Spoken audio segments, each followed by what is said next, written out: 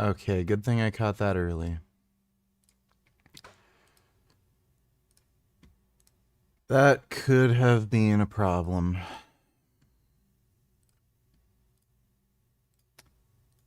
There we go. What's going on? Guy. At Expo West, Eat Just was going hard promoting their vegan chicken, and founder Josh Tetrick was right there on the floor, front and center. Now, I'm not sure he didn't know who I was or pretended not to know who I was, or knew full well that I've occasionally been called the Lex Luthor to his Superman. But I'm here to be objective about his product. And to be clear, this is not the cultivated meat his company has been working on. It's a traditional plant-based chicken primarily made from soy. And I have to say, I was surprised, because when I reviewed it a few months ago, it tasted completely different. This version felt like a much better product. And you always have to take the Expo samples with a grain of salt, because they're cooked by expert chefs, and sometimes the samples are hand-selected for the best quality. Josh told me it's actually a new improved recipe, but I'm going to withhold judgment until I buy my own bag at Sprouts and cook it for myself. I really like the chicken.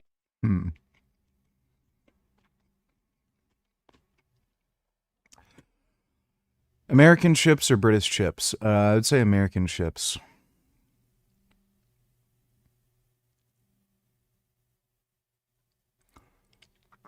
Penis. He-Man secretly born from the ashes of a canceled Conan the Barbarian toy line. Does He-Man, Skeletor, and the Masters of the Universe owe it all to Arnold Schwarzenegger and Conan the Barbarian? You're a f***ing choir boy compared to me. These guys are influenced by Conan at a deep level. The artwork isn't labeled or dated. All we can do is kind of Daring chicken at Walmart.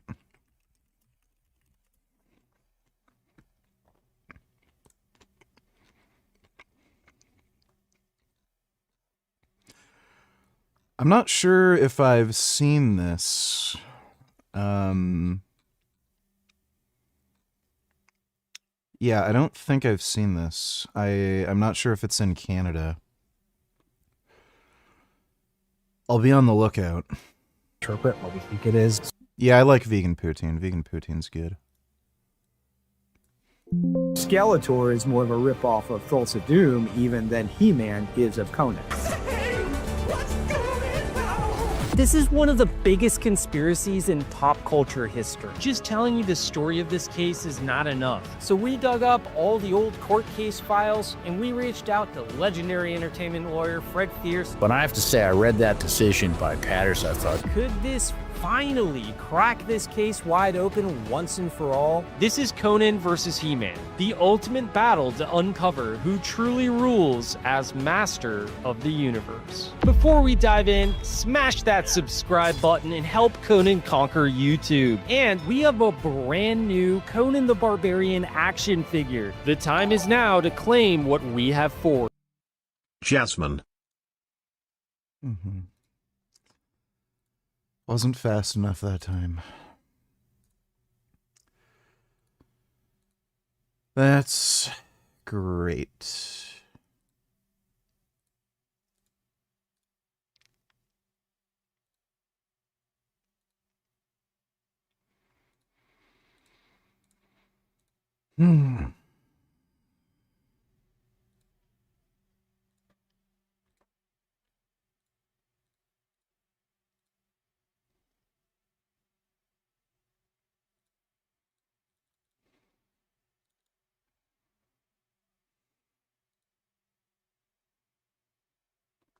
No, I've never taken Valium or beta blockers.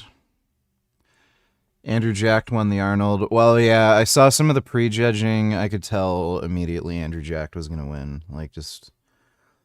And, you know, Nick Walker, like, everybody's like, hey, could Nick Walker win? Like, oh my god.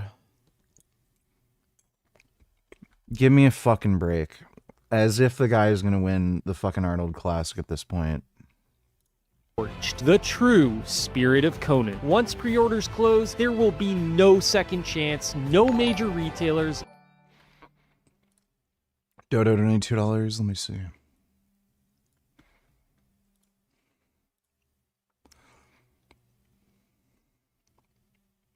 We are so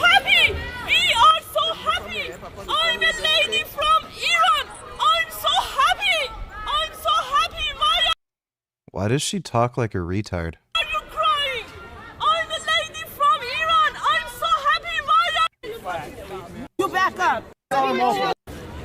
She sounds really weird, but yeah. I mean, they're fucking retarded. Iranian people right now, they're going to their deaths. Professor Morandi is telling us this. They're not, Khamenei, I know people are going to yell at me by saying this, but Khamenei said, and this is not a lie, this is true, these people are selfless. Oh, look, a dumb bitch. Why are we listening to her? Yeah, that's what I thought.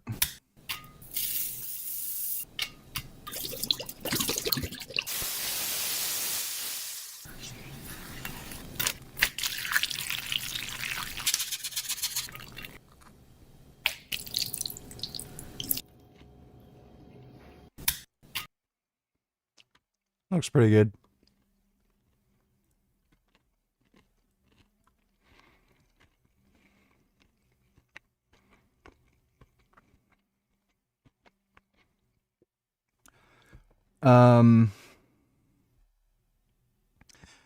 Iran destroys key 300 million U.S. radar used to direct missile defense systems in the Gulf, Bloomberg reports. Okay, great. Whatever. Something tells me it's either not true or, like, misleading. Let's see. So, Josie, I was in the Senate the other day and ran into Senator Kramer, who has a big Israeli flag outside his office, and asked him about the war in Iran, and he said it was a biblical obligation to Israel. And we're hearing now this coming up in the military. You were in the military. What do you make of this? Yeah, I mean, it's absolutely disturbing to see that these representatives, leaders, and even this administration would use our Christian religion to push an agenda. Oh, that's weird. So when Muslims use their Muslim religion to push an agenda, that's fine. Oh, weird. I just noticed. These are two ugly, dumb bitches. Why am I listening to them? There we go. Thanks for the donation, Dodo. Anything good lately? It is no...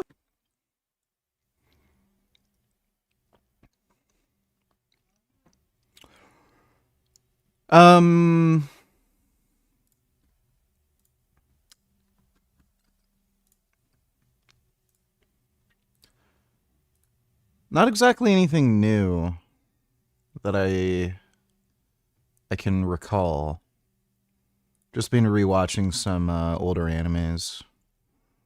Been rewatching Chainsaw Man. I've got to watch the Reza arc. Notable that when body cam footage shows officers in a bad light, they will often cite the cost and technical hurdles of redaction to not release it.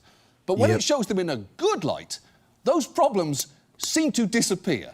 Just watch as a reporter in Texas confronts a police chief who was claiming that because they didn't have the ability to redact video themselves, they couldn't release a video of a police search during a traffic stop.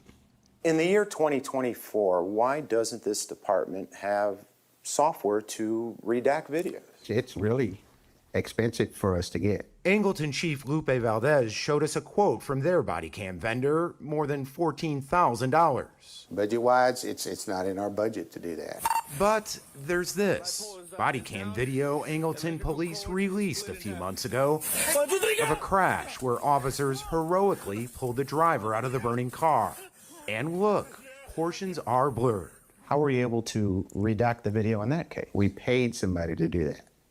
So let me get this straight. When your officers are heroes, you find a way to release it, but when your officers are scrutinized, you find a way to withhold it? No, sir. That's what happened here, Chief. No, sir.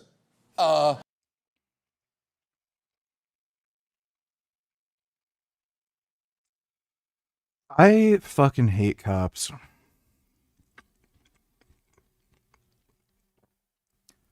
Oh, God. Well, thanks for the donation, Boopity Bop. Yeah, I've seen Vampire Hunter D. The original anime from 1980 something and the new one, Bloodlust, are fucking fantastic. I I like some of the stuff in the old one, like especially like generally speaking, anime is pretty immune from like the whole SJW thing, but I think they do still keep in mind that these things are for an international audience. So when you watch the old school Vampire Hunter D, you can definitely see like good old wholesome fucking just hot sexism, you know? Where girls will like offer to sell their bodies in exchange for favors, you know, it's just great. Highly recommend watching that original. But yeah, Vampire Hunter D Bloodlust is also fucking great.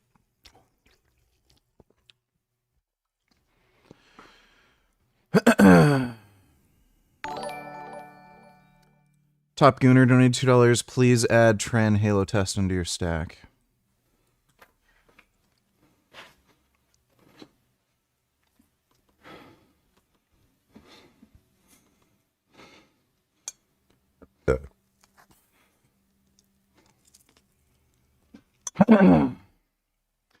Yeah, and I mean, eggs don't even have a ton of fucking protein.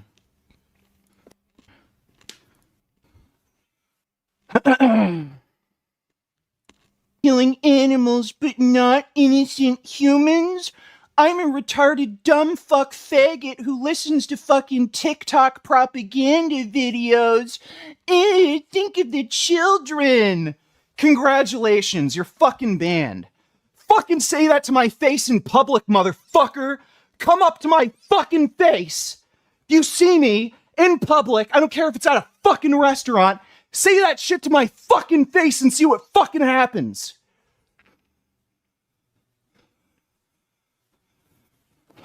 I hope you have fucking kids. Bring your fucking kids with you. Say that shit to my fucking face.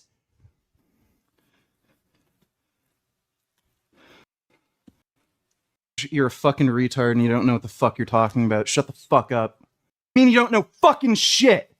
The fact that you're even using a fucking AI means you're a fucking idiot. Fucking steroids are. I'll drop you on your fucking head. Could be the case. Tren and Halo testing just makes me feel good. You never know. It could make me more angry, but yeah, those outbursts don't have anything to do with steroids. It's to do with me like working out and then just hearing stupid shit. But thanks for the donation, Top Gooner. I know there are some dudes who take Halo and it just makes them feel like good and motivated. It doesn't actually make them angry. Same with Tren. Let's see, Dodo donated $2, more code pink for fucking horseshit. We have agreed to quadruple critical munitions production as a result of President Trump's leadership. Began this work months ago. Sweet. You are war profiteering monsters. You shouldn't be able to make money selling weapons. Weapons, bad. It's only okay when Muslims use weapons. Muslims don't even use weapons all the time. They just fly planes into buildings. We love Muslims. Fuck you. Fucking hate code pink. The president's faith in Russia to cut a peace deal with Ukraine been shaken by the knowledge that Russia is apparently supplying intelligence to Iran in this conflict? I think the president would say that peace is still an achievable objective with respect to the Russia-Ukraine war. Has the president's faith in Russia to cut a peace deal with Ukraine been shaken by the knowledge that Russia is apparently supplying intelligence to Iran in this conflict? I think the president would say that peace is still an achievable objective with.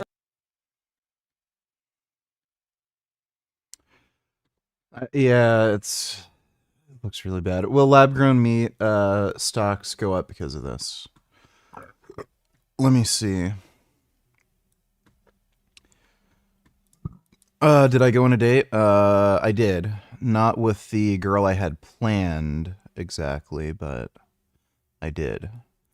Nobody wants to hear this, but it needs to be said. Scientists put human brain cells in a petri dish. Nobody, just neurons on a chip. Learned to play Doom in under a week. 800,000 neurons. Figured out how to navigate, shoot, survive. Yeah, what's interesting is this is kind of the idea that was in Metal Gear Solid. The Patriot AI was like literally made up of brain cells.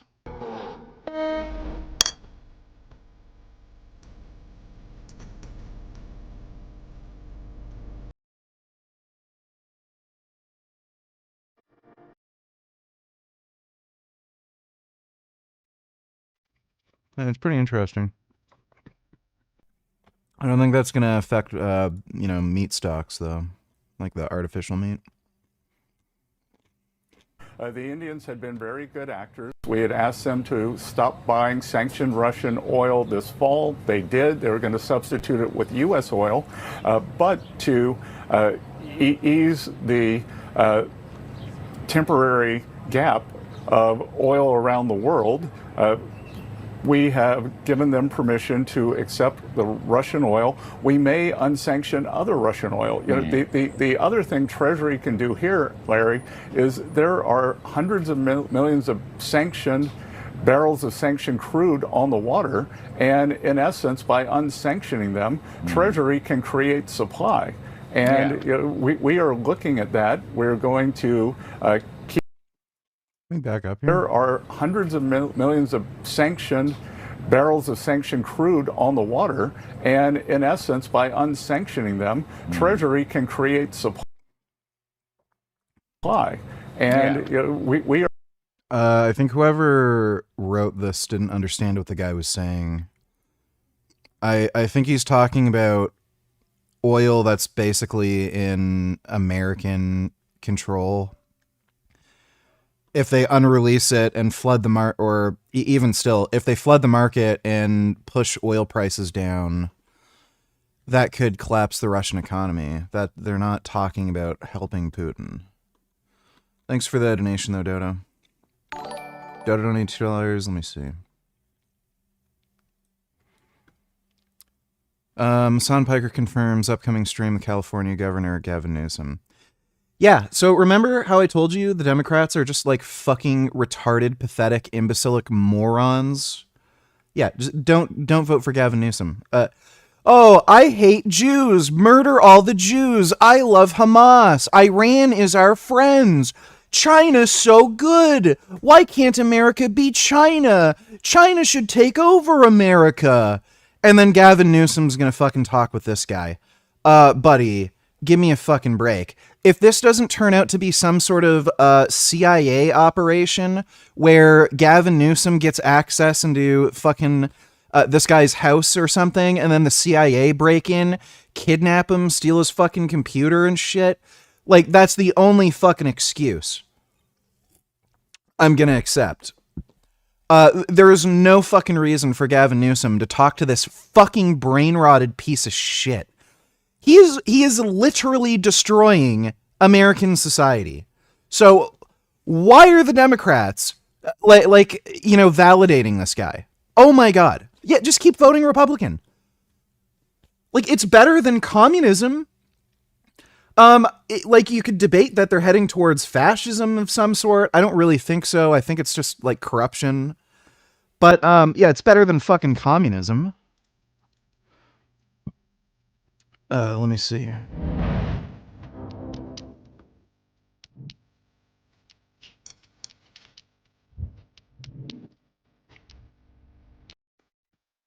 Hey, there's a fish in there.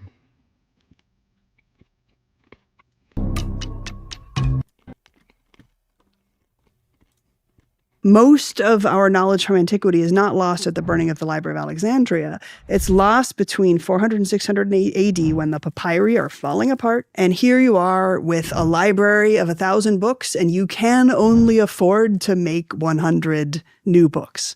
So you have to choose which 100 of these 1,000 do we save? Because there literally is not enough industry on your continent. to make enough leather to copy down all this text. You have to pick. And so the majority of what we lost from antiquity, we lost then. We lost when the papyri were falling apart. And this is also what distorted what survived, because most of the copying out was done by monks. And when you have 1,000 books and you can only save 100 of them and you're a monk, you're like, what do I save? I know, St. Augustine. I love St. Augustine. This is why we have more surviving work by St. Augustine than the entirety of all pagan classical Latin. Because the subjective tastes of the people in power at the moment the papyri were falling apart ended up being an unintentional moment of... It's nice that everything's computer now, and we don't have to worry about papyri disintegrating. Oh my god. Wow, look at this. Oh. Show up high. Oh my god, you're on the roof. What the hell? Did cats go up on your roof? Oh my goodness. Oh, they're show up high. Isn't that dangerous, being up that high?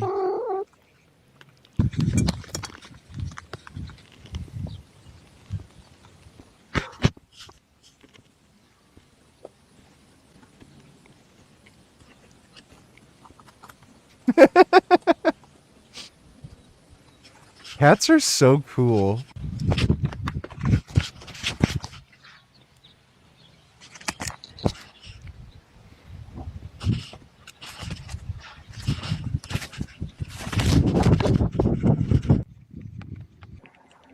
Oh my god.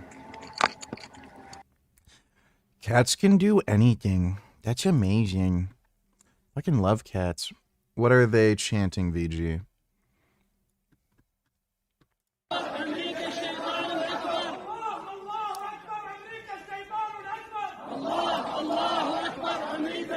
الأكبر الله أكبر أمريكا الشيطان الأكبر الموت Yeah, you know, I think this whole like, oh, but what about war crimes? Like, yeah, just nuke him. Thanks for the donation, Dodo. $882 VG. You hear the War Powers Act trying to restrict Trump's war in Iran failed in the House of Representatives and Congress. Do you think there will be boots on the ground invasion? Probably not, in all likelihood. I just don't see that ending up being necessary. And I know that would be a very unpopular thing if Trump did that. So they're definitely, like, again, they're definitely going to try to strategize to just minimize cost, minimize risk. Like, that's one thing. And there's also a political interest to just avoid that sort of thing. So, in all likelihood, probably not. Thanks for the donation, though, Dodo. Dodo Donatillers, if you saw this in Ottawa, would you give them the say that shit to my face treatment?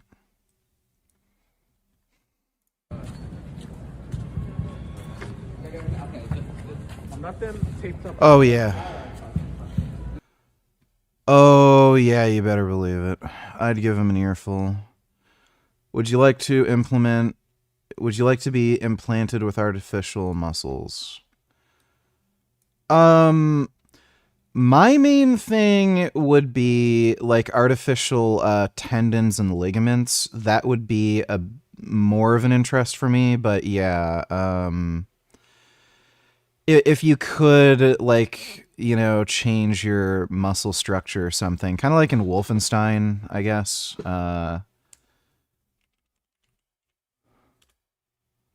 What is it? Wolfenstein. The new body thing that BJ got. He got that, like, weird cybernetically enhanced body. That'd be really cool. I'd be into that. Thanks for the donation, though, Dodo. Dodo donated $2. Let me see. Ramadan under the blockade, the women of Havana's only mosque. Muslims in Cuba are ending one of the most beloved times of the year while grappling level of scarcity, blah, blah, blah. I don't even know how the hell they're allowed to practice their religion when they live in a communist country. That's a little weird. And, secondly, why the fuck would I care about any of this fucking stupid bullshit? This sounds like the kind of thing that only some dumb old bitch would concern themselves with. Oh, you're gonna love this. Let me see. TikTok sucks. Censors everything now. Garbage. Oh.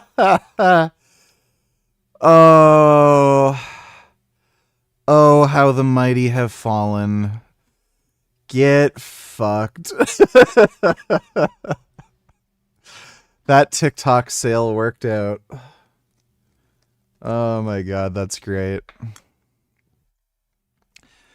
Reports that U.S. Israeli forces bombed the Iranian Tongoyan oil refinery just south of Tehran tonight. Well, yeah.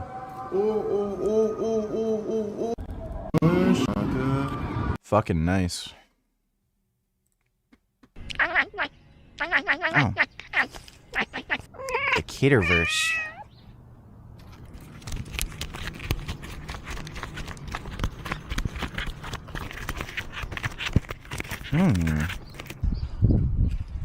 He likes to scratch wood. Oh my god.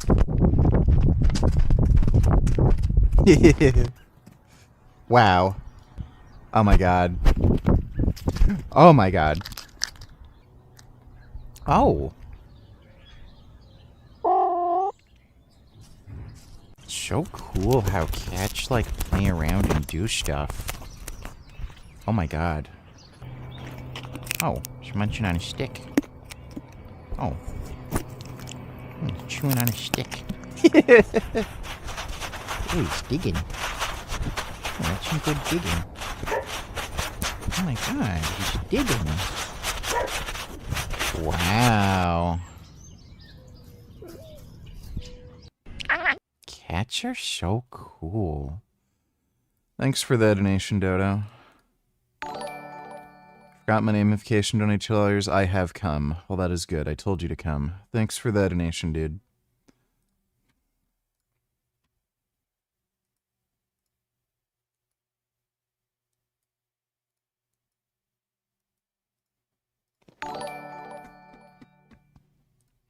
Where was your date? Was she pretty? Was she a grandma? How did it go, nigga? Did you set up a second one? Spill the details.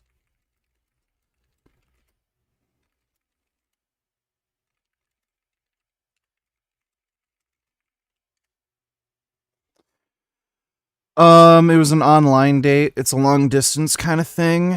And we really, really get along well. So, it went well. Lots of fucking hot shit went down. So, yeah. She is gonna be moving here. So that'll be nice.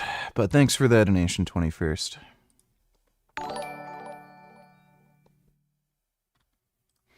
Dodo donated $2, no VG. They are straight up talking about unsanctioning Russian oil, all the while Russia is giving Iran intelligence about U.S. weapons. Really?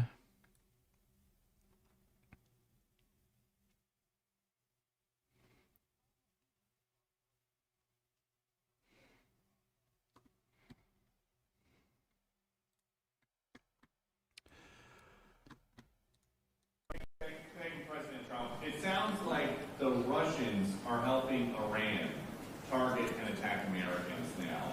That's an easy problem compared to what we're doing here. I mean, but can I be honest? It's just, I have a lot of respect for you. You've always been very nice to me. What a stupid question that is to be asking at this time. We're talking about something else. Can we keep this maybe a little bit? Go ahead, please.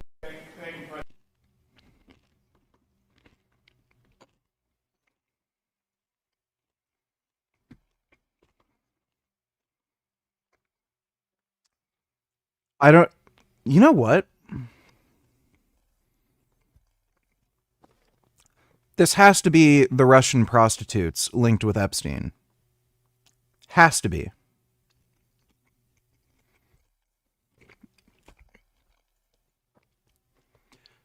So I think it's pretty obvious at this point. Trump probably had sex with a teenage Russian prostitute. That's what he's trying to hide in the Epstein files. It wouldn't surprise me. And fucking Bill Gates did the same thing. He fucked a teenage Russian prostitute too. It wouldn't surprise me if Vladimir Putin was involved in this, because he's involved with organized crime, got some of these prostitutes to go out to Epstein's Island and then report back who they had sex with, and they probably took photos or something or have some sort of evidence. So it wouldn't surprise me if Putin has some kind of leverage over Trump where he could share, I don't know, photos or something, or some kind of evidence of Trump having sex with some 18-year-old Russian prostitute, or maybe a 17 or 16-year-old Russian prostitute. Maybe he went out of his way to get some really young teenage girl who maybe looked a little bit older, or faked their ID to do this so he could get dirt on people. Because Epstein did end up recruiting some girls from Russia.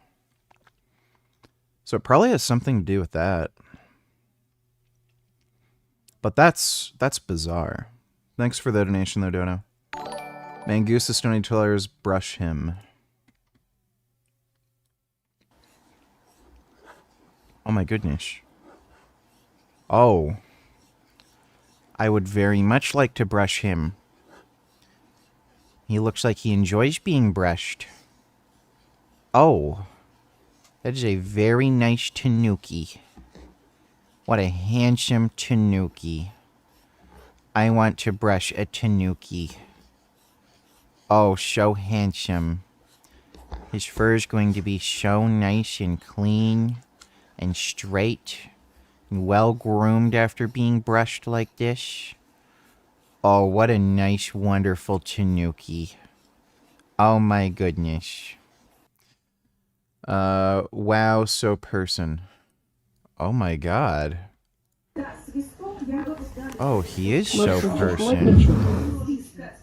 Oh my god. He's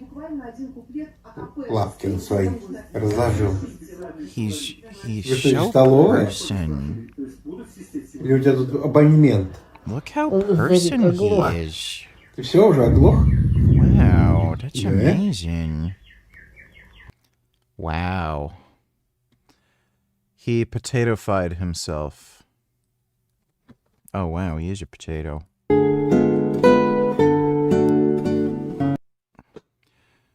Wow, so potato-y. Oh. They're pretty potato-y too. Oh my god.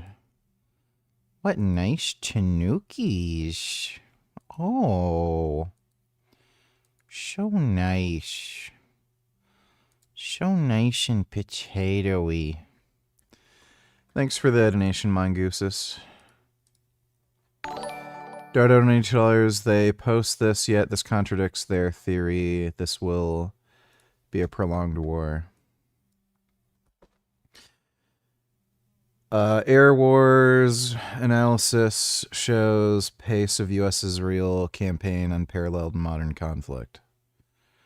U.S. and Israel jointly claim to have hit 4,000 ground targets in first 4 days of bombing Iran.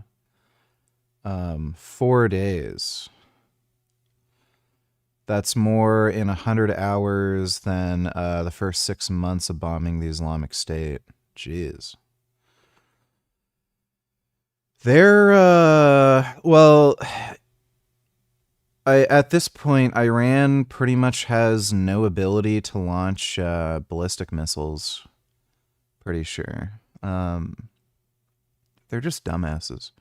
Is this a violation of freedom of religion? German court blocked a Muslim woman from becoming a judge or prosecutor in Hesse after it learned she intends to wear hijab during court proceedings. Court ruled that the state's duty to maintain neutrality in the courtroom outweighs her religious beliefs. No. I wouldn't say that's a violation of freedom of religion.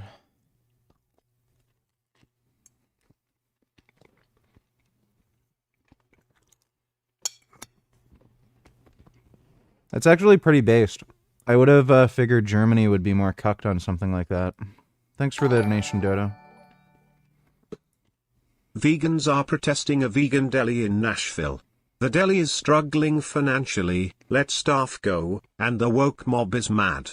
They're demanding to be rehired, severance pay, higher wages and strike compensation.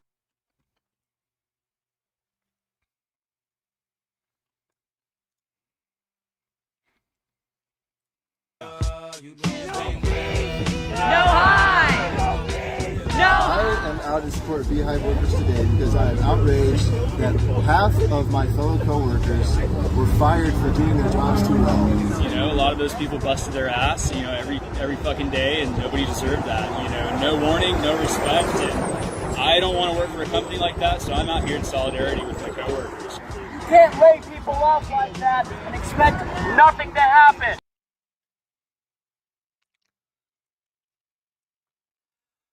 You can tell exactly who these people are, by the way. Like gay retards.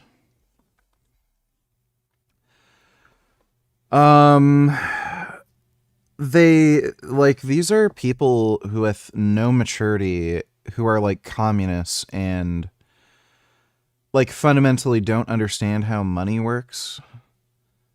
If the business is losing money and you can save money by firing off staff, then yeah, you're gonna fire off staff. Like, there's the Nashville? These people exist in Nashville. Oh my god. Thanks for the donation, Sleepy.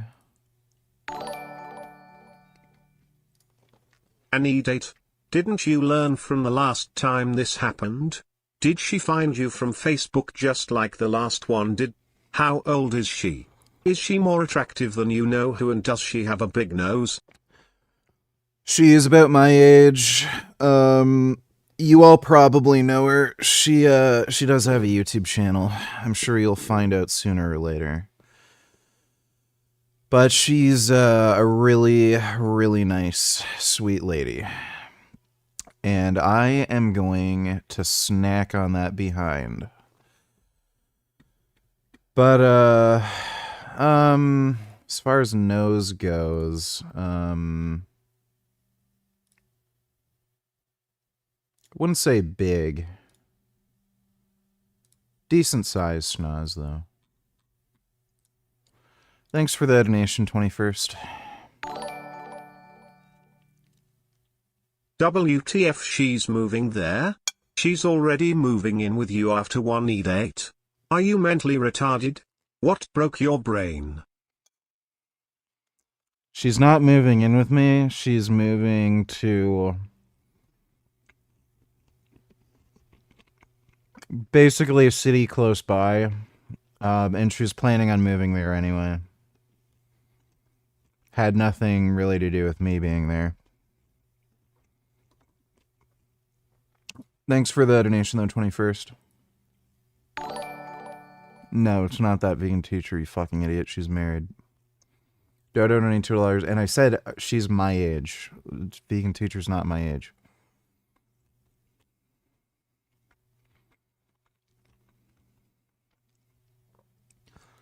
I think what fuels anti-Semitism is a Jewish state doing genocide in the name of their religion. Oh, this bitch. This stupid, dumb fuck, like, retard. Didn't she get fired from CNN or some horse shit? Like, what a fucking bitch, dude. Oh my god. They need, like, they need to be just thrown in the trash. We need to normalize the truth. There's no evidence of mass rape on October 7th. None. Oh, okay. Yeah. Aside from eyewitnesses, literal survivors of said rapes, and the fact that Hamas admitted to doing it, I guess that's literally no evidence. I guess we can throw out literally every single fucking rape case that's in the courts right now. Because if there's no evidence of mass rapes, from Hamas, well, okay. So apparently admitting to doing it isn't evidence. Literally eyewitness accounts, even the victim coming out, that's not evidence. So we can just throw out literally every rape case. Anytime a woman claims she was raped, well, I'm sorry, you're a liar. You have no evidence of that. Fucking idiot.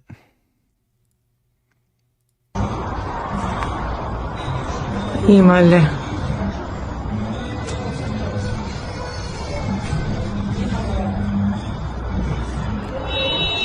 That appears to be a lot of missiles.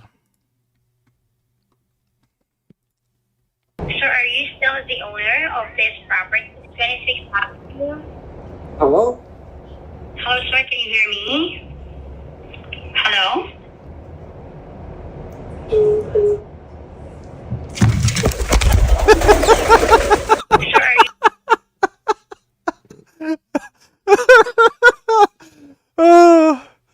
Oh, that's so good. Are you still the I'm gonna owner watch that of this again. property, 26 Avenue? Hello?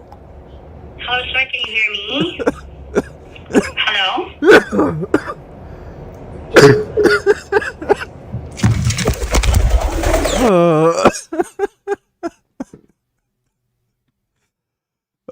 Parrots. I love parrots.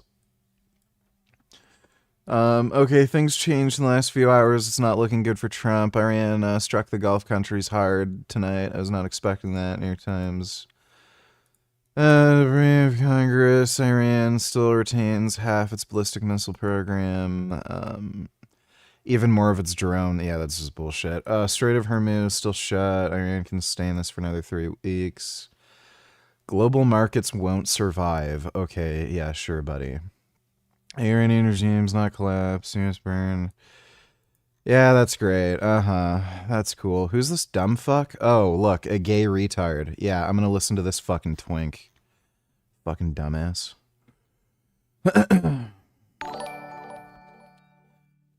Son Goku, don't need to there's any news on the cause of death of Stephanie Buttermore. No, haven't heard anything.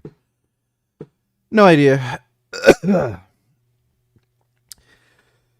Who knows? It could have been a suicide, could have been a car accident, could have been like any number of things. Who the fuck knows? Like, she also, like, it could also be something to do with like some kind of drug she's on. Who fucking knows?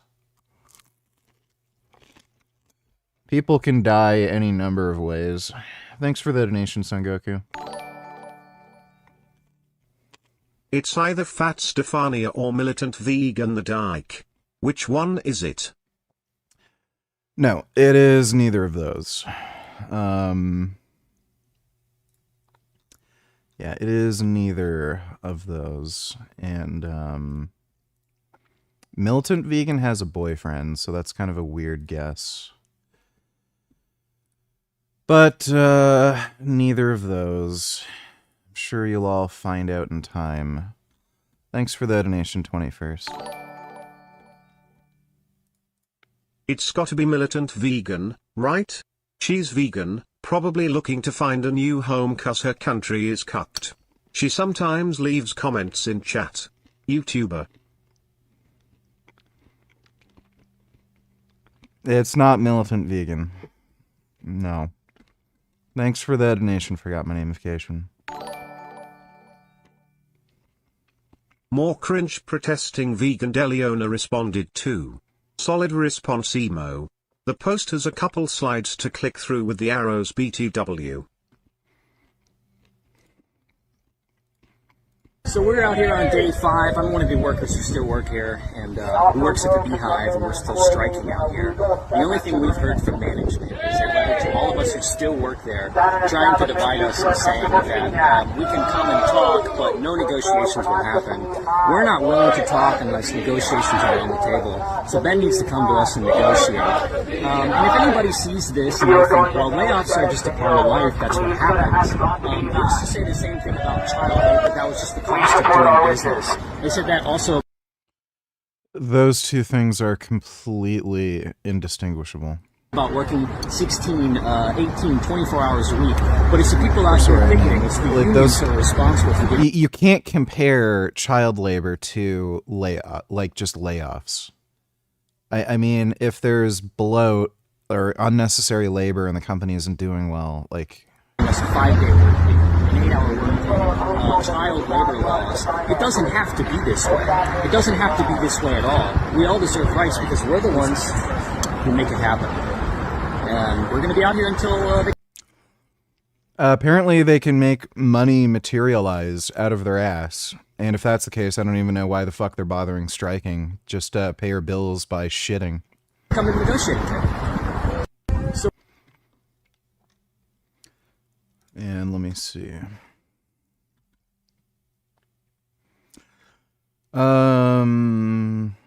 I built the Beehive on honesty, integrity, zero plans on faltering in the plan, mission-driven business, care deeply, community, blah, blah, blah.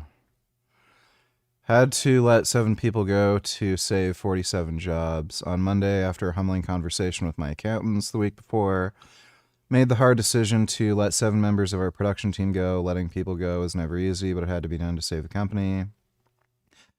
Situation unfolded abruptly, so I understand why it may have felt harsh to some. Made the decision to survive another day, protect the overall company, and continue executing the mission of diversity, diverting dollars away from industrialized animal agriculture is simple. Running a business is hard. Yep.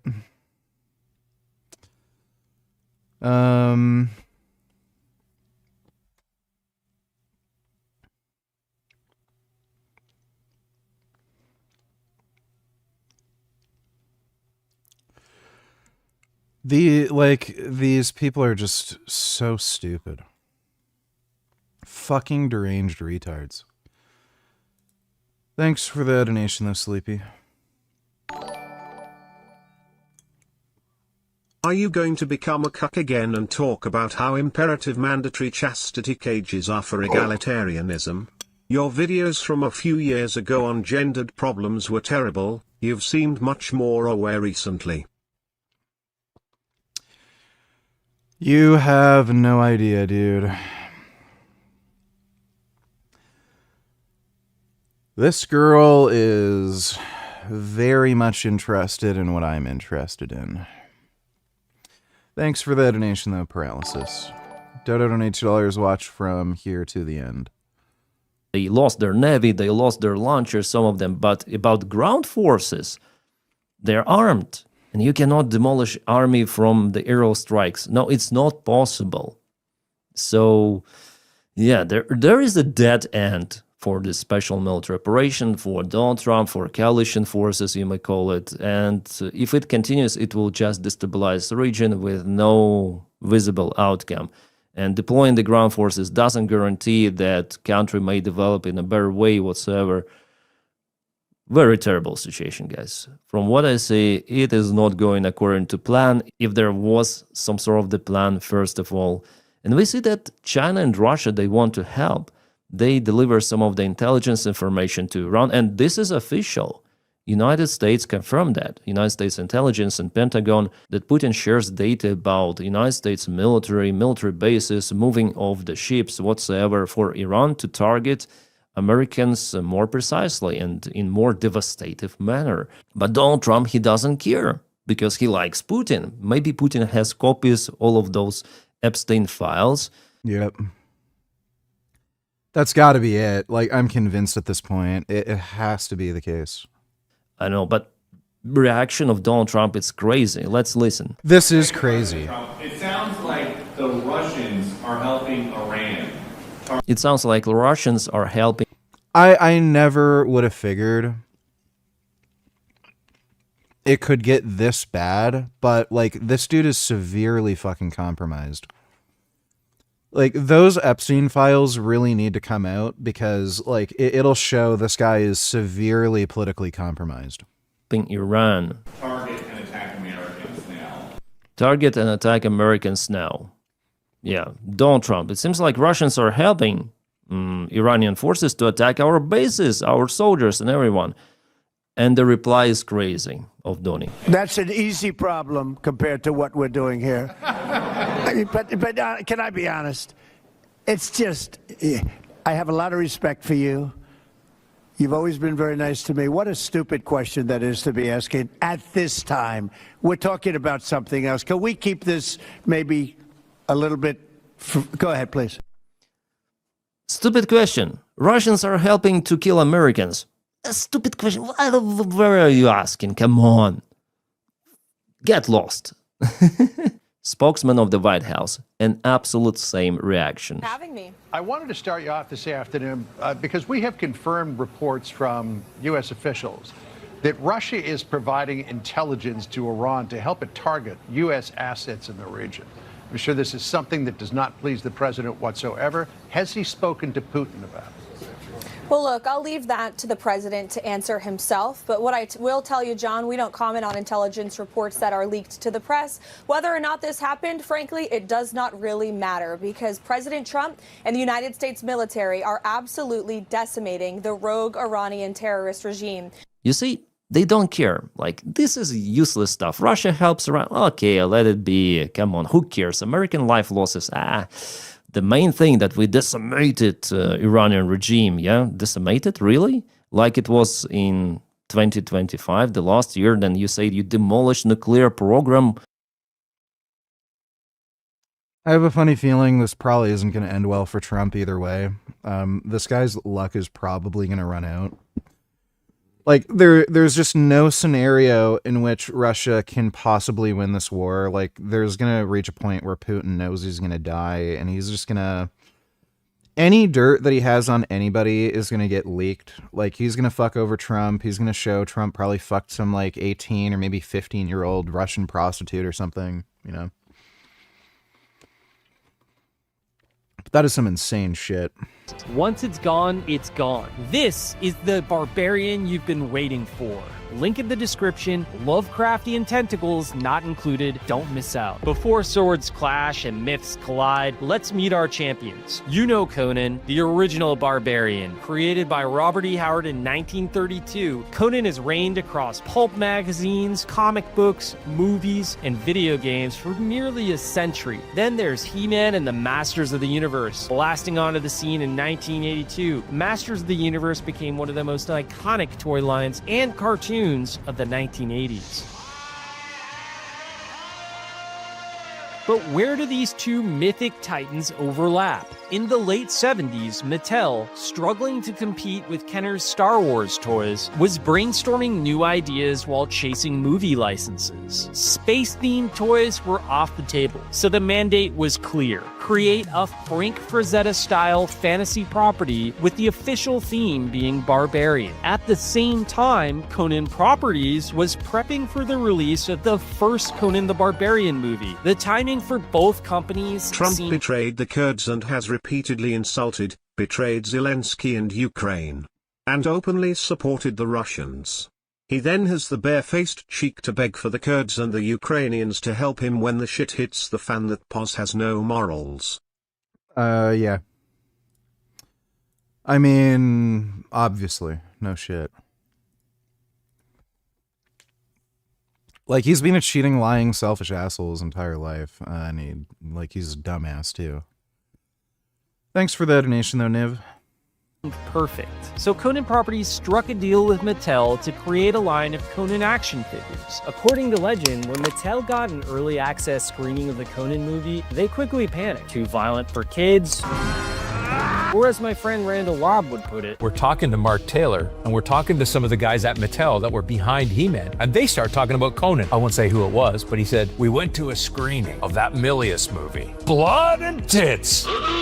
There's no way. We just look, and this is the Mattel guy. We look at each other and we're like, oh, we're screwed. So they walked, and out from the ashes rose this guy. You're a f***ing choir boy compared to me. What followed were two major lawsuits, two conflicting narratives, and over 40 years of fan speculation. And He-Man comics that straight up lifted pages from Conan. You'll spot plenty of these visuals throughout the video, courtesy of Battle Ram blog. Back in the 80s, it was a lot easier to pull this kind of theft.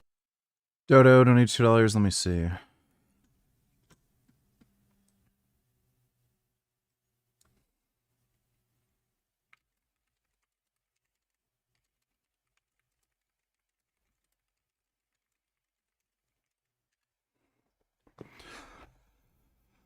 We're not looking at the Kurds going in.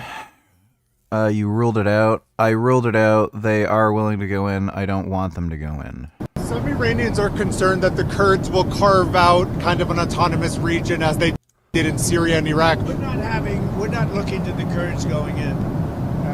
We're very friendly with the Kurds, as you know, but we don't want to make the war any more complex than it already is. No. You've ruled that out? We don't want, I have ruled it out. I don't want the Kurds going in. I don't want to see the Kurds get hurt, get killed. We've had a good relation. They're willing to go in, but I've told them I don't want them.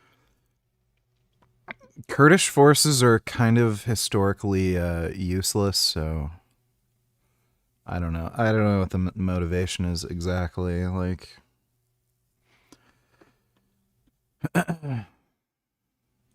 because this is just insane to me. Like, Donald Trump has never taken anything off the table ever for any of his things ever. He didn't even take the military off the table for Greenland, for fucking Greenland. But that's not because he Greenland's a meme. prefers to operate from some strategically ambiguous place, or because he's trying to keep his eye. It's because he has no fucking idea what the fuck is going on, ever. He has no.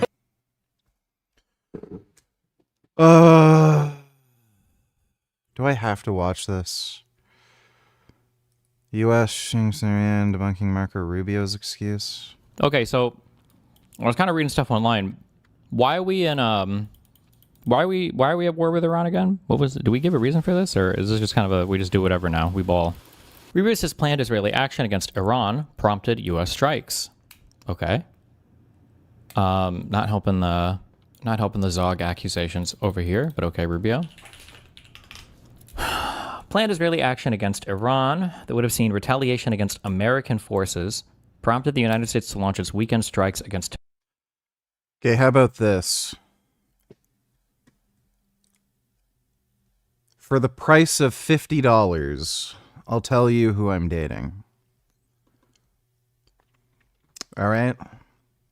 She says she's okay with me telling everybody. So, for $50, if anybody wants to know, because I can tell you. Tehran, U.S. Secretary of State Marco Rubio said on Monday, we knew that there was going to be an Israeli action. We knew that that would precipitate an attack against American forces, and we knew that if we didn't preemptively go after them before they launched those attacks, we would suffer higher casualties. I don't believe literally any of this. One, I'm pretty sure the United States could make Israel fuck off if they wanted to. Pretty sure the U.S. could say, hey, we're not doing that. Okay, number one. Number two, if the U.S. was vocally and explicitly uninvolved in any strikes, I would be surprised if Iran would attack U.S. troops. That seems like it would be kind of crazy. They've done this before, by the way. 1, 2, 3. There was a third reason as well. I don't remember, but those are the two big ones. Oh, 3, I don't even know if we would have suffered losses. We could have just moved our forces out in advance. We've done this before. Like, if you think this... I will still twerk for $50. It's going to be like some... I can include that in the $50 perk, all right, for right now. If you donate $50, I'll tell you who I'm dating, and then you can get me to twerk. Going on. You pull your people out. Do you think that Trump is compromised? No, I just think... I think that Trump is a fucking pussy. I think Israel is an obvious winner for the Middle East in terms of military conflict goes. And it probably makes it makes all of our U.S. allies happy to see Iran fall, right? Like, everybody hates Iran. All your Saudi Arabia, obviously. Israel, obviously. I don't know what's going on in Iraq, but it's I'm not watching this brain rot horse shit.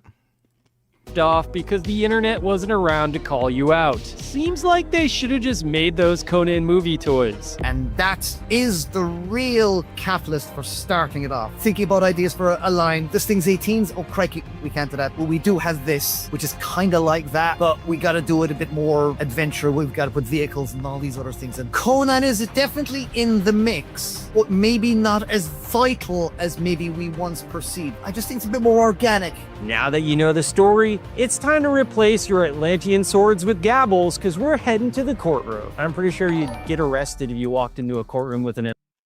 I'm not paying $50 for you to tell me which fat grandma you're dating. You can tell me for free when the time is right. I don't care that much, you cheap-ass fucking whore prostitute slut. Did you cancel your other date in Ottawa? Is Destiny on Disca? Didn't technically cancel my date with the other girl in Ottawa. I probably will at this point. It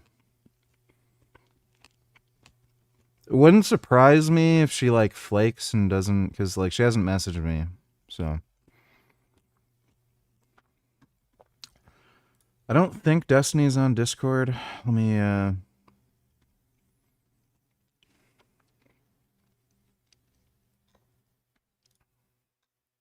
he's not on Discord. Thanks for the donation, though, 21st. Who is it? It is Pat Jordan. I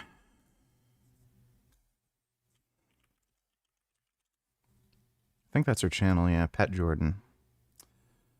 So I am dating Pat Jordan. I like her. She is a sweetie. Yeah. So that's my girlfriend. It's long distance right now, but I'm coming for that ass. Thanks for the donation, though, Ivory. Appreciate it. Chill stream, donatillers. Are you dating Jay for Justice? No. But, oh my god.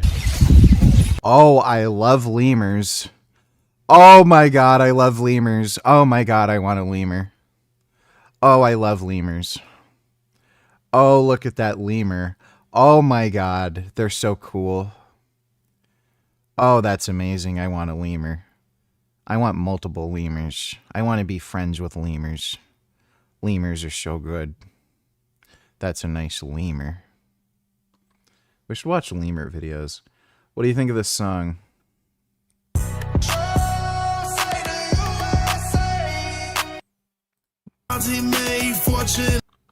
Dumb, and I hate this guy. He's a retard. New at 5, a man in his 20s has just been arrested after fooling an Ohio community for more than a year. He even attended the local high school. Reporter Brad Hamilton explains how he got caught. Yeah, he enrolled in January of 2024. For Detective Ryan Moreau, it felt like something straight out of a movie. I've dealt with fraud. I've dealt with, forged documents and stuff like that. But to this extent and to this extreme, no, I've never dealt with anything like this. It all started last week when a family contacted Perrysburg schools with a tip. One of their students, who claimed to be a 16-year-old homeless teen, was not a teenager at all. Moreau took the case and quickly confirmed the truth. The student was allegedly 24-year-old Anthony Labrador Sierra, who was living with a local family, taking classes, and fooling an entire community. The family was actually the one that informed the school because they were made aware of the allegation that he was an adult. How did they find out? A woman came forward saying that she shared a child with Labrador Sierra. She had documentation including a different driver's license, different social security card, along with some photo evidence that supported her claims. Moreau verified it all and then dug deeper. He discovered that Labrador Sierra had used federal guidelines for homeless youth to enroll at Perrysburg High. And for nearly a year and a half, Anthony blended in.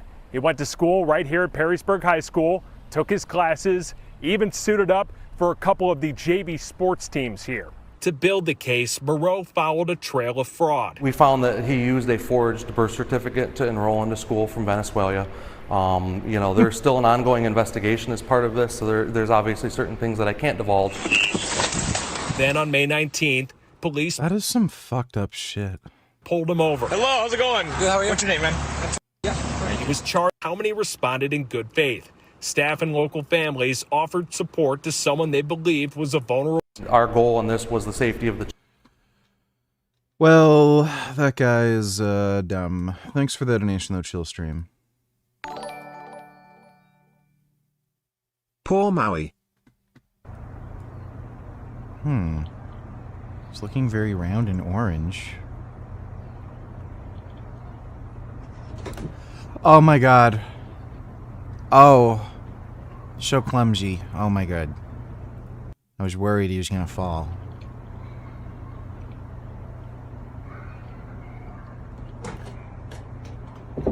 Oh, he's very clumsy. How come Maui's so clumsy? Joey, he's just this well-honed, trained athlete. Can see him just resting there. Maui's clumsy.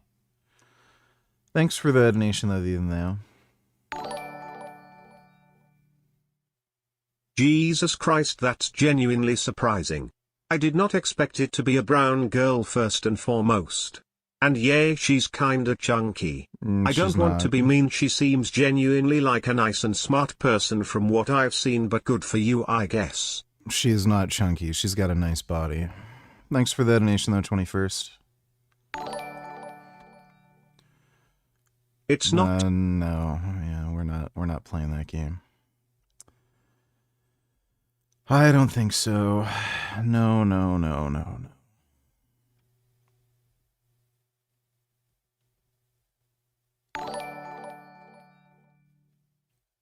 How often do you have gay butt sex with? Ask yourself.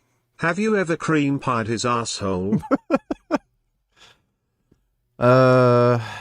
We've both been too busy for that. Thanks for the donation, though, vegan faggot. It's not Norvegan's girlfriend. Did Sugar Ryder already tear up Pat Jordan's pussy, by the way?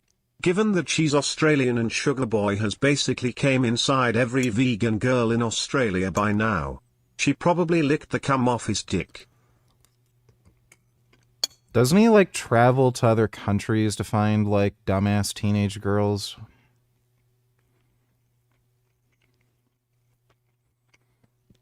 I think he's too occupied with that 19-year-old Chinese chick right now, but thanks for the donation, 21st. Benboy donate $2 VG as the CEO. A registered sex offender goes viral when he's caught in the act sniffing a woman from behind. But I definitely didn't expect him to do this. Like, what the actual But officials say years after that incident, he's back at it again. This is Inside the Crime, presented by Law and Crime. I'm Elizabeth Milner.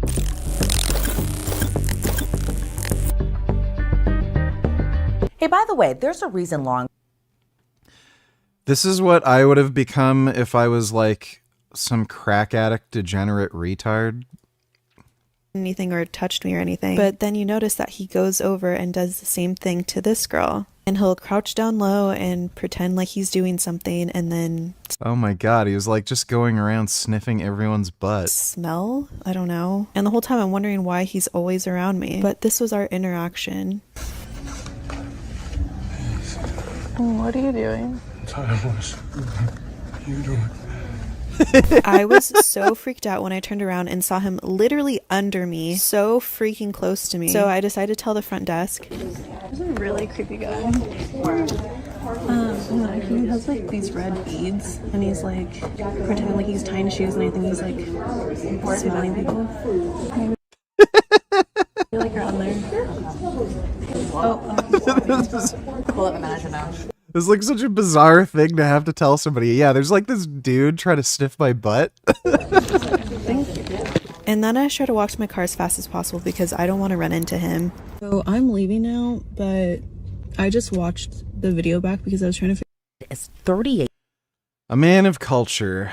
8-year-old Khalees Crowder. What's scary is Michaela told ABC7 Eyewitness News that since she posted the video, more women came forward with similar experiences from that exact same man. She told the outlet, "I'm glad I did catch it on camera because now so many people have come to me saying that they recognize the guy, that the same thing happened to them. At least his name is out there. His face is out there so people can be aware and cautious." Michaela posted her TikTok on August 8th of 2023. Less than a week later, police officers in Glendale, California announced they arrested a man believed to be peeping and prowling at a local home. Police said at the time, quote, "In the most recent incident, Crowder is accused of peeping into the occupied residence of a Glendale family. The family, including children, were at home at the time of the incident. Glendale police patrol officers were quickly dispatched, and the Detective Bureau continued their investigation this week." So about a week after allegedly sniffing behind Michaela, Khalees Crowder was charged with 1 count of loitering with intent to commit a crime. He was held on a $10,000 bail. Then the wife of former Lakers star Robert Horry took to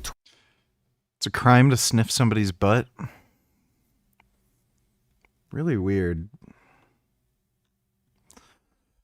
Yeah, really weird. Thanks for the donation, Ben Boy. Do you think she'll let you wear a Batman mask and eat blueberries out of her toes, and is that something you'd want to do?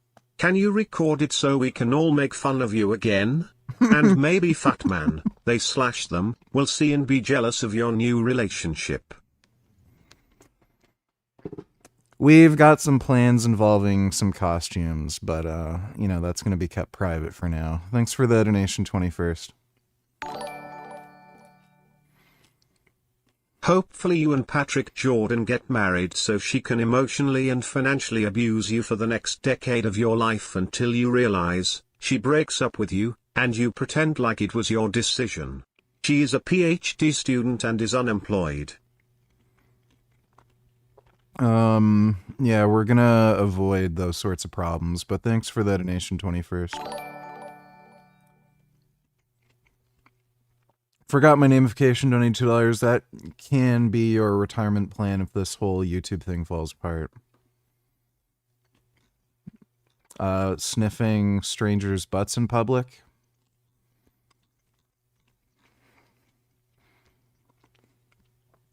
Yeah, I mean, why not? Thanks for the donation, dude. Atlantean sword, unless it was a piece of evidence. By court of law, I officially order you badass. Conan Properties argued in court that He-Man was just, quote, Conan in a blonde wig, but the judge disagreed. Muscles and loins. Hey bro, good for you on the girl you are seeing, but calling her your girlfriend after one date is crazy, especially since it is long distance. Also, what are your overall thoughts on with Re9? Are you playing later? I just found out Leon in Re9 is 49. Is Pat Jordan anti-Zionist? Does she want to ever have kids? Did she bot her YouTube subscribe account because she has literally like 6k views total among all her videos yet 4k subscribers? That's a trait of a psychopath if you bot your sub count. She is a pro-Zionist. Very much in favor of Israel. And, no, she's not botting her YouTube account. Thanks for the donation, 21st. Not exactly calling her my girlfriend after just one date. It's not exactly how it went down, but, RE9 is an absolute fucking masterpiece. That is a, near perfect game. It is damn near as close to perfect as you can get. Perfect pacing, perfect level design, controls are tight, graphics are amazing, runs well. Just really just a lot of clever things in that game when it comes to just some of the more subtle gameplay elements and stuff. It's just great. I would have to give it a 9.5 out of 10. It's really fucking fantastic. And yeah, Leon in the game's 49. Not sure how old Chris is. Chris would also be fairly old at this point. I think he'd have to be like pretty much like probably around the same age as Leon. Maybe a little bit older even. Yeah, he might even be a bit older than Leon. But that's why TRT exists, you know what I'm saying? Chris Redfield is on that TRT plus shit for sure. Thanks for the donation, Indo-Vegan. Low tier God react to that story about the middle school kids who raped a girl. I'm pretty sure you guys heard about this. Alright, I'll take a look. Oh boy, this is gonna be racist. Thanks for the donation, nigga. Yeah, this is gonna be racist, I'm sure. How long have you been talking to Pat? Was this literally out of the blue, or were you talking for like weeks/months? Does she have a rape fetish? Does she know about your degenerate incel views on women? Oh yeah, she knows all about my degenerate incel views and she fucking loves it. We've been talking for, I think, the last, like, couple weeks. She's been interested in me for a while, and I didn't really know, and then, Isaac actually encouraged her to start talking to me. So that was good. But, yeah, we really get along well. Thanks for the donation, 21st. Story or this crime. So breaking the father of one of the three teens, 13 and 12 accused of R-ing a 12-year-old girl, brings out the race card and blames everyone else. Victim's mother speaks, and he's basically saying that it's a young black man, and, you know, he planned the black card, that it's impossible that his young black boy infected with the ROG virus would do such a heinous crime. So there's a couple of videos pertaining to it. There's comments from the mother, the father, and all of the above. Let's go ahead and take a listen. To a very disturbing safety alert after a 12-year-old girl was in a community garden. Police say her attacker is barely a teenager, and he's not the only one being charged as an adult. Local 10's Christina Vasquez is live in Miami with the horrific details in this case. Christina. And I do want to start with a... How do you do TRT in Canada? You skip the doctor and buy all your steroids online. Really fucking cheap and inexpensive. Why the fuck would you talk to a doctor? They're dumbasses anyway, and you can get yoked and jacked as fuck without having to deal with any of those fucktards getting in your way. graphic content warning. So if you have some young ones at home, just know that these allegations are very disturbing and some of the content here is troubling. Police say for a 12-year-old girl in Miami's Overtown neighborhood, this community garden on a June evening became the scene of a horrific crime at the hands of... So you're 12 years old? You're 13 years old? Two middle school-aged boys. So two roglets infected with the ROG virus. 4C fungus sprouting out of their hair. What's the ROG thing? Am I missing... is this like a low tier god community thing, or is this a new slang that I'm not? Well, I'm just glad you're dating within your own race. See you in 10 years when you realize how much you've been played and manipulated again. LOL clown. You're incapable of having a healthy, sustainable relationship. You wish you were Ian and Angie, nigga. Oh, that ain't gonna happen again. But thanks for the donation, 21st. So, okay, so ROG is a racist slang low tier god made up. Yeah, I figured. So he wants to call them, like, the N-word or something, but he knows he can't quite get away with that.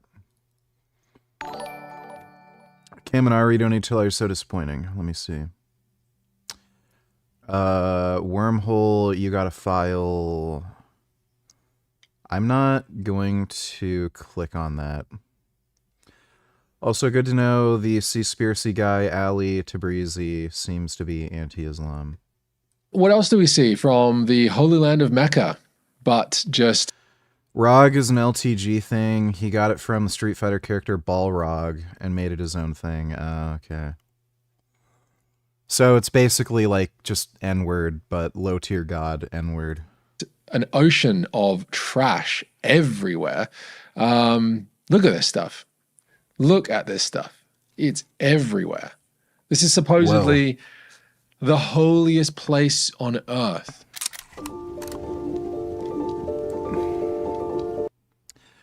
Didn't Ali Tabrizi quit veganism and he just started eating like non-vegan candy for some reason?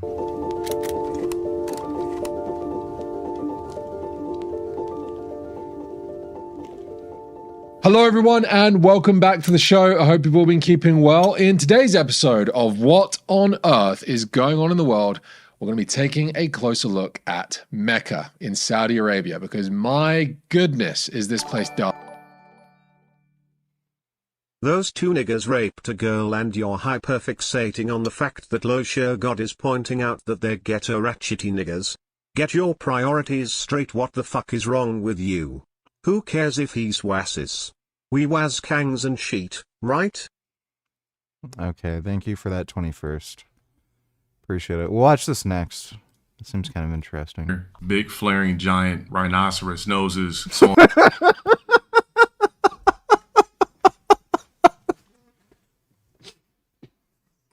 I love how that's the first thing he says when I click back on the fucking video. Oh my god. Oh jeez, this guy's so racist. on and so forth, your typical culprits. What goes into the mind of a 12-year-old to automatically have capital R on the brain? All right, where did they get this shit from? Did they catch their parents before?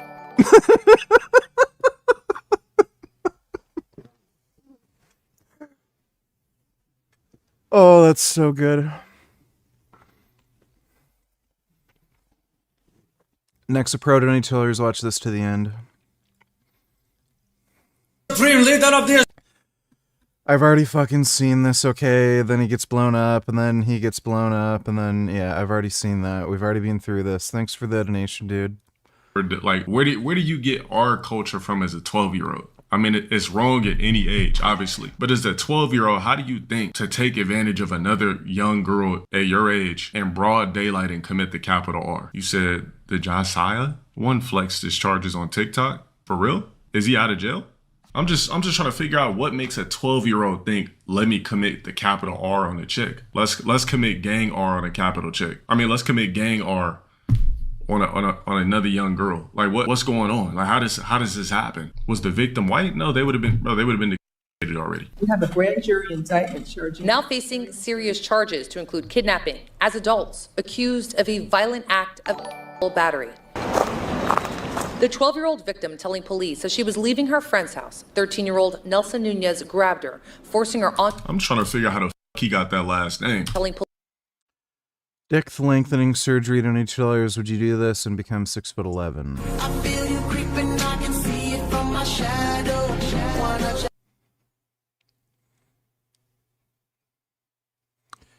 No, that'd be stupid.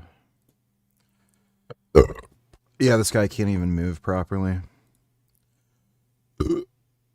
Yeah, he literally is unable to move properly. Dude, rather than this, like, leg lengthening thing, did this dude ever think of, like, maybe not being a fucking skinny twink to begin with? Like, he could've... I don't know how real this is. This looks kind of fake. Like, the thing is blurred and shit.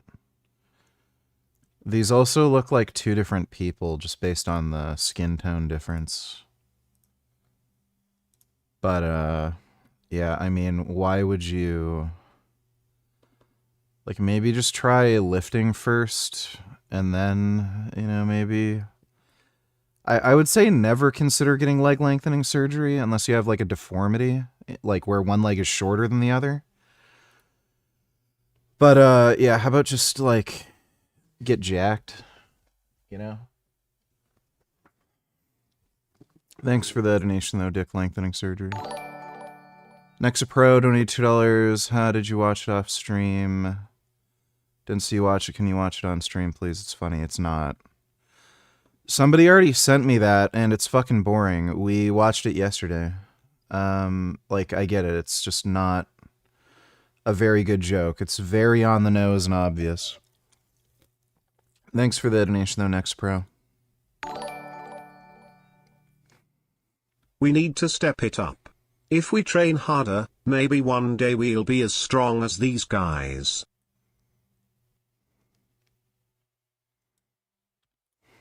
Oh.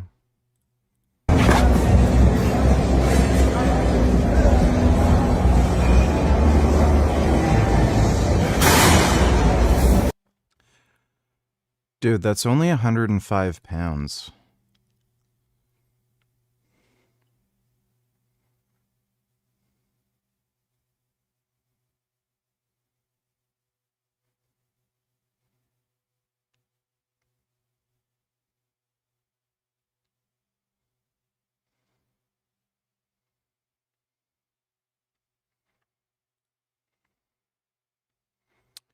I noticed something here. Oh my god.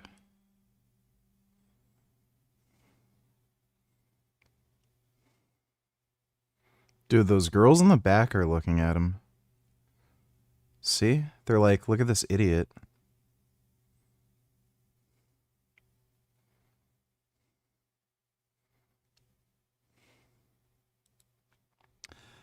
Also, that is a very nice butt.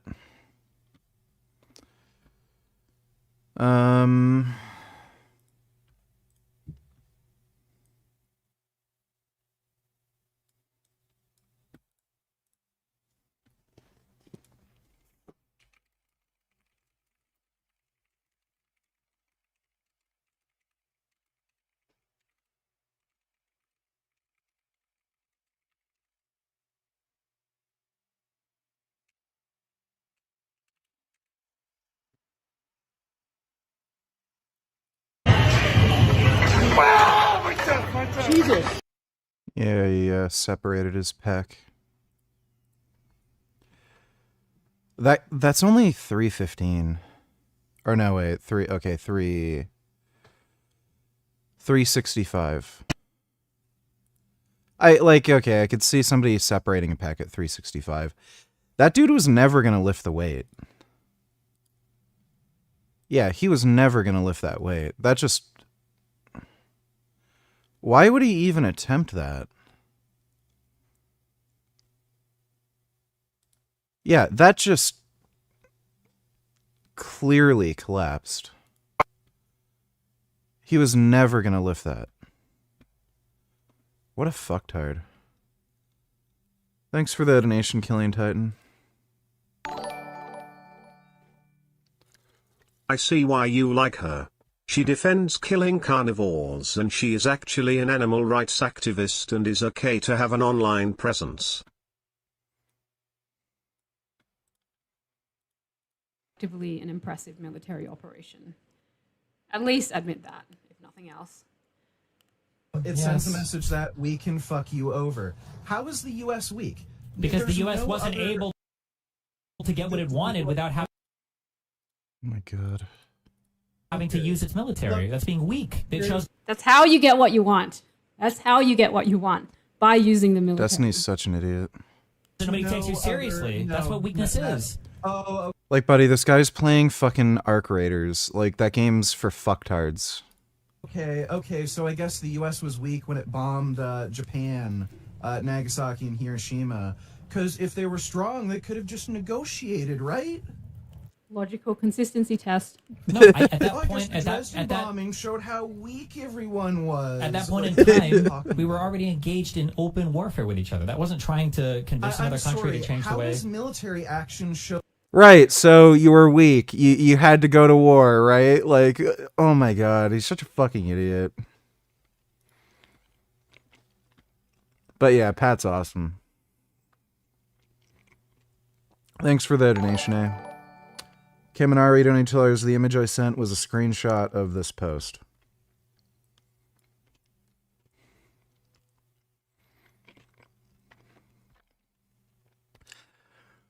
Dude, here's what this is. Kamala Harris would have been informed by, you know, you know, the war cabinet, you know, the military generals and all this shit, that they need to help Israel take out Iran for the regime change. It'll be great for just stability in the region, to help our allies, make it easier to fight a war with China.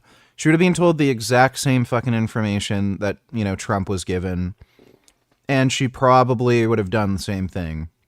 You know, this kind of attack on Iran. The only reason she's saying the stupid shit is because Democrats are infected with left-wing commie fucking brain rot, and either they're useful idiots or true believers, and they actually started believing any of this stupid shit, or they're trying to appeal to a base of people that will never vote for them. You know, these so-called progressives that are really just communists, who are buying into all this bullshit anti-Western, anti-interventionalist propaganda. It's like, fuck the Democratic Party, dude. Like, they're just completely cooked at this point. They're just going to ensure, you know, Republican victory after Republican victory. Thanks for the donation, though, Kaminari.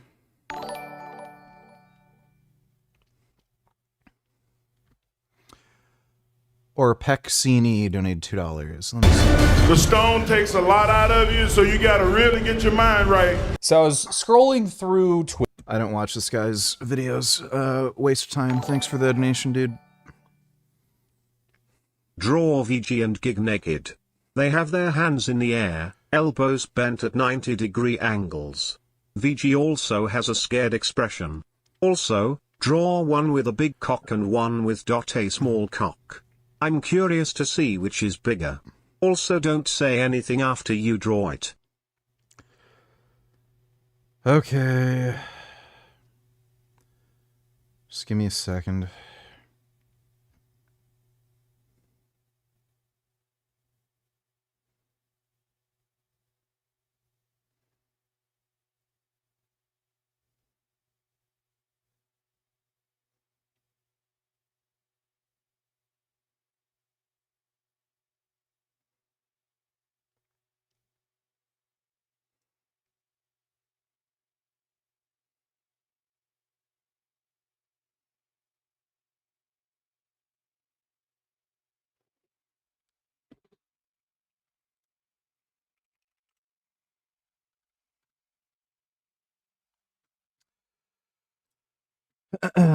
Thoughts on Christy Nome being fired?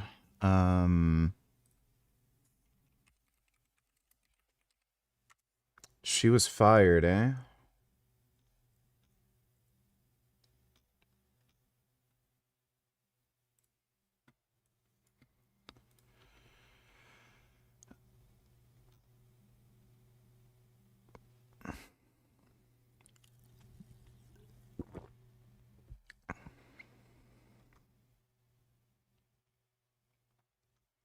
She was always a crazy, like, dumb fuck retard.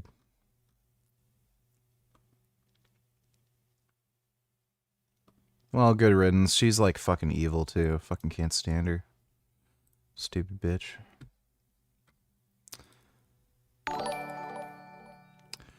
Animal Liberation Donate Tellers. Why is Wilford Brimley so funny?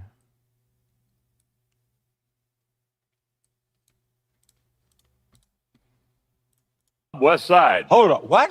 Are you serious? Dead serious. I throw it up, I live blue now. But I'm still the same man, just a little more respected in the neighborhood. I'm with the West Side Crips now, Bob. West Side. Hold up, what?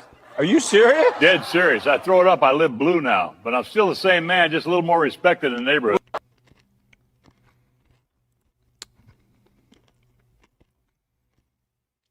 Pretty sure that's AI.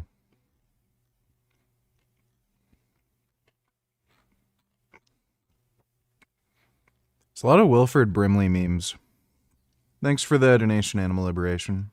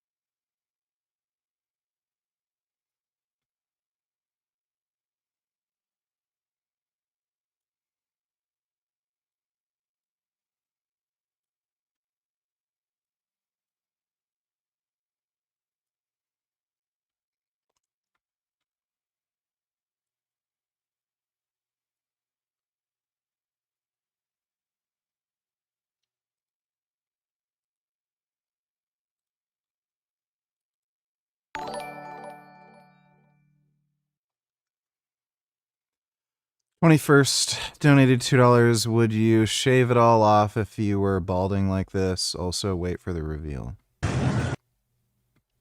Yeah, I know what that is.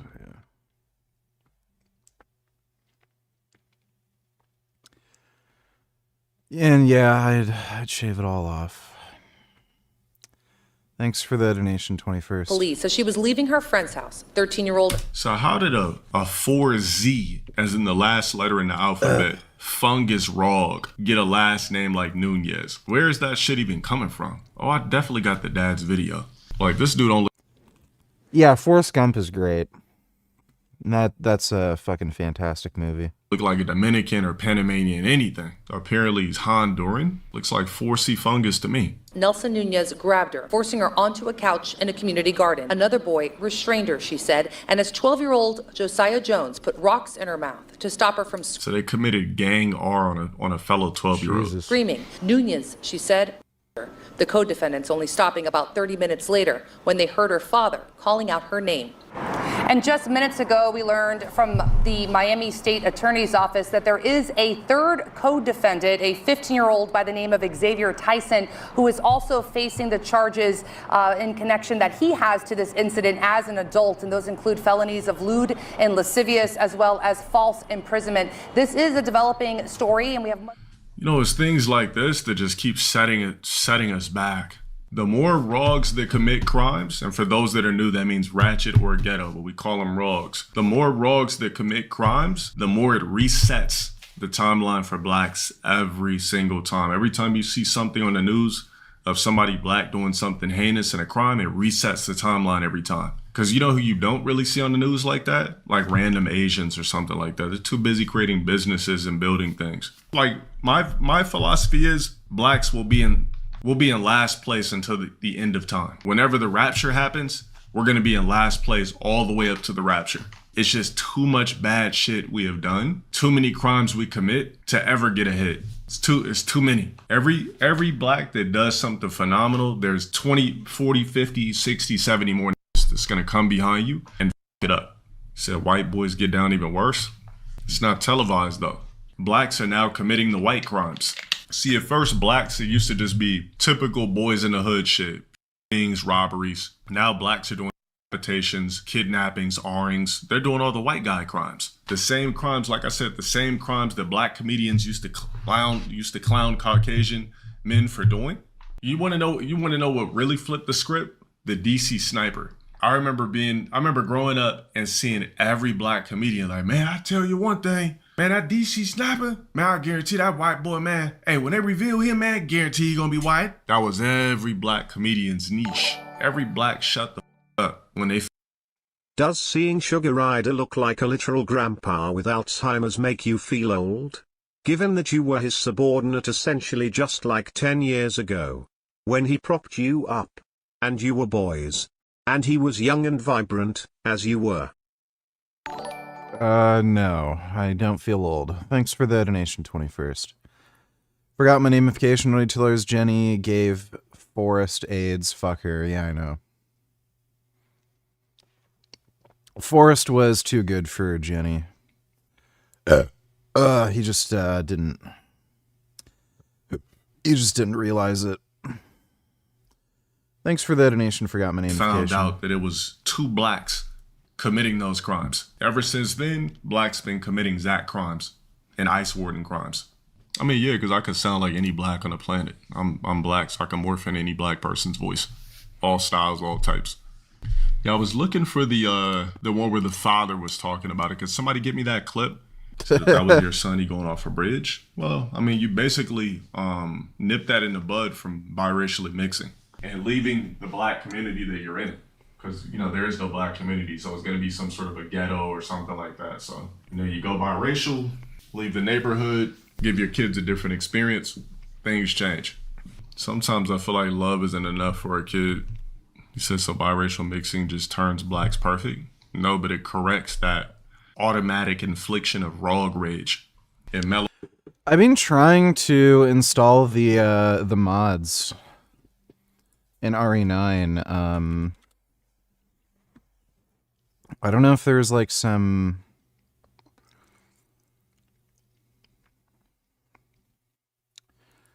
weird problem because like they're still coming out with the new updates. Replaces Grace's noir outfit. Leon Tramp Stamp. That looks so fucking gay. That's hilarious.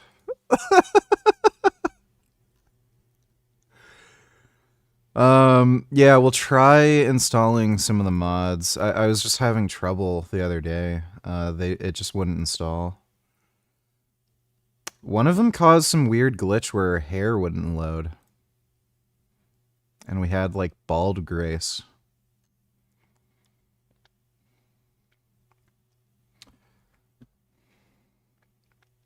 Follows out the Rogue Rage Blood. Minute 35. Okay. After today's court hearing, as her son faces So here's both the parents, one with locks, one with braids. You know, typical Rogue parents. charges as an adult in a case involving of a 12-year-old girl. I don't care if they get 10, 20, 30, 40, 50 years, 100 years. Guess what? I'm going to always feel like as a mother, as a woman, I'm going to always feel like it's not enough. So that's the mom. I really hope Netanyahu at Laris knows what he's doing. Trump is an idiot, so ironically it's for the best if Netanyahu is pulling the strings behind Trump and Trump is just being a good useful tool, honestly.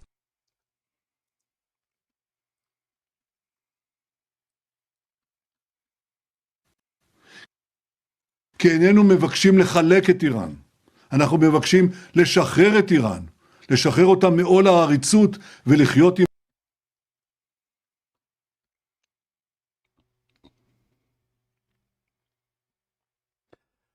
I can guarantee you Netanyahu knows that Trump's a fucking idiot. I can guarantee you. There's just no chance he wouldn't know. Like, he'd have to. Who could possibly be under the impression that Trump isn't a complete fucking idiot? I just don't see how that would even be possible.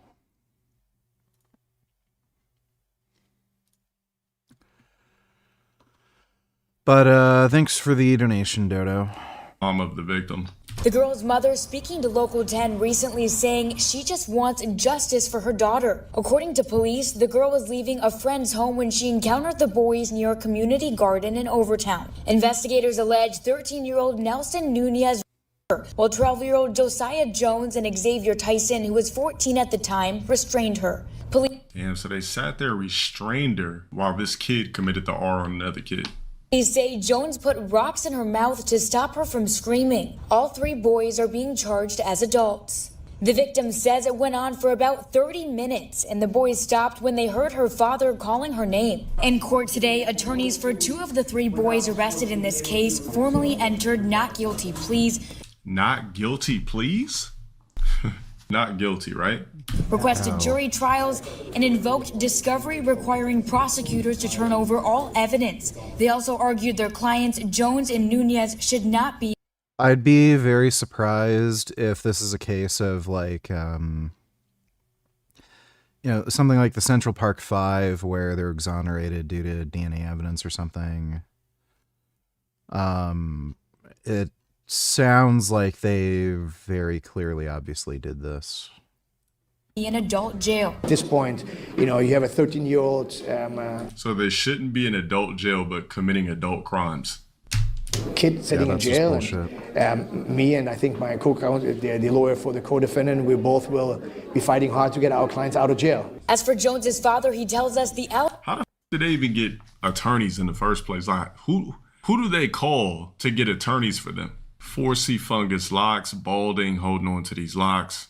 As for Jones's father, he tells us the allegations against his son are not true. So he's going to sit over here and say his son didn't R somebody that clearly said that three boys R'd her. So just automatically my son's innocent. A young black man. Here we go. A young black man. If anything, that makes him more subjectable and believable. Should have left the black out of it. That was visiting Miami. Kid Boo, donate $2. Let me see. I called them bitches and stuff, but when they ask you a personal question, you're scared to answer them. Why is this fat woman talking on the side? I'm 17, you're being a little bitch. You're 17 and you're already fat? You're an adult, act like it. Being fat at 17 is crazy. All you have to say about me, that says a lot about you. Keep fucking talking, dumbass. She's triggered. I'm trying to talk to him. I'll tell you this, they definitely put the fries in the bag for her. Yeah, whatever.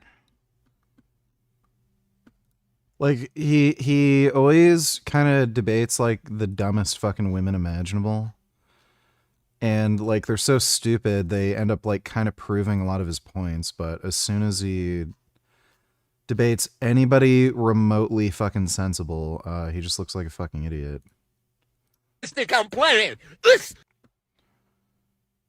Huh.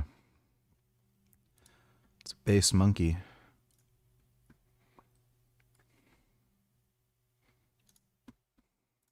Okay, 9/11, Hurricane Katrina and Sandy, H1N1 swine flu, the DC sniper, anthrax, monkeypox, bird flu, mad cow disease, the 2008 financial crisis, over 1,000 school shootings since the year 2000, the January 6th attack, Spanish flu, Ebola, groceries unaffordable, rent and housing unaffordable, health insurance unaffordable, summers are getting hotter, winters are getting colder, aliens have been confirmed to be real, the Deepwater Horizon oil in a street fight, would you do hair pulling eye pokes?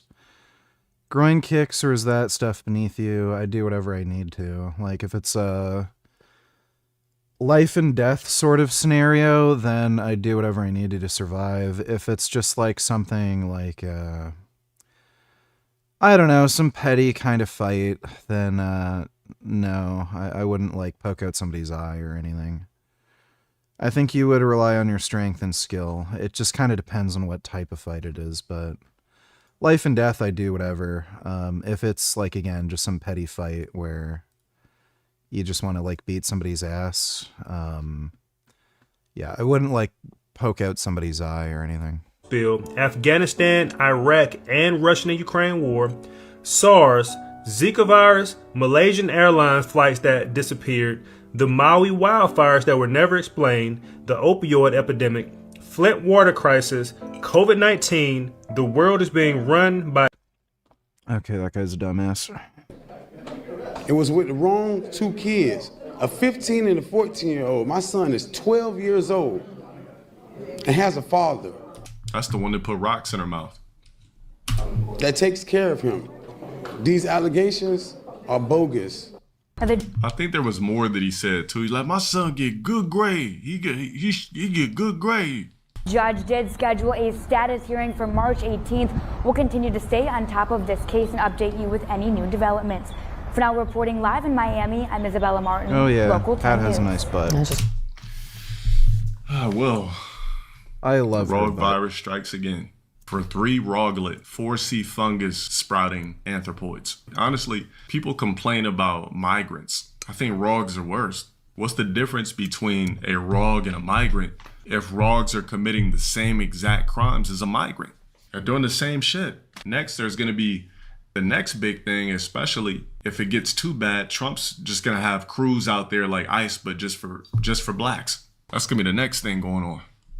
So the father, it says that the father of the 12-year-old Aris is the same Mervyn Jones born in 1986. He has quite the criminal history. No wonder he justifies his own son's crimes. Glad that the Aris is being charged as an adult, probably the first time in his life he's ever faced consequences. So even his dad has a rap sheet. And they all got these big ass giant noses too. He always mentions that. He's so fucking racist. Kid Buddha and Tiller's based advice.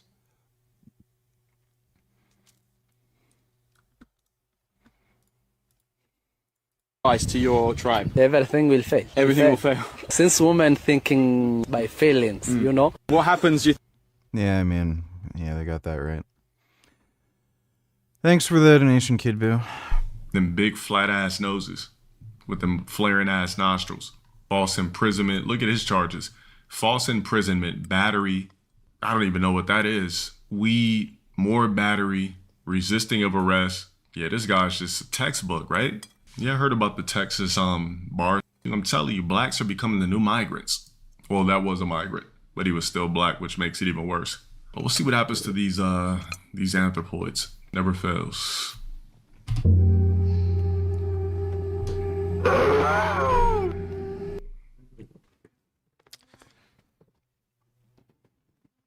Yeah, low tier god is fairly racist. This is the holiest place within Islam, and it's not an option to go there as a Muslim. You have to go at some point in your life to Mecca. And what goes on at Mecca, you may ask? Well, let's show you. So these are the kinds of scenes that are surfacing all across the internet, mostly on X, showing you the kind of true face of what goes down. It's like pandemonium. This is like a scene from hell. There's all these people selfishly trying to get their turn at kissing the black stone. And the screams, the tramplings underfoot, people die in their hundreds here, as I'm about to show you. And women especially have a very, very hard time here, as you can imagine. And we are seeing huge... They should blow up Mecca. Dude, if I was Donald Trump, I'd just nuke Mecca. Bro, you're gonna have a hard time convincing me to give a fuck about anybody there. Like, they're all retarded. If you were to nuke Mecca with everybody there, I can guarantee you would improve the gene pool of the human race. Like, you have to be a fucking dumbass to do this shit. Huge numbers of sexual harassment cases happening here. So, for example, here's just a small list of them, but a Pakistani woman said that while circling the Kaaba, a man grabbed her butt and repeatedly while smiling at her. Imagine how creepy that is. A British Muslim pilgrim, who's a woman, described men rubbing their erectors against her in the crowd and grabbing her body during the ritual. Wow. Yep. An Indonesian girl who's only 17 said that a man pressed his against her during tawaf, which is like the whole circling around the Kaaba thing, and she was harassed later in her hotel. Now get this, a 10-year-old Pakistani girl reported being during tawaf and later assaulted by a bus conductor during the pilgrimage. Many women said police ignored their complaints, surprise, surprise, in an Islamic country, or dismissed the assaults as unavoidable in dense crowds. Some victims even reported guards themselves behaving inappropriately. All right, so this should give you an insight into the Islamic world's attitudes towards women. Now, I'm probably going to touch a little bit more on this in just a second, but just check this video clip out here. So this is actually a video clip of an old man, a father, being strangled to death by his son at the Kaaba in Mecca. Like, he's killing his father there. Because Islam has this belief that if you die at Mecca, you're going to go straight to heaven. Because, of course, within Islam, the understanding of salvation is a very, very strange one. Like, there's a few sure ways of making it into heaven, and I guess this is one of them. And the other one is jihad, like blowing people up to get into heaven. And that's why we see all this kind of chaos and just darkness at supposedly the most holy site. Now, one of the other interesting things about Mecca is the stoning of the wall that represents Satan. So at Mecca, there is this wall, and many Muslims believe that Satan actually lives there. Like, Satan lives in Mecca. I can strangely believe that one. And in this case, this man isn't just throwing stones at Satan, he's actually using an umbrella to pretend that he's shooting Satan with an automatic weapon, right? So this is like a kind of Hamas fighter throwing grenades, using an umbrella. And this isn't a parody. Like, this guy's not joking. This would be blasphemous. You know, he's serious about this, right? This is like a genuine role play of how much he hates Satan, and so he's doing this with an umbrella. Just quite remarkable to see this kind of stuff. Now, in terms of the prayers that you'll hear on the loudspeakers at Mecca, what would you expect to hear? You know, help achieve world peace, help my father, help my mother. Let's try and save the world from all kinds of war and poverty and violence. Let's pray for our enemies. Let's pray for good things. No, this is what you'll hear. Didn't you shit on Australia as a whole and now you're after some Aussie hole? I guess since Stefania's pussy was too fat and tight and rich for your Somali purple poopy cock, you had to settle for a consolation prize. GG, you will break her. It's over. You're a retard. Thanks for the donation, Gregory, and I'm pretty sure you're just 21st, because you sound exactly the same. Thanks for the donation, though, dude. I'm feeling nice and good and relaxed right now. Nice and good and relaxed. Oh, it's nice to feel good and relax. Very nice indeed. My shoulder's also feeling better. It's not totally better yet, like completely, but it is substantially better, which is good. Everything's good. Good, good, good.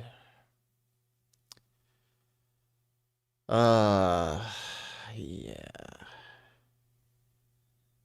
That's good.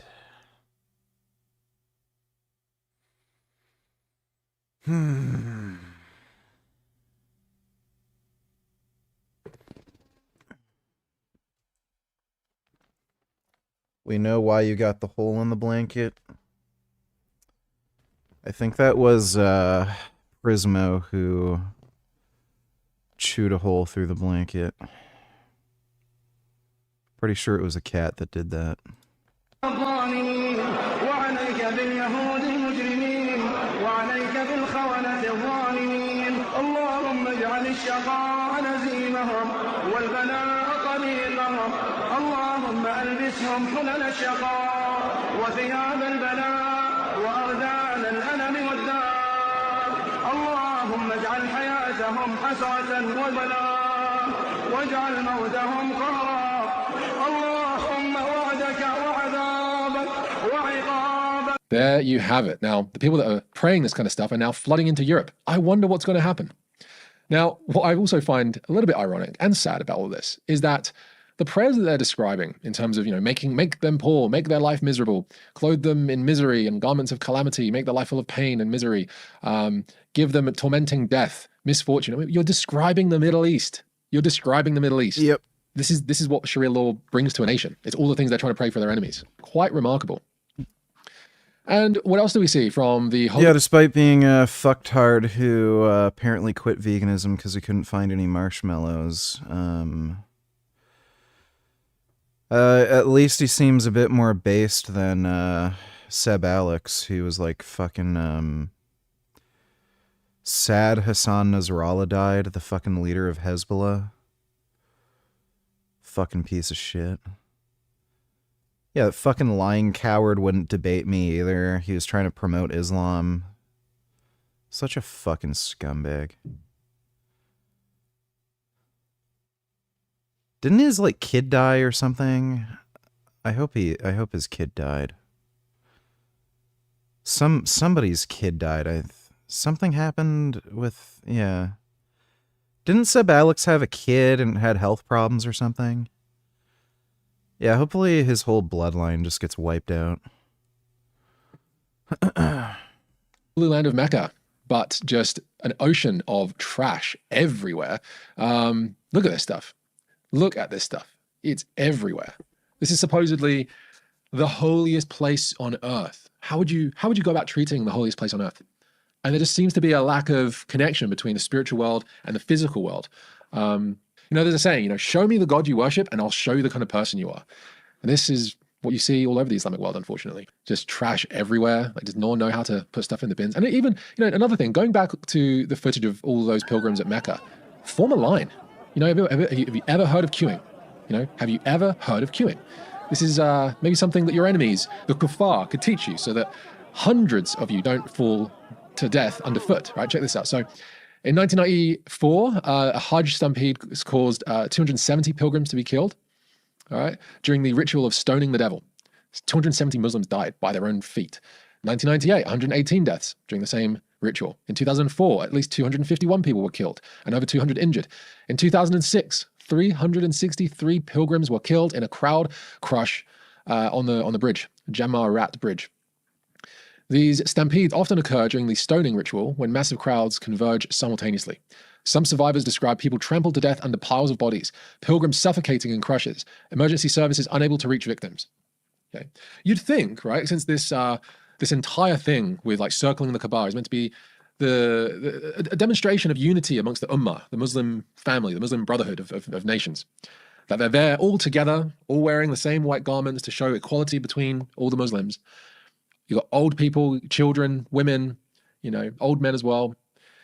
You'd think that they might go about things a bit differently. You might actually think that, hey, since this is something that is salvific in a sense, right? That doing this is seen as positive in the eyes of Allah, that you might actually say, hey, old lady, you go before me. You're Sleepy, don't need chillers.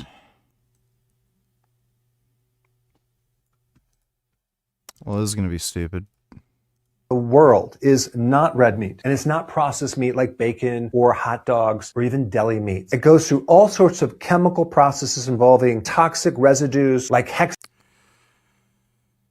Here we go. He's going to be saying soy-based mock meat and shit. Hexane, which is in gasoline, which is a solvent. They have to go through a Like, this is like saying, water is in bleach, which is like a poison.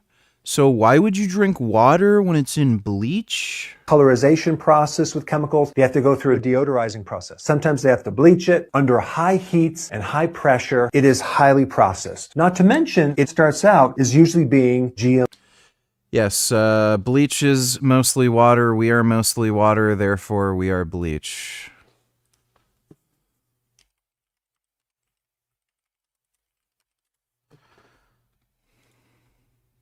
Bleach. Here, drink this, Murderface. Maybe this sounds a stupid question, but why don't you just pour bleach into our cups of urines? No! Drink the bleach! Bleach is healthy. It's mostly water. And we're mostly water. Therefore, we are bleach. Literally, this guy's reasoning. GMO, which can have traces of glyphosate, which is an herbicide. If we compare this protein to this protein or this protein, this is at least 1,000 times worse. Yeah, so there's randomized trials on this, and there's also prospective cohort data. People who eat mock meats are healthier than people who eat red meat and processed meat. So, Eric, you're a Scientologist. You believe in Lord Xenu. You're a fucking retard. You're such a delusional fucking idiot. You believe in a religion that was made up by a science fiction writer. So, your reasoning skills aren't really up to par with, an actual human being. And you're also like a little pussy. You can barely lift any fucking weight. Like, I'm not even confident you can do like more than 5 push-ups. So people like this can talk all the shit they want about like soy and mock meat. If I can snap your neck like a fucking pretzel, I'm not really going to take anything you say seriously. Fucking idiot.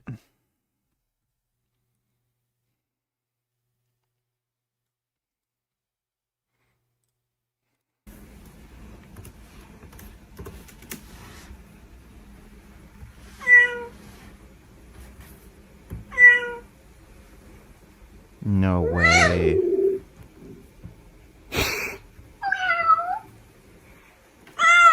Does it really do that?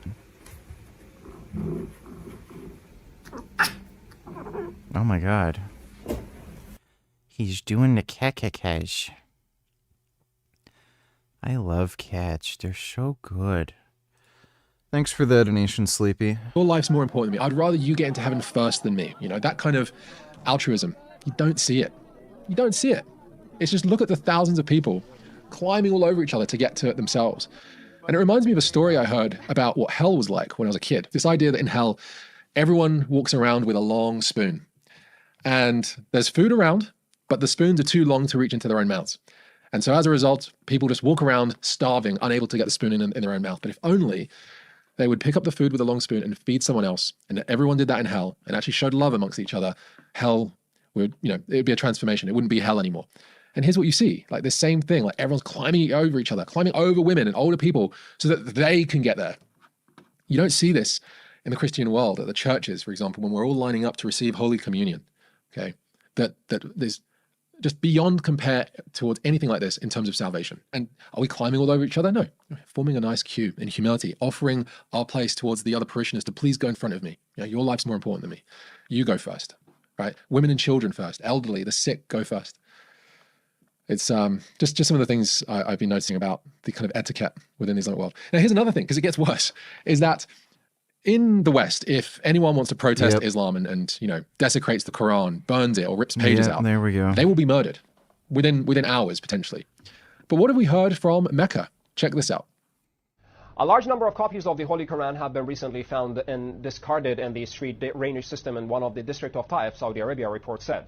According to Tunisian daily Al Jarida, a 13-year-old boy found the copies and his father informed the police. Footage of the copies of the Quran found in street drains was broadcast on NBC satellite network, sparking anger among viewers. This is not the first time desecration of the Quran happens in Saudi Arabia. In 2013, Quran copies were found in the sewage system in Taif. Later that year, insulting the holy book by prison officials in Al Har province led to protests in different parts of the country. Couldn't make in this 2014, a Saudi citizen found torn copies of the Islamic holy book in garbage cans, again in the city of Taif.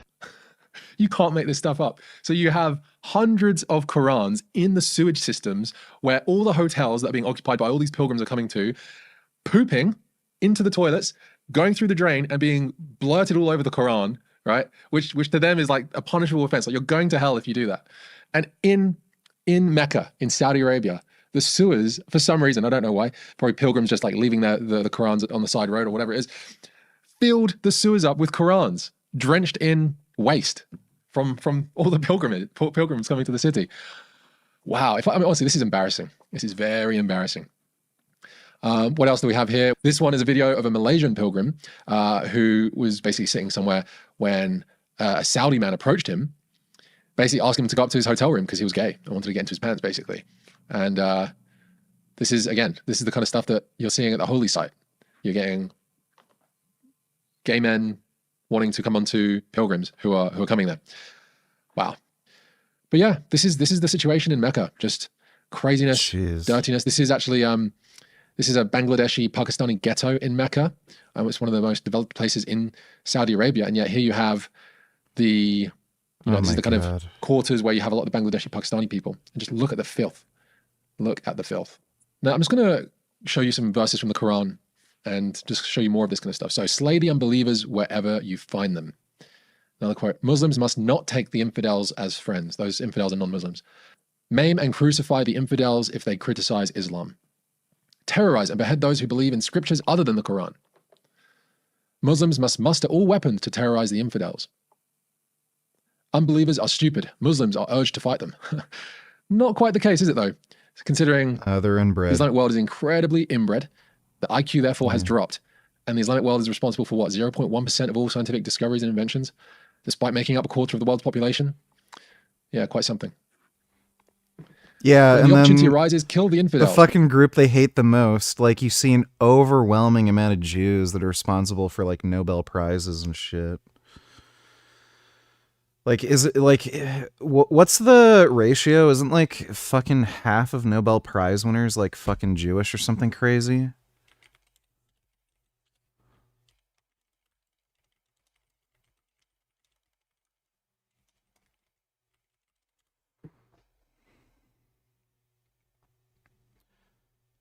So Christians won 78% of all Nobel Prizes, 65. So percent of Nobel Prize winners, Jewish. Yeah, Jewish individuals have won approximately 22% of all Nobel Prizes, despite making up only 0.2% of the world's population. This representation is particularly high in scientific fields, with 26% in physics and medicine. So, yeah. Muslims make up, like, what, a third or a quarter of the world's population? And there's, like, no Nobel Prize winners, and Jews make up, like, 0.2% of the world's population, and over 20% are over 20% of the Nobel Prize winners are Jewish. Wherever you find them. The Jews and Christians are perverts. Fight them.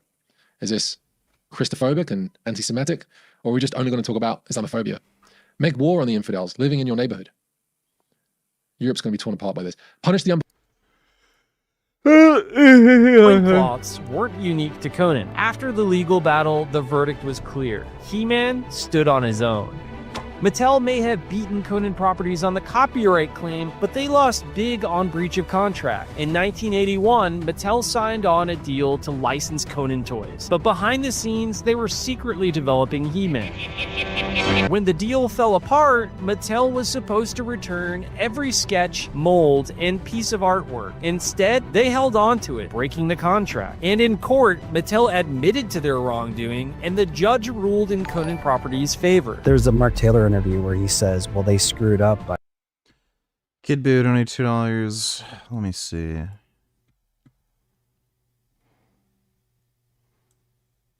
Is this the... Yeah, I'm not. Somebody already sent me this. It's not funny. Can I get an iced chai latte, nigga? Yeah, it's just not funny. Thanks for the donation. I think you sent me that before, and I told you it's not funny. I don't expect you to watch the whole video. I'm just curious if your thoughts on some of his takes. Semen retention. Yeah, it's dumb.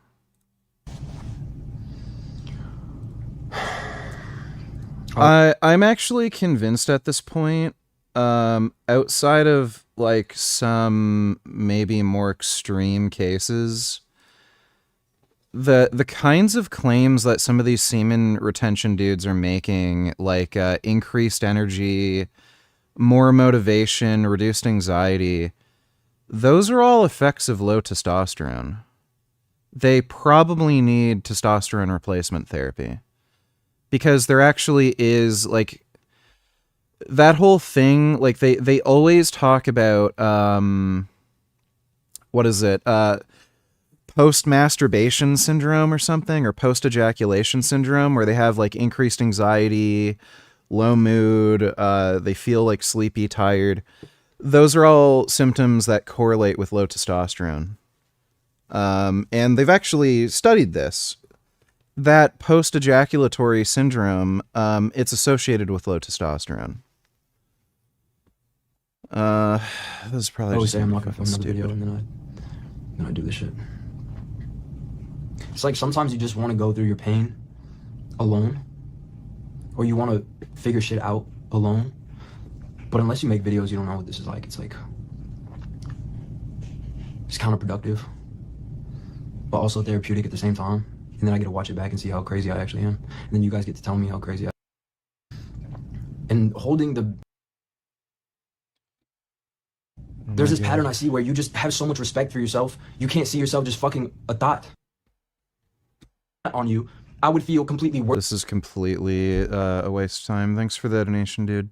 by going after that Conan license, because they're opening us up to lawsuits by doing that. Maybe it was that, and it just not considering the ramifications of the conflict that could come into play with He-Man. So sure, the barbarian DNA is there, but He-Man, he didn't just borrow from Conan, he carved his own myth, and eventually came his transformation from Prince Adam to He-Man, Castle Grayskull, She-Ra, and Masters of the Universe stood tall as a legend in its own right. Everybody had rip-off barbarian characters, right? The conversion from the movie that they saw, the off-putting side of it, to the child's play version of it was threatening enough that they said, you know what, we'll take the generic aspect that is available to lots of people, they're doing it in various ways, and then we'll build our own. And then there's this. Designer Mark Taylor sketched what looked an awful lot like a Conan figure. Some claimed it was. It seems more like this could be one of Mark's sketches for Conan. The problem is the artwork isn't labeled or dated. All we can do is kind of interpret what we think it is. So yeah, Vicor was seemingly recycled from Mattel's scrapped Conan movie toy line entirely.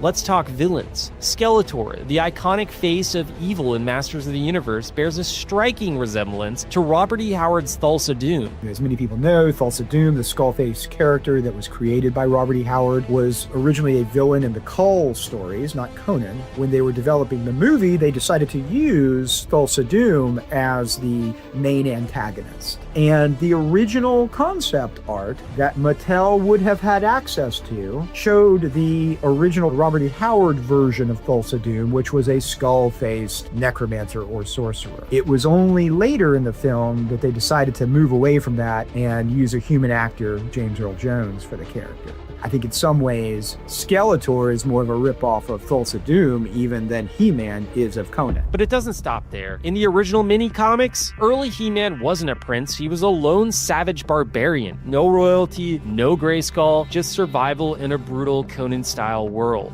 Even Filmation, the animation studio behind the cartoon, had top leadership who were die-hard Conan fans. My dad's like, wait a minute, this could be a great show. He was a major Conan Barbarian fan.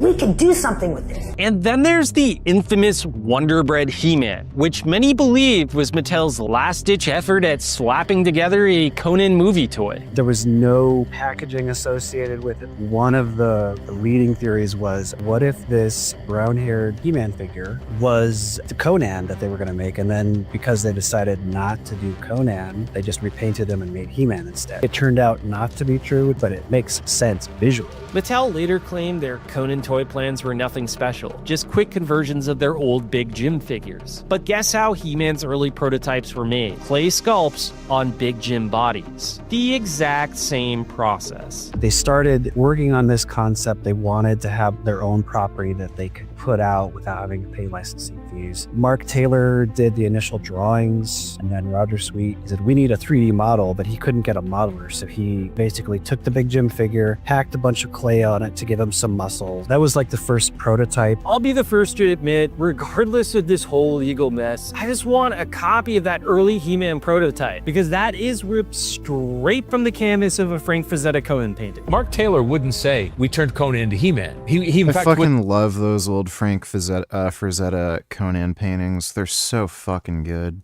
Say we didn't, but then he would say, I loved Conan, you know what I mean? I love Frazetta. That's the problem. Yeah, Frank Frazetta, he was also really good at drawing girls' butts. Like, ridiculously good. That guy probably has the best girl butt drawings I've ever fucking seen in my life. These guys are influenced by Conan at a deep level. And let's be honest, Conan borrowed right back. Remco Toys, the Conan the Adventurer cartoon, and let's not forget about this short-lived... Dude, you know, it's so funny, these fucking dorks, like, what's his name, Face Faggot or Face IQ, Face Low IQ. And let's be honest, they want to look like fucking 15-year-old boys and shit. Like, I'd rather look like this.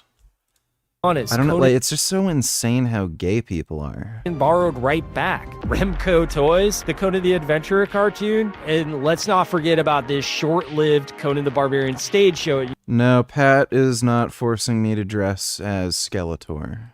Universal Studios, where a scrawny little teen grabs a sword and transforms into a muscle-bound freak. Sound familiar? And it gets better. The director of that stage show later went on to make the live-action He-Man film starring Dolph Lundgren. Masters of the Universe. This legend has echoed for decades, but now it's time for the truth to emerge. We've uncovered the original court case documents of Conan vs. Mattel, and with the evidence laid bare, it's time to shatter myth and reveal the facts. Let's get that fresh opinion from legendary entertainment lawyer Fred Fierst. I read the case with quite a bit of particularity, and I also discussed the case with the original toy designers that happened to have the original drawings, who did what, who was there. The contract between Conan Licensing Inc. and Mattel had in it that Mattel might have similar things in development. But I have to say, I read that decision by Patterson. I thought, this is a good judge. He wrote a really good decision. He analyzed the factors correctly. He nailed it. I think he got the case right. And there you have it. Team He-Man wins the case. Technically, the contract allowed them to make similar products, and that's exactly what they did. But here's the ultimate riddle of steel. Steel? Yes, you know what it is, don't you, boy? Why did they agree to make Conan toys at all? Here's my personal theory. In the late 70s, early 80s, when Mattel caught wind of the upcoming Conan the Barbarian film, they panicked. Could this be another Kenner Star Wars level hit? Why settle for a knockoff when they could have the real thing? So Mattel nabbed the rights. And for a brief moment, in an early stage of development, the Masters of the Universe team flirted with the idea of changing course and turning He-Man into an official Conan toy line. But then they got a sneak peek of the movie and saw all of that blood and tits. And the Conan plan was quickly abandoned, and Mattel returned to creating their own, heavily inspired IP. But our friend Fred Fierce has a different take. Mattel tied up Conan so that while they were developing He-Man, no competitor in that huge Muscle Man category would come out. Did they? I have no idea. Here is what we do know. There's room for both. I think the main thing that Conan and the Masters of the Universe have in common is that there's a power fantasy angle. One is clearly for kids, I have the power. Because when you're a kid, you are relatively powerless. You just want big muscles to be able to punch boulders and impress your friends. The Conan power fantasy, you get a taste of the real world. You realize things are a little darker. You got to fight a little harder to get the things that you want. But the idea ultimately is a strong person who can take care of business with their mind and their muscles. Regardless of its origins, Masters of the Universe became the ultimate gateway to sword and sorcery. And those kids that grew up watching He-Man, they eventually grew up to become Conan fans too. I think the service that He-Man creates for fandom is that it's basically a gateway drug for very young kids who are interested in sword and sorcery. And by the time they're like 15, 16, 17, 18, they're ready for the full-blooded Conan. The fact that He-Man exists is actually good for Conan the Barbarian. I would say He-Man served as training wheels for my Conan worship. It's definitely primed me for those kinds of stories. Yeah, it's a good butt. But look at the veins in his arms. This is where everything starts with me. I'm hoping and I'm feeling that when people do buy this Conan, that they will see. That's actually a pretty sick figure.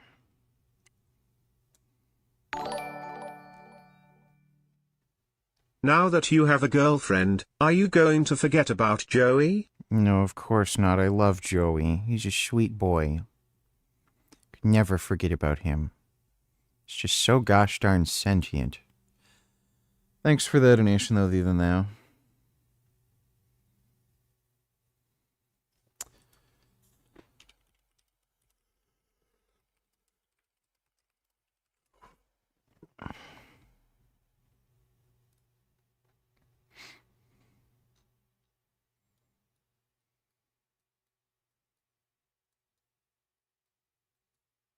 That's a sick-ass figure. Yeah, I like the Frank Frazetta style Conan artwork. That looks really fucking cool. For Halloween, I gotta dress up as like Conan or Gladiator or something. I think I'm jacked enough now where I could pull that off. Especially by like October. It's a lot of extra growing time. I think that with the rate I'm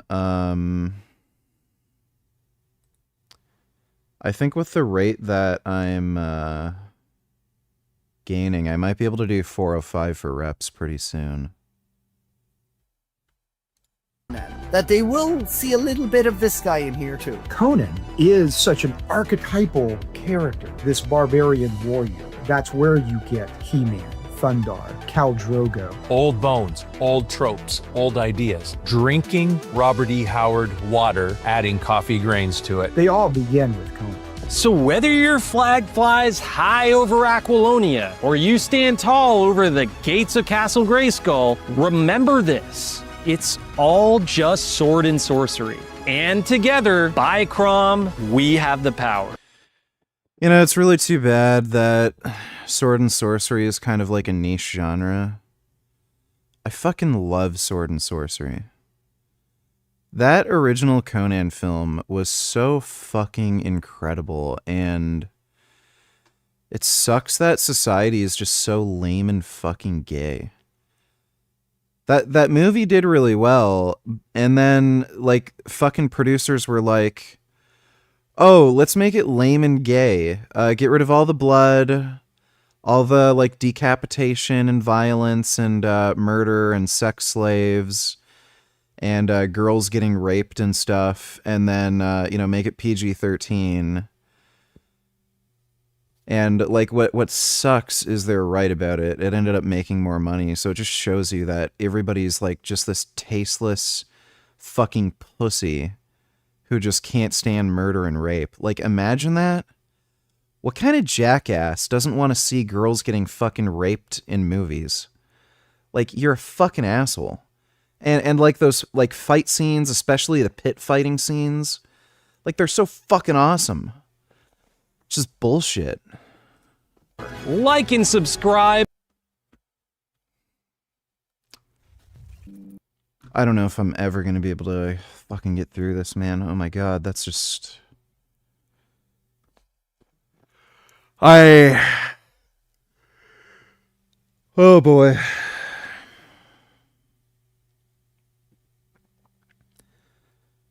The Pierce Morgan brain rot. I'm gonna have to, like, mentally prepare myself for that.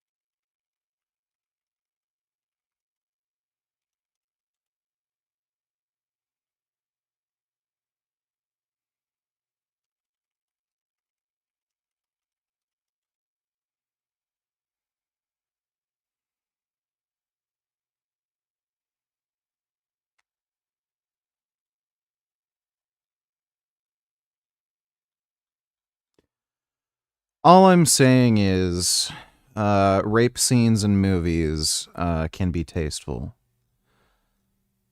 You know, in movies. That's all I'm saying.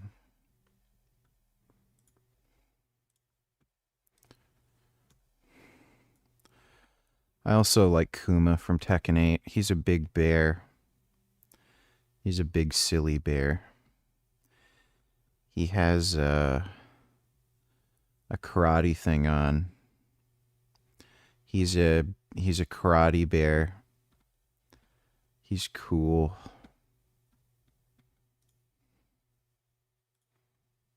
Wouldn't it be cool if there were like karate bears? That'd be sick. I'm sure we'll have technology eventually to make animals like really intelligent. Imagine like having super intelligent karate bears. Like in Tekken. I bet bears, if they were smart, would probably be pretty silly. Especially panda bears. They would just be fucking ridiculous.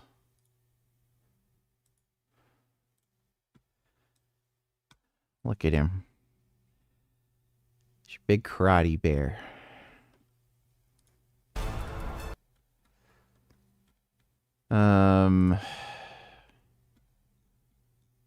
I need drink. I need drink now. Thirsty.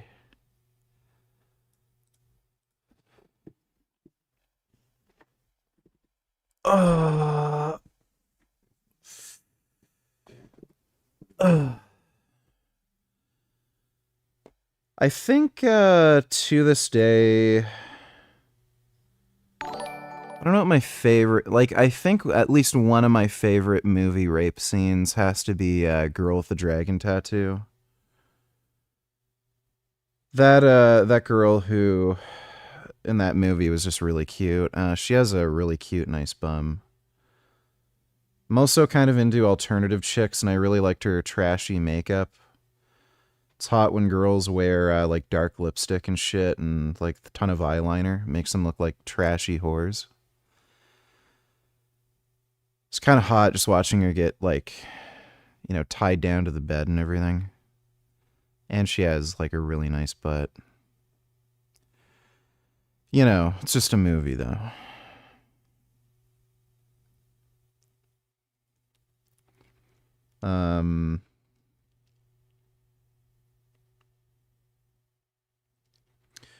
Redo of Healer had a lot of really good rape scenes. That anime. That was great.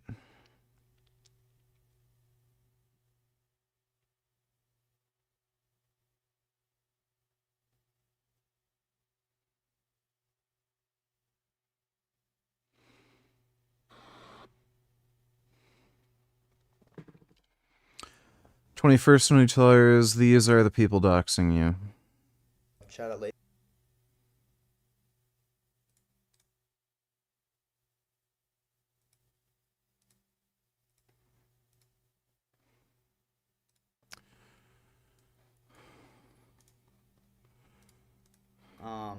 I think I only did 30 of those though, so 3x10. Part in the arm. And then I did tricep push down. Tricep push downs.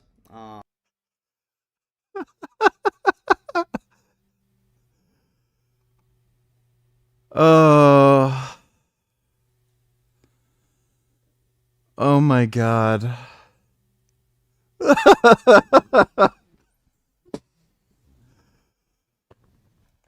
Dude, imagine.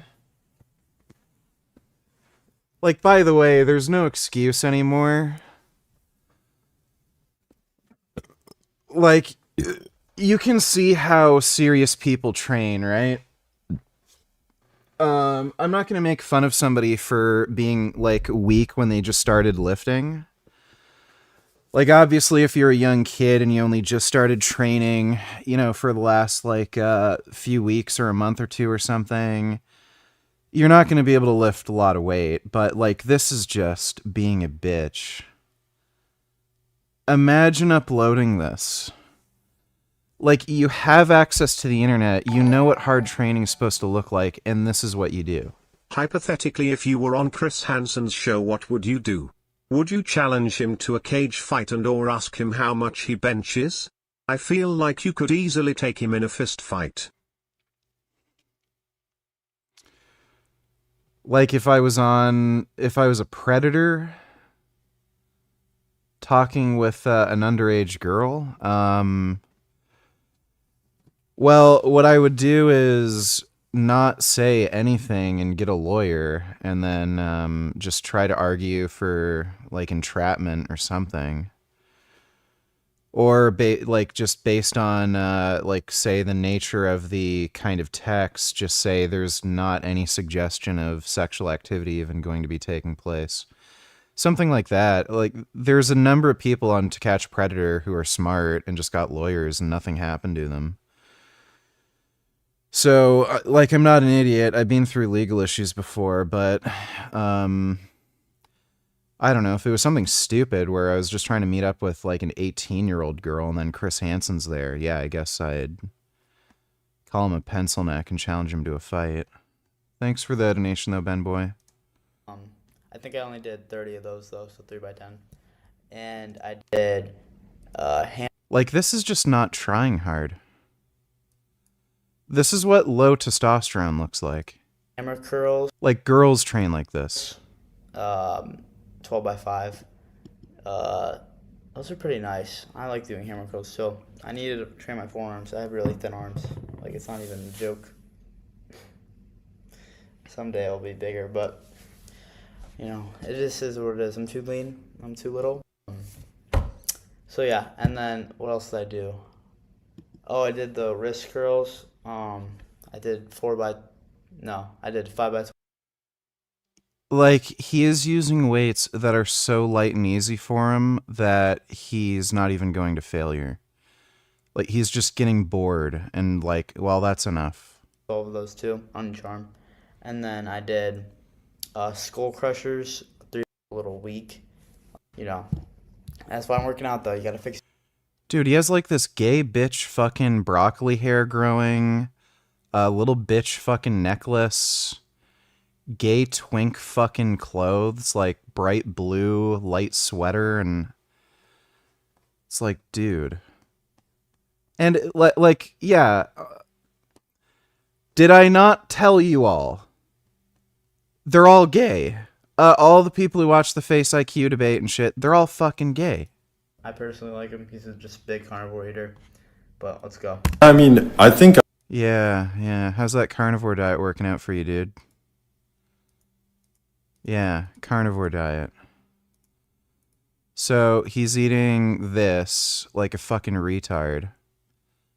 And then this is what he's doing in the fucking gym. I just don't understand how you can see this shit. And then you're like, yeah, I'm a skinny bitch twink. I don't want to be a skinny bitch twink anymore. I'm going to listen to the skinny bitch twink and not vegan gains. There are people who are beyond fucking help, dude. Jesus fucking Christ. Yeah, I'm gonna game later. I just gotta go get a drink. I am thirsty. And we're gonna watch a bit of Pierce. We'll try to install some mods for Resident Evil. I was having trouble doing that yesterday, but we'll see. We'll try it again today.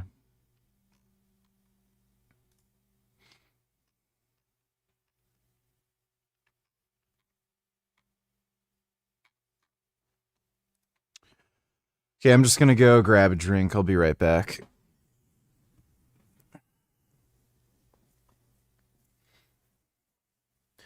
I'm 6'2", 250. I want to be 200 pounds in 3 months. Is that possible? I lost 70 pounds in 3 months. I went from 270 to 200. Well, it was 276 to 206 in only 3 months. That was after I benched 410 pounds. So, yeah, you certainly can do that. It's difficult. Most people can't do that because it's just, well, they can, they just don't push themselves like I do, but it's mind over matter, right? If you really want to lose that weight that quickly, it's just all up to you, right? Yeah, it might be extremely difficult and hard, and you have to push yourself, but it's just all up to how hard you want to work and, you know, what amount of effort you want to put into it. So it's possible. I think I have to poop too. I'm gonna go poop and then grab a drink, then I'll be right back.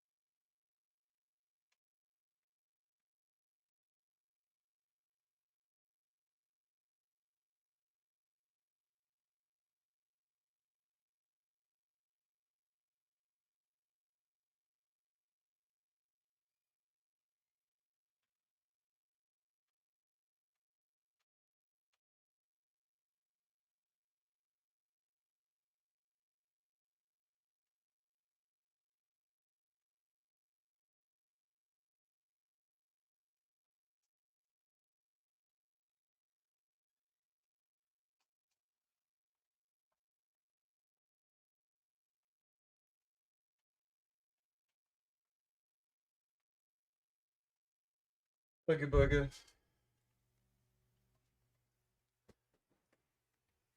All right, I am back. Here I am.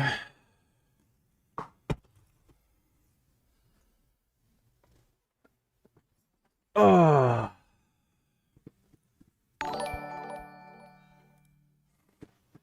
Would love to see you debate this little bitch just for the lols. His critique of your debate was brainless. You're arguing that, like, smoking doesn't give you cancer in any way. That's not what I was arguing. Like, what are we even talking about? This guy is, like, makes me feel smart. And I'm not anywhere as smart as this guy. Maybe he has double my IQ, probably.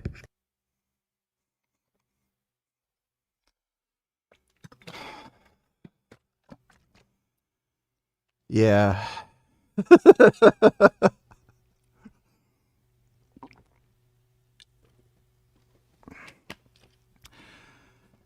These people are just asking to be part of a eugenics experiment, dude.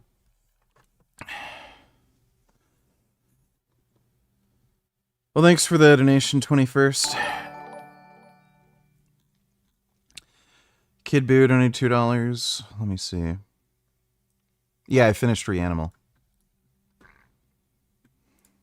They had the deal on the table in 1947. Let's split up the country. The Jews were like, okay, we'll do that. We'll take half. Israel was very small, the way it was originally drawn up. They said, no, we'll attack you and try to kill you and take it all. They failed. Then they attacked again in 56 and 67 and 73, and they are still attacking. They could have peace so easily. Just stop attacking. Do you really think after all this time, this from the river to the sea, really? You're going to get rid of Israel? They're going to just disappear? What a deluded way to look at the world, even if you believed in it. Like, Israel is not going anywhere. Let's deal with that reality. There's no river to the sea. You're not going to get from the river to the sea. This is the fundamental problem. They don't ever make a deal. What does that mean, river to the sea? That's what they chant all the time. It's a way to say Israel is no more, from the river, the Jordan River to the Mediterranean Sea. In other words, we will have all that land, which you never had because, well, it goes back to the Indian problem. What do you think about our taking Indian land? Right. Well, the Jews are the Indians of that land. They were there 1,500 years before Muhammad was born. That's the way the Palestinians feel. This is factual. Jerusalem was the capital, King David's capital, in 1000 BC. Muhammad is born in 570 AD. Yes. Okay. There was a continuous Jewish population, Jerusalem. Yes. Israel's the Dude, his debate with Anna Kasparian was fucking hilarious. Like, dude, he bodies these fucktard pro-Palestine idiots, and all they can do is throw a hissy fit. So Bill Maher's great on that. Thanks for the donation, Kid Boo. Pretty crazy how these vegans are getting so worked up over a struggling small vegan restaurant laying off only 7 employees. Folks, we are on day 5 of the strike against Ben Sticks and the Beehive, rain or shine. He has talked to the Beehive deli workers, to his customers, and his social media, but he has failed to and make sure all the school address us directly as the Beehive Worker Bee Committee. But we have seen his statements, and let us address it head on, something that he would never do. He claims to have consultants to advise him not to talk to us. Who are those people? Are these good faith lawyers that want the best for the workers, or are they crony, union-busting lawyers? He has attempted to set up an open-door meeting for all current employees of the Beehive, not the terminated or us as the committee. Just an open door for questions and no negotiations. This is straight from the union-busting playbooks used by No Evil.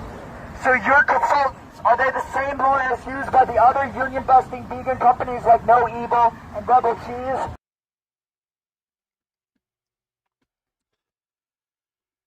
This is overly dramatic. Thanks for the donation, Sleepy. The Iranians are also trying to assassinate me, so For me, the question is who gets me first, the Iranians or Trump? The leader, Ayatollah Khamenei, he was martyred because he stayed at home. And he said, I'm not leaving my office and my home because many Iranians have nowhere to go, and so I cannot leave. If you've got such freedom of speech, criticize your regime right now. Go on. Let's give the people an entire picture of what's actually taking place on the ground and not just blow smoke up their butt. Pierce Morgan kind of really likes taking shots at that guy. Sort of like that.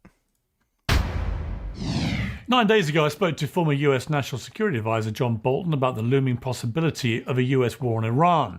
In my opening monologue then, I laid out some big practical questions which had to be answered in order to make the case for war. I'm going to repeat them so that you can judge for yourself whether they've been answered now the war has begun.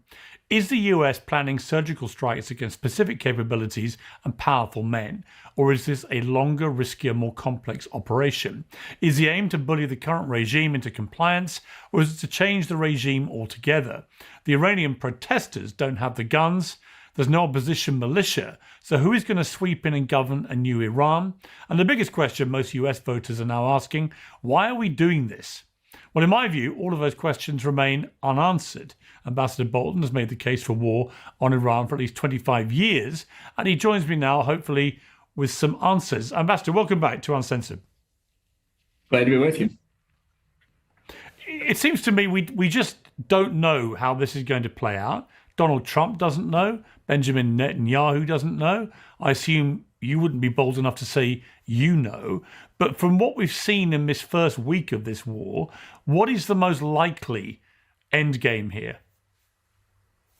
Well, I think the hope and the intention is that by striking the instruments of state power that threaten the U.S., threaten Israel, threaten the Gulf Arab states, and also repress the Iranian people, that we can degrade and ultimately destroy them in a way that brings the regime into serious crisis. It already has a succession crisis on its hands, and see fragmentation at the top of the regime, that the opposition and elements of the regime that would defect to the opposition take advantage of and bring the government down.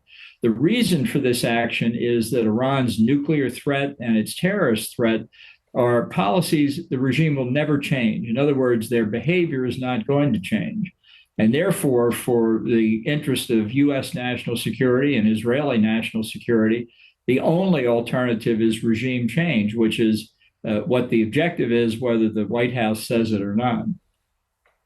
Right, I'm sure that is the objective, and Donald Trump has certainly suggested as much, albeit with the caveat of a number of other suggestions. And it seems to me that the least likely result here is actual regime change. What is more likely, given the size of the regime and the way its tentacles spread through every aspect of Iranian society, and given the failure so far to really witness any big uprising by the people, probably because just a few weeks ago, up to 30,000 of them were slaughtered by this regime, that unless the Revolutionary Guard turn on the regime, again, no sign of that, or the paramilitaries and regular army below them, numbering well over 1 million, unless they turn on the regime, this regime's going nowhere. It might have different people at the top, but the Hydra remains intact. Wouldn't it be more honest of America and Israel to say that actually the intention all along has been to degrade the regime to a point where it's no longer as big a threat? Because that seems to me to be the most likely way out of this. Well, I think the regime is at the weakest point it's been since it took power in 1979. And I would have said that on Friday before the strikes began. Among the people who matter somewhat, I suppose, the regime is as unpopular as anybody can ever measure. It's unpopular because its economic policies have wrecked daily life for most Iranians. It's unpopular among the young people. 2/3 of the population is under 30. It's unpopular among the women who almost 3 years ago when the regime killed the young Kurdish woman, Masi Amini, who refused to wear the hijab. And their protest strikes directly at the legitimacy of the Ayatollah's claim to power, the idea that they speak the word of God. The women said, when it comes to the dress code, you do not speak the word of God. And that calls into question the legitimacy of the Ayatollahs across the board. And then finally, the ethnic groups, the Kurds, the Azeris, the Balukis, the Arabs, are unhappy with the regime and beginning to take steps on their own. So if there were ever a time when the regime was weak, this is it. And the degradation of the instruments of state power should be saying to people, certainly in the regular military and perhaps in the Revolutionary Guard, the days of this regime are numbered. It cannot protect its supreme leader. It cannot protect its key assets, the nuclear weapons program and the ballistic missile program. It cannot protect itself. And if it cannot protect itself, it's only a matter of time before it falls. Which side do you want to be on? Now, critics will say, listening to that, well, come off it, John Bolton. Let's go back to 2002, 2003. You would pretty much have made exactly the same speech in an interview like this about Iraq and about Saddam Hussein and about the threat from his weapons of mass destruction and the repressive impact he had on his people and women and so on. That, it's the same playbook 23 years later, but we've learned nothing. And that surely the lesson from the Iraq war was if you don't really have a plan for after you topple the leader of a regime like this, then all hell can break loose and actually you end up with 20 years of mayhem and ISIS and everything else. Well, in fact, we did eliminate Saddam Hussein. We can debate the weapons of mass destruction issue. He kept 3,000 nuclear scientists and technicians together. He called his nuclear mujahideen, who had the intellectual capability to put the nuclear program back together.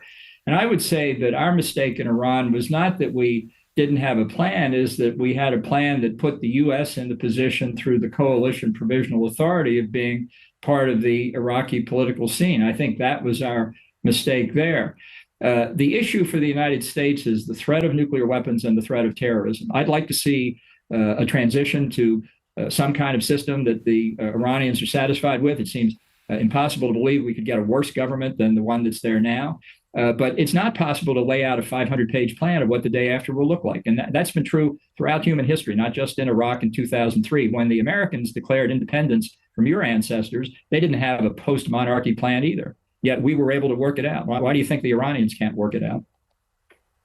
Well, I think it's very complicated. You've got a country of 90 million people with so many different factions. When I read things like the CIA are going to encourage the Kurds to rise up, I'm thinking, well, that could, if you're not very, very careful, that's the kind of thing that could precipitate quite a widespread civil war with all sorts of factions jumping in and causing many years of chaos. But, it's all very unpredictable. Do you feel, John Bolton, there's a sort of weird situation here for you personally? On the one hand, the Trump administration's trying to put you in prison.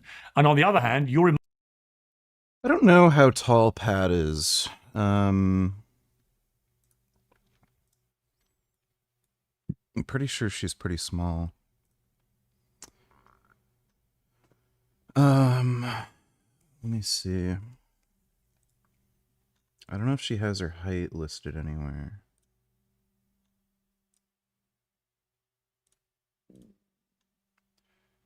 I don't know. I'm pretty sure she's pretty small. She's probably like somewhere between 5'2" and 5'4", if I had to guess. Emerging as one of the leading cheerleaders for its war in Iran. Well, the Iranians are also trying to assassinate me, as they are trying to assassinate Trump and others who they attribute the strike against Qasem Soleimani to. So for me, the question is, who gets me first, the Iranians or Trump? I mean, that's a pretty... When you put it like that, I mean, there's a truth to that, isn't there? How do you feel about that on a personal level?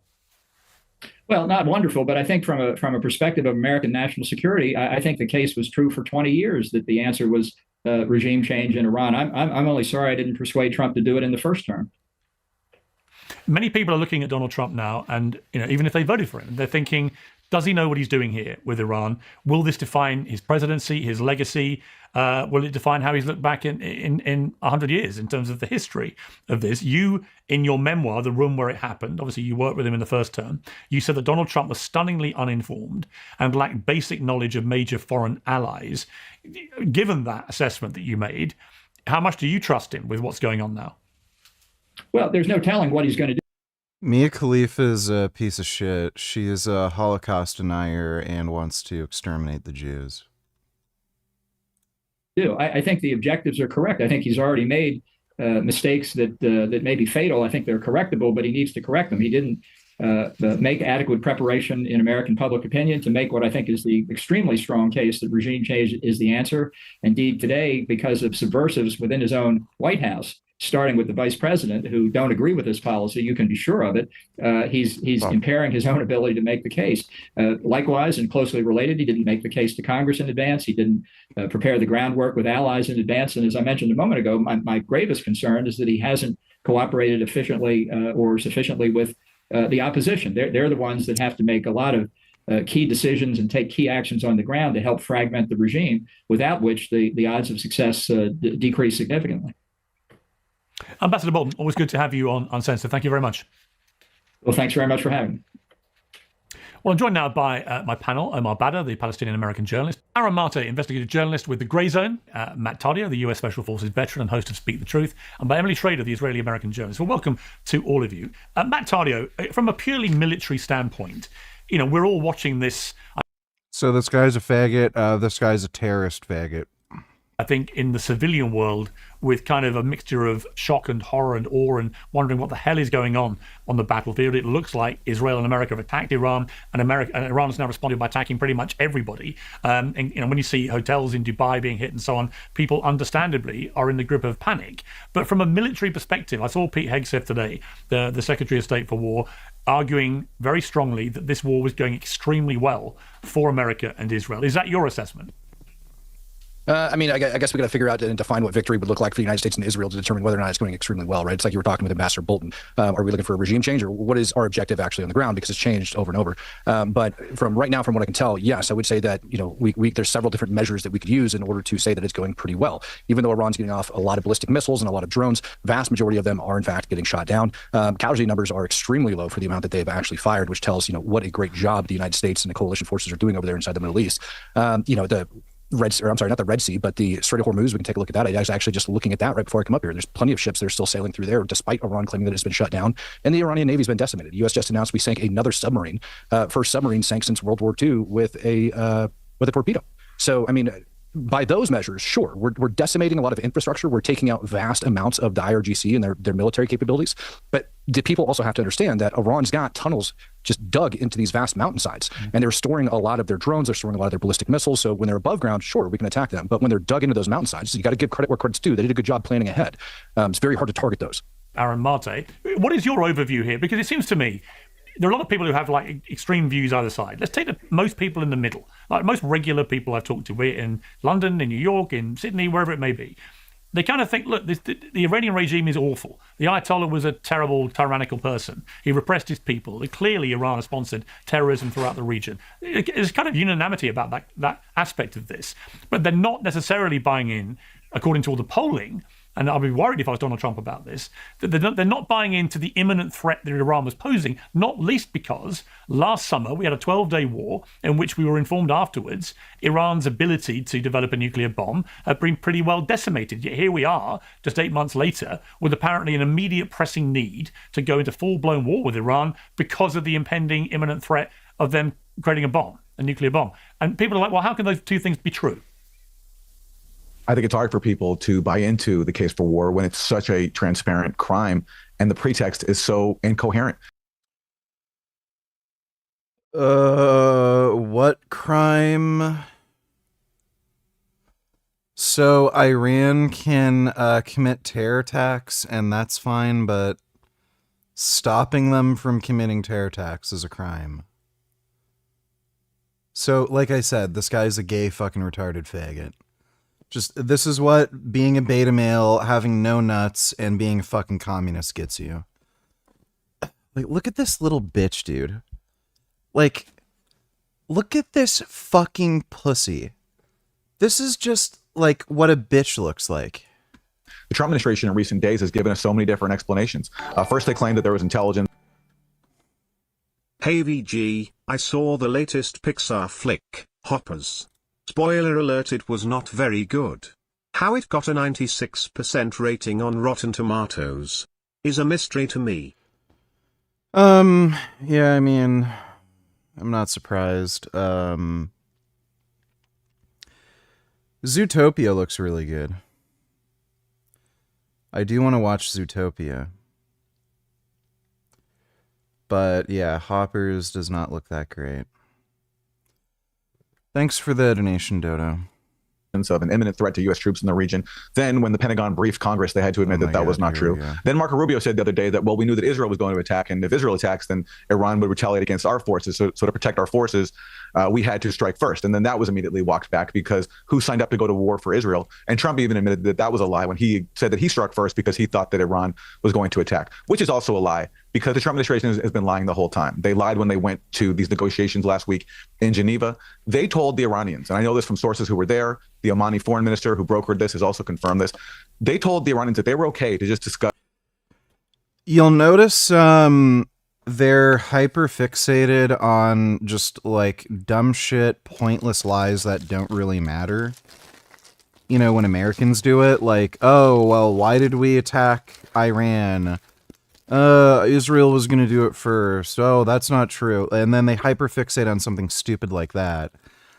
But then when Iran lies and they say, oh, we're not developing nuclear weapons, we're just enriching uranium to a point where we can use it for a nuclear weapon for no reason. Oh, well, why would they be lying about that? They don't want nuclear weapons. The U.S. is lying. They're saying Iran's making nuclear weapons when Iran said they're not making nuclear weapons. Like, I'm so done with these fucktards, man. Like, again, I'm just done with arguing with them. Why would I take someone who looks like this seriously? Can you even do 5 fucking push-ups? Like, this dude's a fucking bitch. The nuclear issue. And on that front, Iran was totally accommodating. Just as Iran respected the Iran nuclear deal that was reached back in 2015, which even the Trump administration in its first term had to certify that Iran was respecting, Iran also was willing once again to have a new JCPOA that would have resolved the nuclear issue. And Wickoff and Kushner pretended as if that was okay. Meanwhile, though, the Trump administration's real goal, which they've been planning for months with Israel, is regime change because Iran insists on the right to defend itself from Israeli aggression. That's why the issue of Iran's ballistic missiles. Oh, the right to defend themselves from Israel aggression. Okay, well, maybe they shouldn't, you know, like, help plan the October 7th attack and fund terrorism. Ever think of it? You know what? Like, why am I even arguing with you? You're a fucking pussy. Nobody should even be listening to you because you're a bitch. Missiles has been such a big issue because Iran can defend itself. And Iran is among a small number of states that stands up to U.S.-Israeli hegemony in the region. Oh, they're standing up. Oh, is that what you call the October 7th attack? Okay. Well, you know what? Bring out the nukes. If it's okay for Iran to support terrorism and kill thousands of innocent people, well, okay, let's just play by their rules, right? Why do you think they wanted to make that nuclear bomb? So let's just play by their rules. Let's nuke the fuck out of Iran and obliterate every fucking man, woman, and child living there. That's why, from the point of view of the Trump administration, they had to go. And that's why they led us into another disastrous regime change war that threatens, just as the Iraq war did, to blow up the region. It's already caused so many casualties. We have to stress one of the first victims of this assault, this aggression, was a girls' school in Iran where around 165 children were killed. And we all know the U.S. and Israel did it. They haven't denied doing it, which to me is... Okay, so again, if this guy cares so much about children, why isn't he concerned about Iran killing children? They used child soldiers in the Iran-Iraq war. They would get children to run out into minefields and use them basically as cannon fodder to just blow up mines so that other troops could advance safely. That's what Iran does to children. So if this guy was so concerned about fucking children, then maybe he'd want a regime change in Iran. confirmation that they were behind this. And there's many more people who will lose their lives simply because Israel and the U.S. couldn't accept diplomacy. They couldn't accept a peaceful way to resolve an issue that really wasn't an issue because Iran didn't even have a nuclear weapons program. As Trump's own intelligence community started to just... You know, I can tell what this guy's penis looks like just by looking at his face.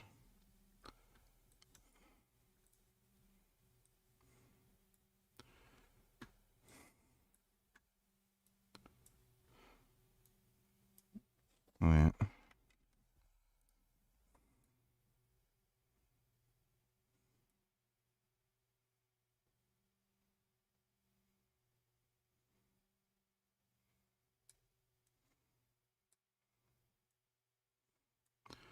That's what his penis looks like. He's got two little balls and some weird, gross, like, scrunched up dick. Just 1 year ago. Okay. I would say, well, yeah, you can, yeah. Yeah, so first of all, you brought up the JCPOA, and I understand that Donald Trump ended up backing out of the JCPOA, but let's be honest for a second here. The United States and Iran weren't the only countries that were in the JCPOA, were there? We actually had the entire EU, we had the UK, we had Germany, we had Russia, we had China, and all of those countries were also beholden to the JCPOA with Iran. So they weren't actually keeping up to that over time after the US backed out. So if you're going to blame the United States of America for the reason Iran decided to start enriching uranium, we're not going to hold any of these other countries to account. You also ended up bringing up saying that it was hold on, I didn't interrupt you. Hold on, no, I'm not holding up. I didn't interrupt you. And then we'll take it up a step further. We'll say that he lied to the Omanians. The mediators over inside of Oman. Why? Why would you say that? Because the fact is that Iran refused to discuss anything but the nuclear program. That's it. Just uranium enrichment. Just uranium enrichment. That's the only thing they wanted. And the Trump administration told them time and time again that that is not going to do it. That's not going to be enough. Further, you said that there was no imminent threat to U.S. troops. When was the last time you were in the Middle East wearing a uniform, carrying a rifle? Well, I was in the Middle East just a few months ago. When was the last time you were in the Middle East wearing a uniform, carrying a rifle? No. It was a simple question. If you can say never, that's great, because I have been. I have been for both my country and yours. And so when I'm over there, I'll tell you what the number one cause of U.S. casualties over inside the Middle East was, and that was the IRGC. One out of every 5 to every 6 U.S. service members wounded or killed in the Middle East came from the IRGC. I'm sure you're aware of this. You just chose not to bring that up. So yes, there's always an imminent threat. No. I'm not done. There is an imminent threat to U.S. troops over inside the Middle East, and there always has been, and there's going to continue to be. They have killed thousands. So don't sit here and pretend like they're not an imminent threat to, U.S. troops.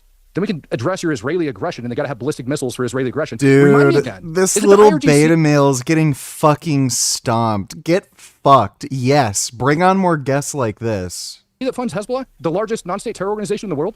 Is it the IRGC that funds the Houthis down in Yemen? What about Hamas? Do we want to talk about those? Because those, my friend, are a direct threat. And that, my friend, is aggression, whether it be through proxy organizations or not. So if you want to actually sit here and speak, let's give the people an entire picture. Seriously, when are we going to see a great movie from Pixar again?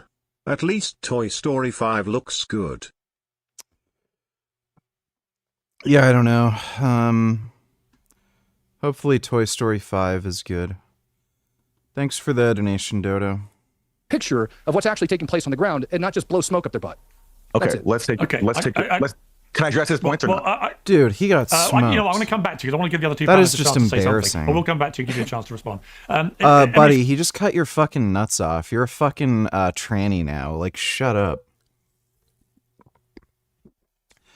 There's absolutely no point for this guy to open up his mouth again. This guy shut him the fuck up. Sorry, let me just talk to you here about. I remember when Vladimir Putin invaded Ukraine 4 years ago. There was, a lot of general consensus that this was a despicable, illegal invasion of a sovereign democratic country, and he should be repelled, right? But don't the validity of that argument, doesn't that get damaged if Israel and America just decide to unilaterally attack Iran? Doesn't it send a message? No, Iran is committing terrorism against Israel and American allies, so no. Message to China that if they want to go and take Taiwan, well, they can now do so. No, Taiwan isn't committing terror attacks against China. So they just have to present a case that they feel in peril, they feel under threat, as Putin said about Ukraine. In other words, if international law just gets completely ignored and shredded, as it has been here, clearly, oh my God, then where does that leave the world? Where does it leave this? None of this violates international law, you fucking idiot. When people that America would view as very bad actors in the world stage use the same arguments to get what they want. Well, I obviously understand your point, but I think it's a bit insulting to Ukraine to compare them to the Islamic regime in Iran. This is not a democratic state. It's a terrorist But I'm not state that comparing has the existed regimes. for 47 years. I'm comparing the decision-making by those that attack and the way the world responds. Fair point. Fair point. I'll give you that. But I don't think it's at all the same thing. I think it's comparing apples and oranges. I think that this is in coordination, in adherence to international law under Article 51. Of the UN.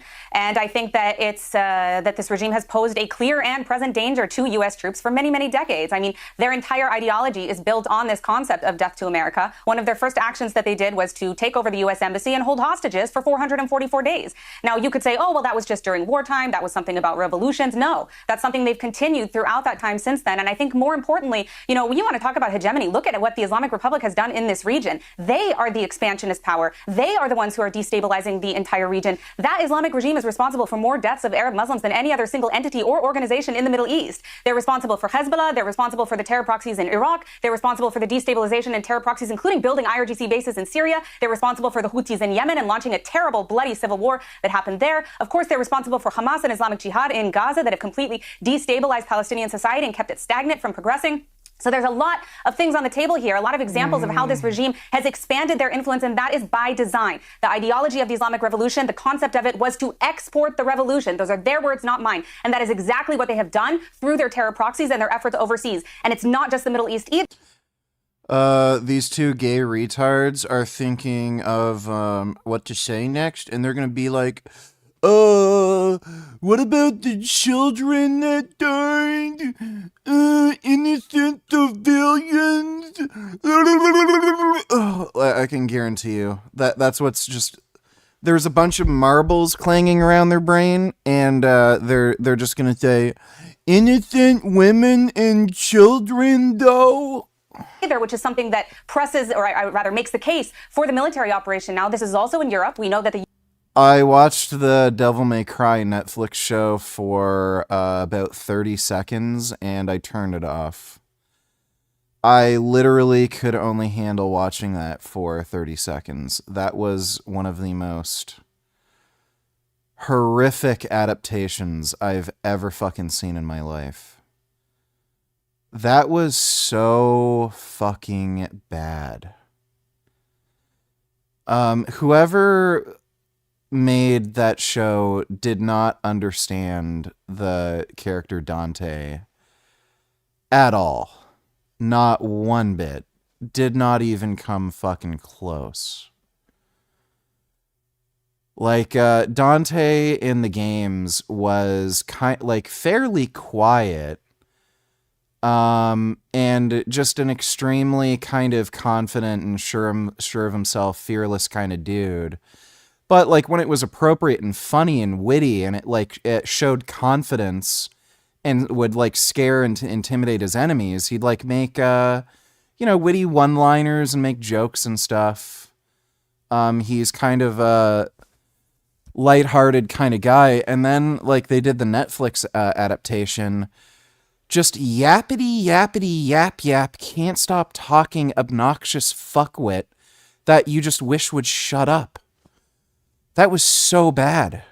The UK, for example, has been used in a way as a playground for money laundering for the IRGC. They've carried out assassinations and attempted assassinations, as well as attempted kidnappings on European citizens on European soil. And they've also done the same in the United States with the attempted kidnapping of Masih Alinejad. They've also attempted to carry out assassinations in Washington, D.C. It is not contained to the territory of Iran. And that precisely is the problem. Every action that Israel has taken has been in defense to the aggression and the attempt to eradicate the state of Israel, but also the entire West. And so this idea, this fantastical notion that everything they've done is somehow just in response to whatever the West has done or whatever the United States has done, it's delusional. It's absolute nonsense.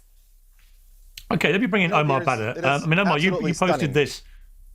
Well, I just want to read to you something you posted, Omar. You said when it was 4 Americans have been reported dead. You said 4 Americans whose families have been devastated just because Trump wants to help Netanyahu play emperor of his region. Hundreds of Iranian families have also been destroyed for the same reason. Thousands more to come, unforgivable. I would say, before I let you respond, that in relation to what Aaron said, we still don't know for sure what happened with the girls' school. And I think until we know for sure, then we should at least preface it by saying we don't know yet for sure, because there are counter arguments about how that may have happened. But Omar, your response to what Emily said there. Sure. I mean, I'll address a couple of things. On that note, I think that's absolutely important just to put things in perspective. Panda, don't need to tell, I really hope you're in the mood today for some cuteness. Oh, gains, oh, great one.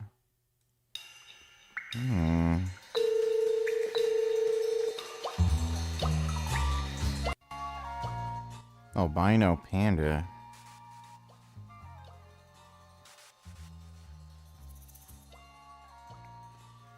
Those aren't infrared cameras. Wow.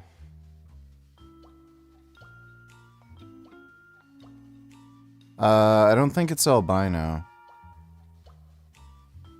It doesn't look like it has red eyes. That's a nice bear, though. Wow.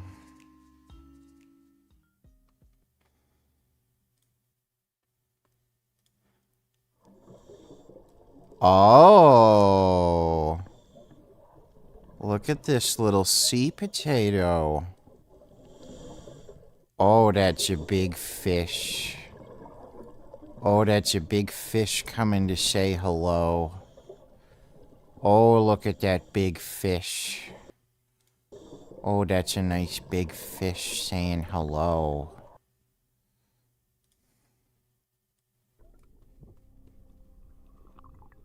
Hey. Well. Oh my god.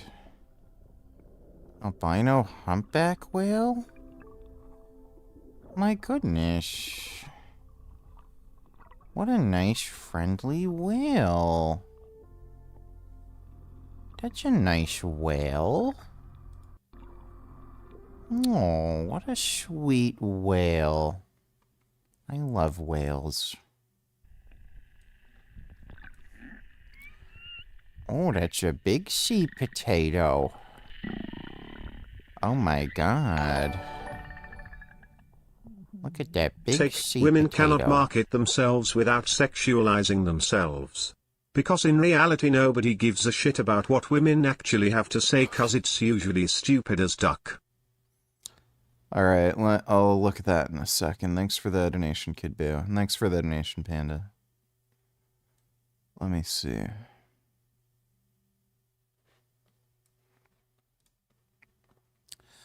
It's a nice cat.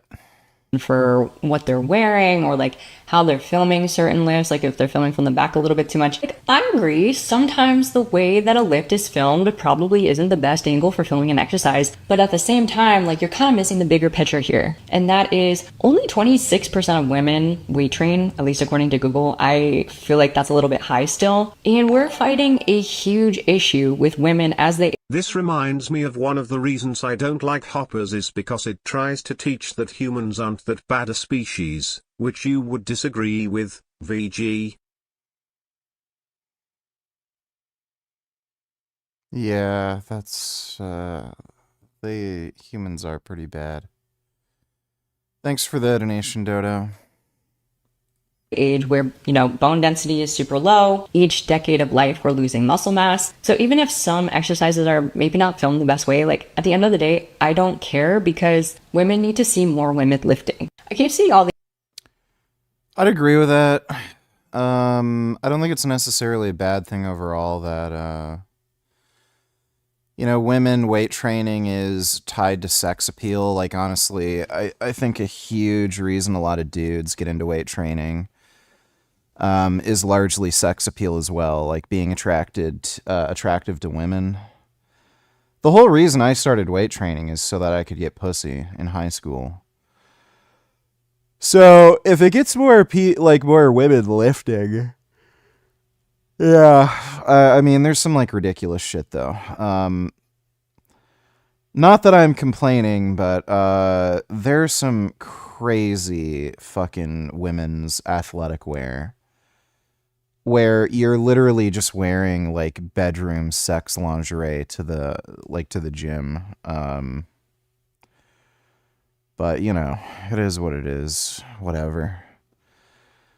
I'm not going to complain about seeing chicks like pussy and asshole through her yoga pants while she's deadlifting. of the fact that at this point, 6 Americans have been killed, and they did not die honorable deaths defending their own nation or homeland. Their lives were wasted by Donald Trump because he is fighting this war of choice, this illegal act of aggression, in order to help his buddy Netanyahu, who is, by the way, a wanted war criminal, wanted by the International Criminal Court, to help him play Emperor of the Middle East. That's what American lives. There we go. So it doesn't respond to anything about Iran, just Israel bad. Which would do people defend humanity so much when so much people just suck? Yeah, that's true. Thanks for the donation, Dodo.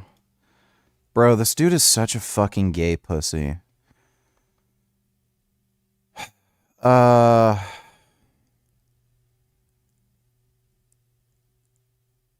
Yeah, Netanyahu's acting as Emperor of the Middle East, buddy. Khomeini, like, orders mass executions. Like this guy is a terrorist. He just wants to kill Jews and create an Islamic caliphate. Why don't we do that to him? Like, just have him publicly executed like they have in Iran because he's doing stuff that we don't like. You know? Like, if he's fine with Iran doing it, then, okay, let's do it to him. You know? Are being wasted for. And frankly, when it comes to the school as well, all available evidence right now points to the fact that this was a strike either by the United States or Israel. There's been multiple investigations, including by Al Jazeera on it, that I think is worth checking out. So we're dealing with a reality where right now, more than 1,000 Iranians have been killed, their lives completely destroyed, where you have these girls in that school will never grow up to become teenagers, and their parents will never see them again. And for what? In order for Netanyahu to play Emperor of the Middle East. That is what we're fighting for. And there are endless lives that are going to be taken in the near future. You're not fighting for anything, buddy. You're overweight. Why do people defend humanity so much, VG, if we suck? 'Cause they're like gay retards. Thanks for the donation, Dono. This guy is a overweight, out of shape, middle-aged man, and then he's like, "This is what we're fighting for."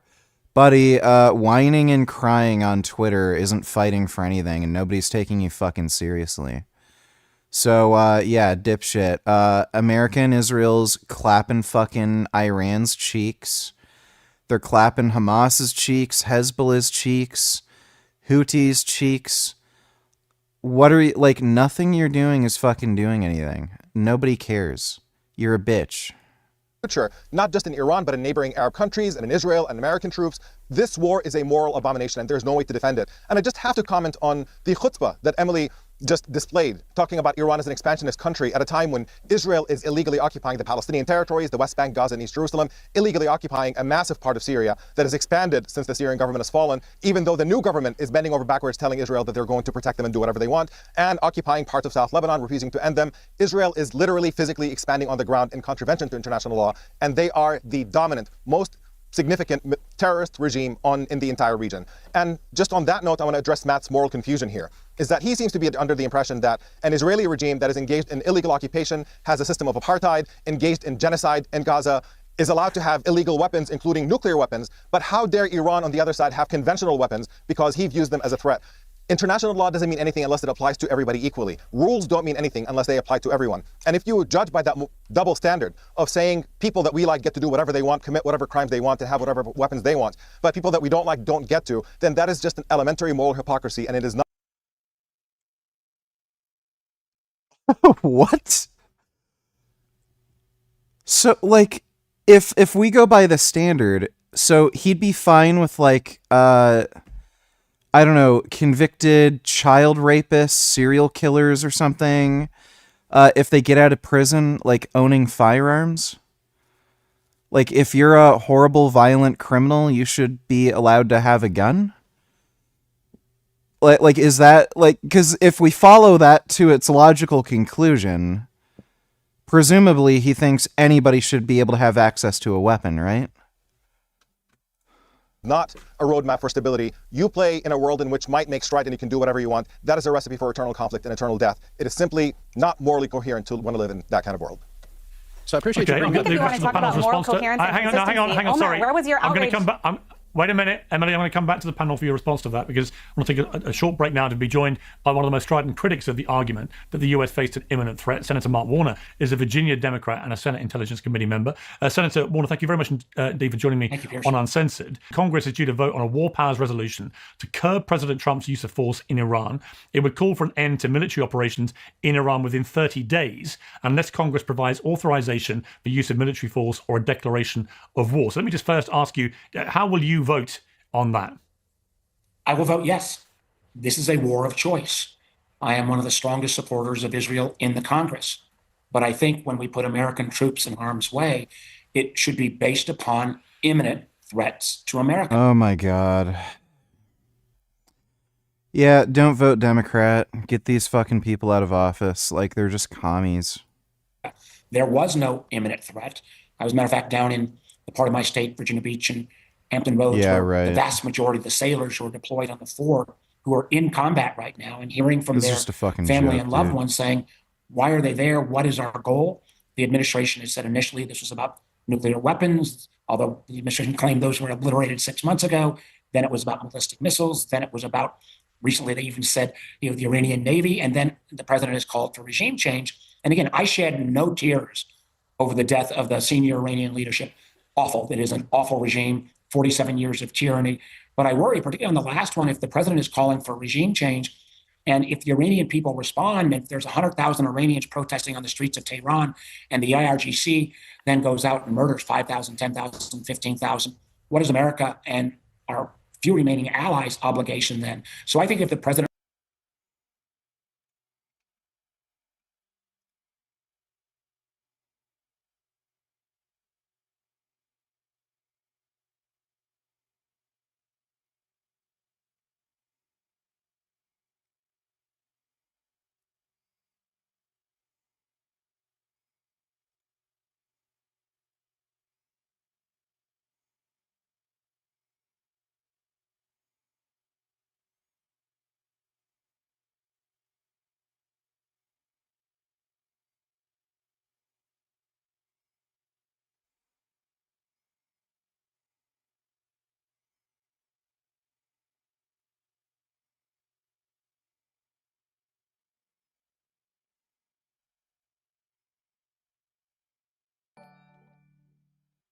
Do you and Pat disagree on anything?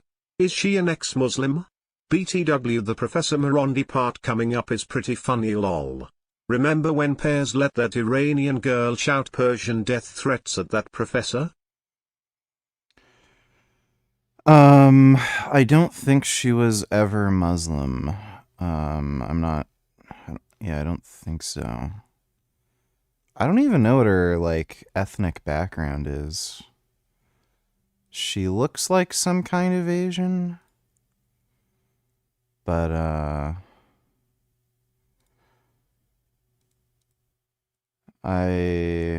don't know.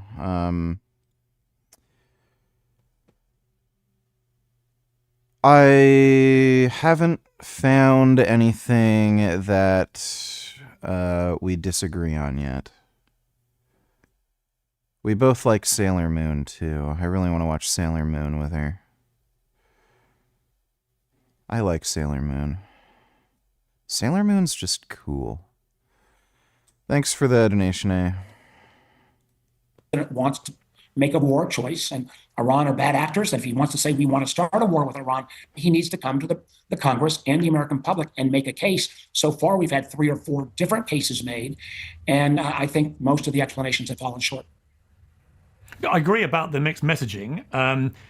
It should also be said that 2 Democratic presidents in history, modern history, have bypassed congressional prior approval for shorter or limited missions. Bill Clinton in Kosovo in 1999, Barack Obama in Libya in 2011. They argued these didn't constitute hostilities under the Act's definition. But, to most laymen, they would look at this and say, well, it's hypocrisy by the Democrats. When it's your president doing the same thing, then everyone signs up to it. When it's Donald Trump, suddenly it's a terrible thing that has to be stopped. What do you say to that?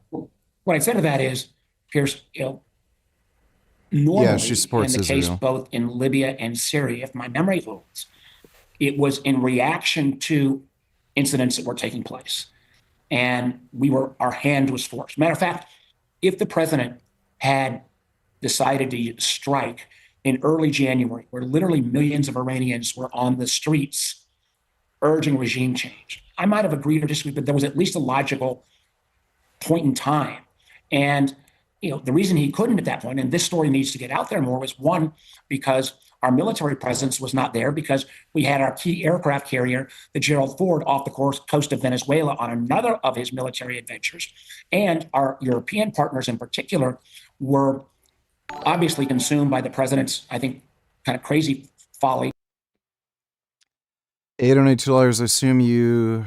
I assumed it used to be Muslim because she made a video with her mom going ex-Muslim. Oh, okay. Yeah, I have no idea. No clue. Thanks for the donation, though, eh?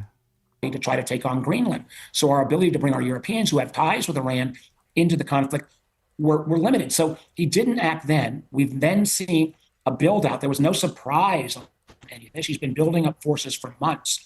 So if this is a war of choice, and the president has the ability to make the case, he should come to Congress, make the case that this is in America's interest to try to take out the Iranian leadership, not have this dictated, frankly, by the Israeli government's timeline. And I say this again as a strong supporter of Israel. And one of the things that shows somewhat of the chaotic approach, if we knew this was coming, why hasn't the United States been better prepared to get our literally hundreds of thousands of American citizens out of the region? I think the Brits, other countries are getting their people out of the region while we are still leaving literally thousands of Americans trying to reach phone numbers to find a way out when nobody's answering. Why we were not better prepared. Listen, when America screws up, and we have many times, let me acknowledge that. And I think, again, in many ways about the disastrous withdrawal under Biden, which I criticized from Afghanistan, but unfortunately, this is starting to take on some of those same characteristics. And I think America deserves better. And my fear is, we would all agree we don't want Iran to have a nuclear weapon. We all agree the Iranian regime is awful. The president made no effort to build a coalition to say, this is such a problem, we need to act. I will stand by my statement since day one, though. There was no imminent threat to the United States. But it's interesting. It's interesting listening to you. In harm's way, there needs to be an imminent threat. I'm sorry. I understand that, but it's interesting that you conceded there that had Donald Trump done this there does not need to be an imminent threat. There was never any imminent threat when it came to Germany, and guess what? America did. Like, this is just fucking cucked bullshit. I don't even understand what he means by imminent threat. The U.S. military has been attacked by IRGC forces for decades. On top of that, our species just keeps getting worse and worse. Yes, that is true. Thanks for the donation, Dodo. Yeah, Americans have been attacked and killed by IRGC forces for decades. They've been a problem for a long time. I don't know what he means by imminent threat. Like existential threat? Like what does that mean? This is just a cucked ass retard. In January, which is literally 6 weeks ago, you might have supported it. So it seems to me that you are intrinsically in favor of regime change. And I would argue that if you take that as your position, that actually the slaughtering of up to 30,000 protesters by the Iranian regime, which followed that, would have been an even more a reason for America to get involved. By your logic. Well, in other words, I'm not if sure the I would uprising... say, I'm sorry, go ahead. Oh. Well, no, what you're saying is you might have supported it in January when they rose up. Then wouldn't the slaughter of nearly 30,000 protesters, wouldn't that have been an even more compelling reason to do it? Well, I would argue there was at least the case, and I would not take your characterization. Do I think the Iranian regime is awful? Yes.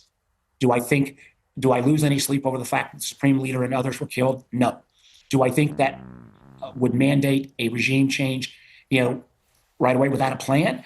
I would only make the argument that the logic of acting when there were millions of Iranians on the street and the president said to those protesters, don't worry, we have your back, a selective strike might have pushed things forward.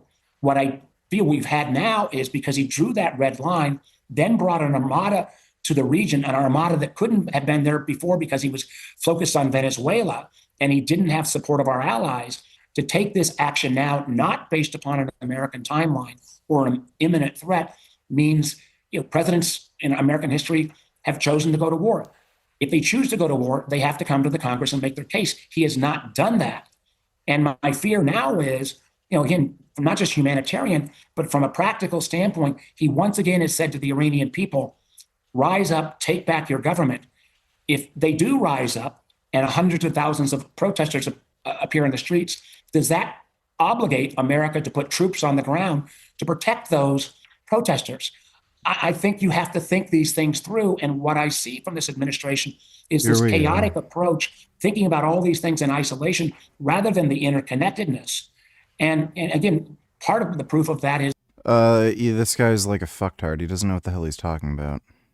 Not only what will we do if the Iranians do rise up, do we have an obligation, but it also goes to the point of why has there not been a better plan of trying to evacuate the literally hundreds of thousands of Americans? This is nonsense, and you're repeating IRGC propaganda. I'm sorry, it's nonsense. It is not just economic. Listen to what the Iranians... Public confidence that there's a clear narrative here about what the intention is. Yeah, absolutely. I understand why people might not be clear on the reasons for that. I do want to take issue with what the senator said about Israel's timing. Actually, it was revealed today that Israel had planned to do this much later in the year. There was no plan to strike Iran as of now. The only plans that were discussed initially were back in January, shortly after Trump said, take to the streets to the Iranian people. Israel had not been planning something, so that part is inaccurate at best. I also would take issue with the claim that it's a war of choice. I do believe it's a war of necessity. We know how this Islamic regime has been operating, how they've been targeting American troops, how they've been operating on foreign soil, how they've been trying to export the revolution. As I mentioned, it's something that we cannot miss when it comes to this issue. And when it comes to the concept of forever wars, I just want to point out to this audience that every year the United States, excluding any involvement financially with Israel, any aid to Israel, anything related to Israel, they are spending up to $60 billion per year only on deterrence related to the Middle East, which is, of course, as Matt emphasized, completely related to the Islamic regime in Iran and the IRGC's activities. Now, they've already spent approximately $5 billion on this conflict just in a span of a few days. And they estimate that if this war continues, meaning that if it goes longer than what President Trump has stated he wants it to, it could be up to $65 billion. Well, up to $65 billion is approximately what the United States is spending every single year. So the idea that this is so much more expensive or so much more difficult than what we're already doing. I mean, the status quo is not free. The status quo is extremely high risk. That sounds a lot more like a forever war to me than actually dealing with the problem once and for all. And the reason that there is some confusion about the things that Marco Rubio and the other officials have mentioned is because all of these reasons are true. They are developing, they're in the process of developing ICBMs. They are in the process of rebuilding a nuclear program. And let's not forget that they've held on to that 400 kilograms of highly enriched uranium at 60%, which is 90% of the way to a nuclear weapon. We can't forget that they've been holding on to that the whole time. And sorry, one more thing I want to mention about Omar is that he seems completely outraged about schoolgirls dying, yet he said nothing about the fact that IRGC poisoned schoolgirls in 2022, or the more than 30,000 protesters, including children, who have already been executed or shot in the streets during the protests in January. Yeah, Happy to address that for you. You know what happened? There were peaceful protests against the Iranian government over the economy, an economy, by the way, that Scott Bessent, the U.S. official... This is nonsense, and you're repeating IRGC propaganda. I'm sorry, it's nonsense. Oh, yes, the peaceful protests where people were literally burning down government buildings and running over police and IRGC officials. Right, those peaceful protests.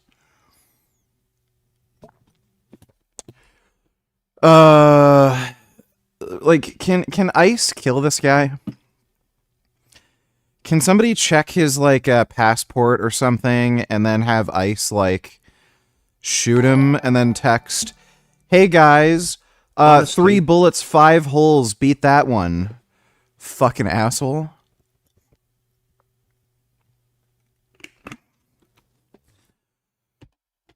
Like, where's Trump when you need him? Sick ICE on these fucking assholes.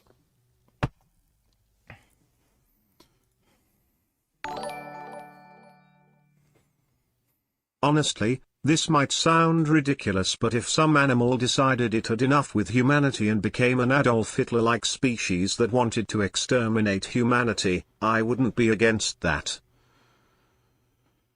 If that were squirrels, yeah, I mean, I'd have a hard time arguing against that.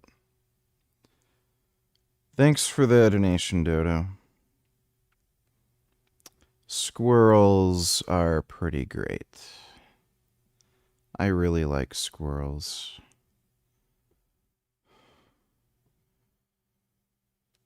Poo poo, pee pee, bum bum. It is not just economic. Listen to what the Iranians are saying. Emily, Why do you think you know better? Tell the truth. Emily, you need to let me finish my sentence. You can't just jump down my throat every time I say something that you don't want the audience to hear. Then so let me stop finish my sentence. There were largely peaceful protesters who are against their own sure, peaceful government. And you know what? Like, dude, the videos are out. Like, we've all seen the footage. It's just, why am I even listening to these fucking dipshits? Like, you're gay lying retards. Without any a likely timeline for this. Yeah, so realistically, how it's going to play out, it's sad that senator doesn't even know our own Constitution. Article 2, Section 2 of the Constitution actually allows the President of the United States to conduct limited operations. Same thing with the War Powers Resolution of 1973. Within there, we get limited strike capabilities up to 60 days without anything else, that's going to be dragging us in a little bit deeper. And he's got to be able to bring that before Congress. How this is going to play out in the future is going to vastly depend on what's taking place on the ground over there. Over inside of western Iran, we see strikes over in Kurdish regions, vastly targeting IRGC forces. We also see reports of airstrikes that are taking place along the Iraq-Iran border. Additionally, over inside of Iraq last night, we saw targeted strikes against Iranian-backed militias. Shiite militia organizations that were and have been targeting U.S. troops, which is something else I wanted to bring up to that senator, which is we lost 3 U.S. service members on January 28th, 2024. Sergeant William Rivers, Specialist Kennedy Sanders, and Specialist Breonna Moffett over in the tri-border regions inside of Jordan. They were targeted by an IRGC-backed force. Our troops have been under attack. So how long this is going to take is until the regime ends up giving in. And I believe our president, Commander-in-Chief of the United States military, actually came out and stated that the other day, that your time for negotiating is up because they're not negotiating. So it's just going to be whenever they give in.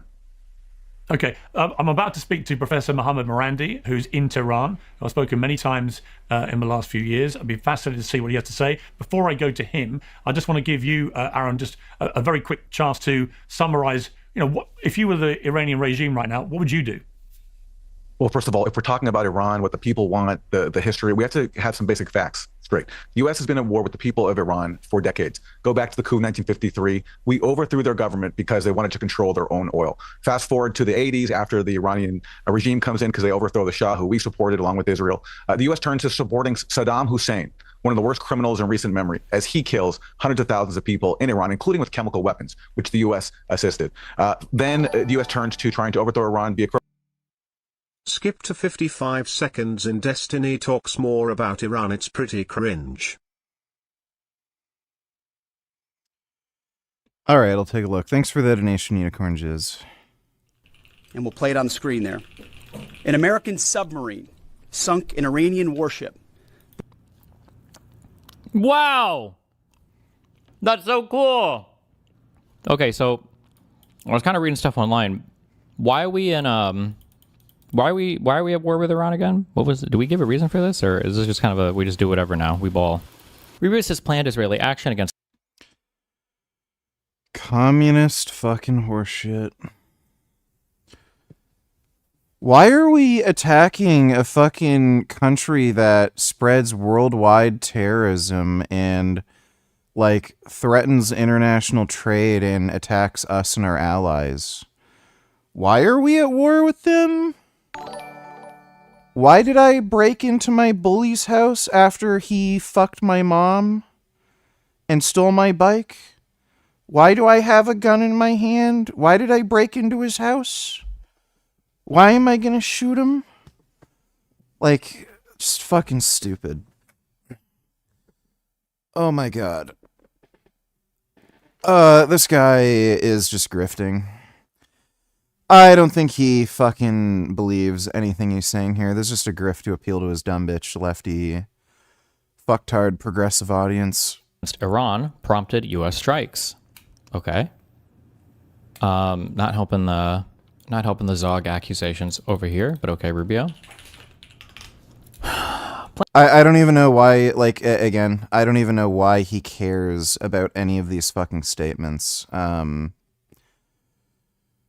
We know why the fuck the U.S. is attacking Iran. Like honestly, if all this guy can do is look at, what did Marco Rubio say? What did Trump say? What did Pam Bondi say? None of this makes any sense. Like, you're just a shit political commentator.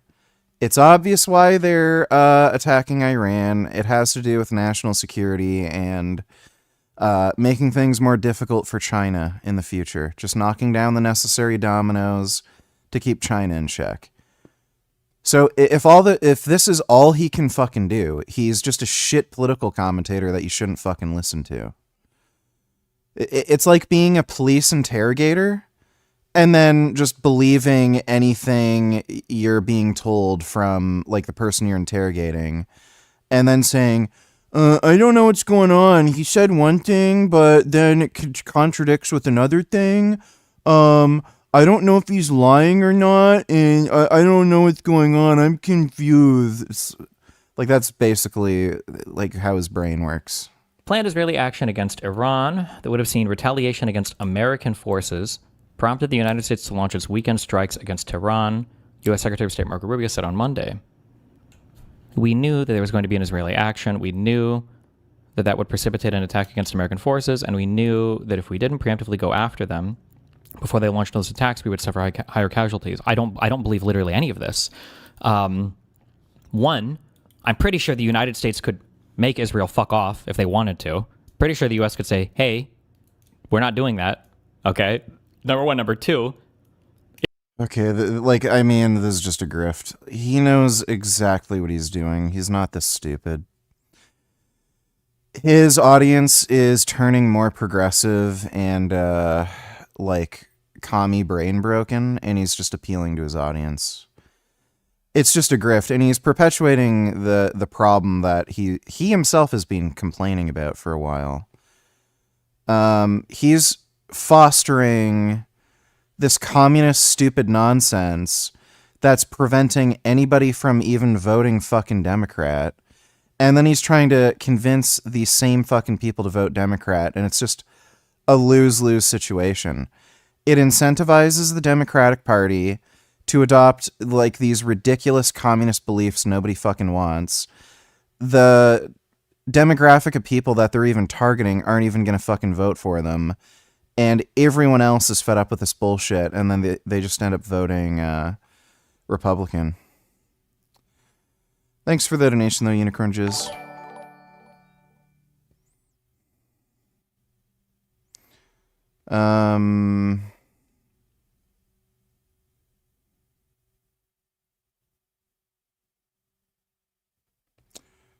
Wait, did I skip You know what's really funny? Reza Pahlavi has like 10 million followers on Instagram. I'm guessing mostly Iranian. That's more followers than Piers Gas subs on YouTube. I bet that's 10 times anything this pro-Urg guy could muster.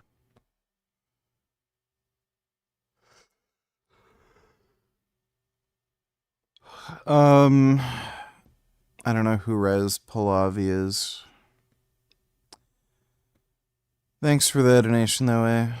Dodo Donny Tellers, please watch the clip.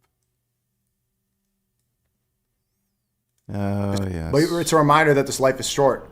And so Khomeini, if he did die, if he died in this act, especially during the holy month of Ramadan, inshallah, he gets the highest rank in Jannah, and he gets eternal paradise. He gets the highest rank, he gets martyrdom. That's the highest achievement we can get. But it's a reminder that yeah, he's rotting in the ground, just like everybody else.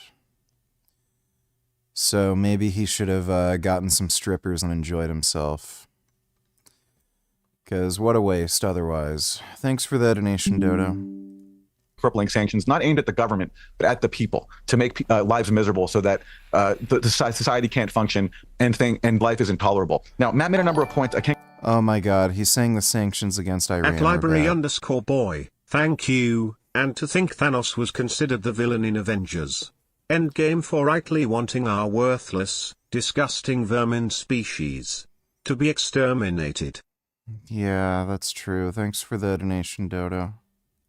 Can't get to all of them, but the JCPOA, the whole premise of that, the reason that collapsed is because the U.S. pulled out, because the premise was the U.S. offers sanctions relief. We've got Iran. I'm sorry to jump in, but we're going to lose the line. Enrichment is acceptable, and but he was lying. Obviously, he's a Gulf Arab family, and the Epstein class in your country, which do all sorts of things to ordinary people. He stood with his people, and he stayed. Buddy, all they did was fuck some teenage prostitutes. It's not that fucking deep.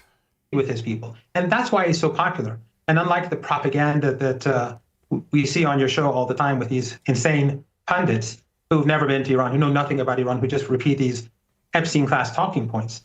The Iranian people are steadfast and standing beside and behind the Islamic Republic. And as we speak, across Tehran, under missile fire, you see huge crowds of people in different parts of the city protesting against the United States and calling for the armed forces to resist. And might does not make right. As I learned from school, children know this. Oh, really? So, what do you think about your government mass murdering protesters? What do you think of that one, huh, jackass? Yes, we are in the right. Your regime, your government, the American regime, they... Reza Pahlavi is the official Iranian opposition. The Shah's son. Obviously this doesn't prove every Iranian likes him, but before the internet cut out in Iran he was getting like 90 million views I think, but then 9 to 6 million when the internet shut down. Oh, I see. Okay, yeah. Dude, it's... I don't even... like, it's just ideological. There's just a bunch of people who've been indoctrinated by communist brain rot horseshit, and they know nothing about this Iran conflict, and then they've just been trained to hate Jews. Ugh, people are just stupid fucking chimpanzees. Oh, and this guy's a fucking retarded baboon, too. Supported the Holocaust in Gaza, the ongoing Holocaust in Gaza. We stood against the point I would make. Oh, yes, the Holocaust. No matter how. His own government literally killed more civilians in a fucking week than were killed in the last, 2 years of war? Let me respond. No matter how you try to frame it 3 now? And pretend that we killed in Iran tens of thousands of people on the streets and all that fake media propaganda, the reality is the reason why Iran is hated is because we're against ethnic cleansing. We're against ethno-supremacism. And that is something that the Epstein class that rules over all of you cannot tolerate. Well, no Epstein class rules over me. And the difference between me and you is I'm able to look at our leadership, from our Prime Minister to our former UK ambassador to America to the former Prince Andrew, and I'm able to publicly criticize them and say I find all of them, frankly, pretty deplorable and shameful to their country in the way they conduct themselves. You would never say that about your supreme leader, because had you said that on the airwaves... Well, hang on. Because had you called your supreme... Let me explain to you. Yeah, if you let me I'll let you speak. Let me speak. Had you criticised your supreme leader while he was alive publicly, had you done it publicly in the way that I can do about my prime minister or my royal family or my ruling political class, then you would have disappeared from the airwaves extremely quickly. You and I know that. And when it comes to the reaction of the people on the streets in your country, you would like everyone to believe it's all one way. Everyone's on the side of the regime that you propped up for years. But I would show you this scene. Look at this and tell me what we're looking at.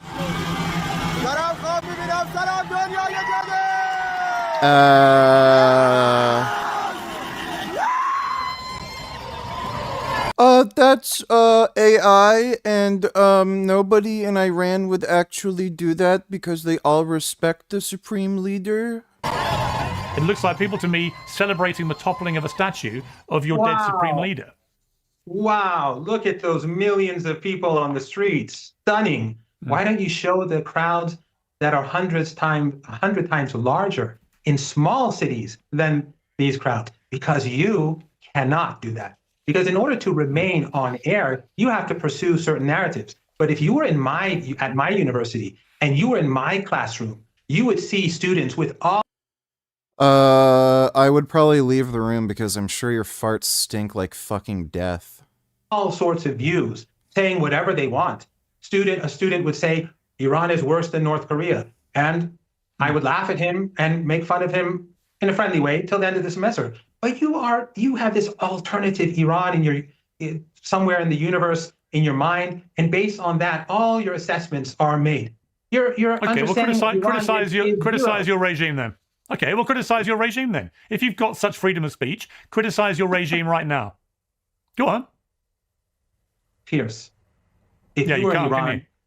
Pierce, full of hot air. You remind me of Comical Ali in the Iraq War, who kept just talking You're a complete nonsense child, about his Pierce. ruling, about his regime and ruler. I don't, you know. You fucking got him. The problem is, I don't know You how can't to do it, deal can with you? your. Be quiet for a can't do second it. and let me respond. Or criticize your regime. Go on. I know you're afraid. Be quiet. Let me respond. And I'm not afraid of anything. Don't be so afraid. In Iran, we talk against the government, against policies day and night. You sit in a taxi. Okay, so do it. They're criticizing. You're on campus. They criticize. I wanted you to criticize your regime right now. No, I'm not going. This post is so cringeworthy, VG. The only kind of people that think Western civilization is great are degenerate psychopaths that prey on children. Or, you know, maybe people who have a fucking job and can pay their own rent and stuff. But thanks for the donation, Dodo. Going to when you give me 5 minutes. No, you're not going to, are you? Because you're a coward.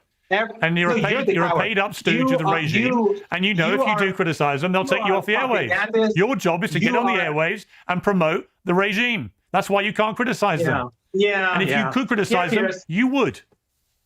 Are you going to let me talk, or are you just too cowardly to let me talk? You're afraid of me. I asked you a question. You wouldn't do it. You're a coward. You can't do it, can you? You're a coward. I'm not I'm the coward. I can criticize my regime. I can tell you I think Prime Minister Starmer has been a complete dud. What are you going to say about your regime? My country is under airstrikes from your criminal regime, your Epstein regime. My country, the people in my city are being slaughtered by your garbage regime, and you want me to sit actually, the people in your country were slaughtered by your regime, weren't they? Only a few weeks ago, up to 30,000 of your people were slaughtered by your regime, weren't they? Okay, Pierce, forget it. If you don't want me to talk, I'll just sit down. You do the talking. Well, I'll tell you what, we'll end it like this. I've had you on my show many, many times, right? When do I get invited on Iranian state television? Oh, you've gone. I invited you to Iran, Pierce. I invited you to Iran. I'll do it like you do. I'll do it like you do. Down the barrel of a camera, you put me on Iranian state television and let me say what I think about Iranian state television in the way that I let you come on my show and criticize my country and the United States and the West. Fair's fair, right, Professor? Because you've got freedom of speech. In Iran, we speak out against the government all the time. Bull fucking shit. Yeah, and then you get publicly executed. Thanks for the donation, Dodo. There's public executions all the time in Iran.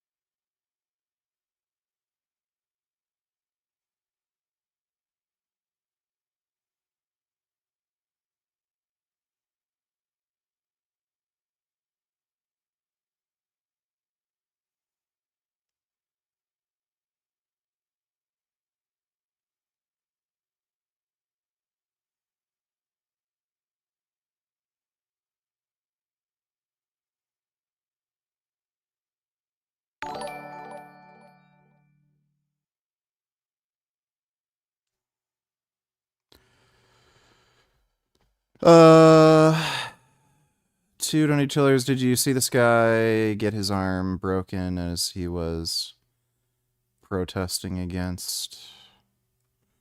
Stand up. Oh, U.S. Marine veteran gets arm broken in Congress. Yeah, I've seen that. That guy's a fucking idiot. Ow. His hand.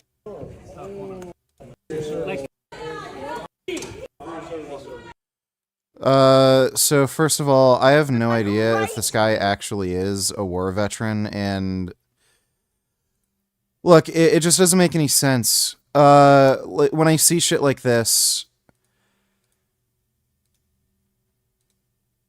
like, Marines are kind of macho, tough guys, and they have, like, a sense of duty. The whole reason they join the Marines is because they want to see combat. You know, they want to fucking kill people. They think guns are cool. They play Call of Duty and shit. They're kind of like the macho, tough guy types. And then when I see a grown man acting like a fucking retarded, childish baby, war is bad, never war, war not good at all, stop this, It really raises eyebrows. It's like that guy who said he was a Green Beret and was claiming that he saw Israelis killing Palestinian children, and it turned out that guy's like a massive liar. And he's just a nut job who just lied about everything he said. Like there's just certain behaviors you don't see from certain people who are in the armed forces, especially when you're talking about like you know, Marines, Army Rangers, Green Berets, like stuff like that. People who you kind of climb the ladder of people who take their job a little more seriously. So I'm extraordinarily skeptical that this is in any way real. This guy may be a paid protester who's just faking being a Marine veteran. Or this guy is like a brain broken fucktard who just like shouldn't be taken seriously. Like it's just a complete joke. Thanks for the donation, though, too. In Iran, there should be no problem in me, Piers Morgan, going on Iranian state television and hammering your regime. Only you won't let that happen, and the regime won't let it happen, because amongst the many things that you repress, the biggest thing you repress is freedom of speech. That's why you can't talk out against your regime, and that's why you wouldn't let me go on state TV in Iran and talk out against your regime. And that is the difference between us. So you can try and take the high moral ground, but the reality is that is the difference. You are a genocide supporter. You supported it in Israel, in Palestine, and you refused to come to Iran. And I invited you twice. I literally did the opposite. Technically, there probably are debates in Iran because there are different political factions. Except the people and politicians are arranging kinda more like, do we want to be terrorist or terrorist pro-max? Whoop-de-fucking do. That's just amazing. Not.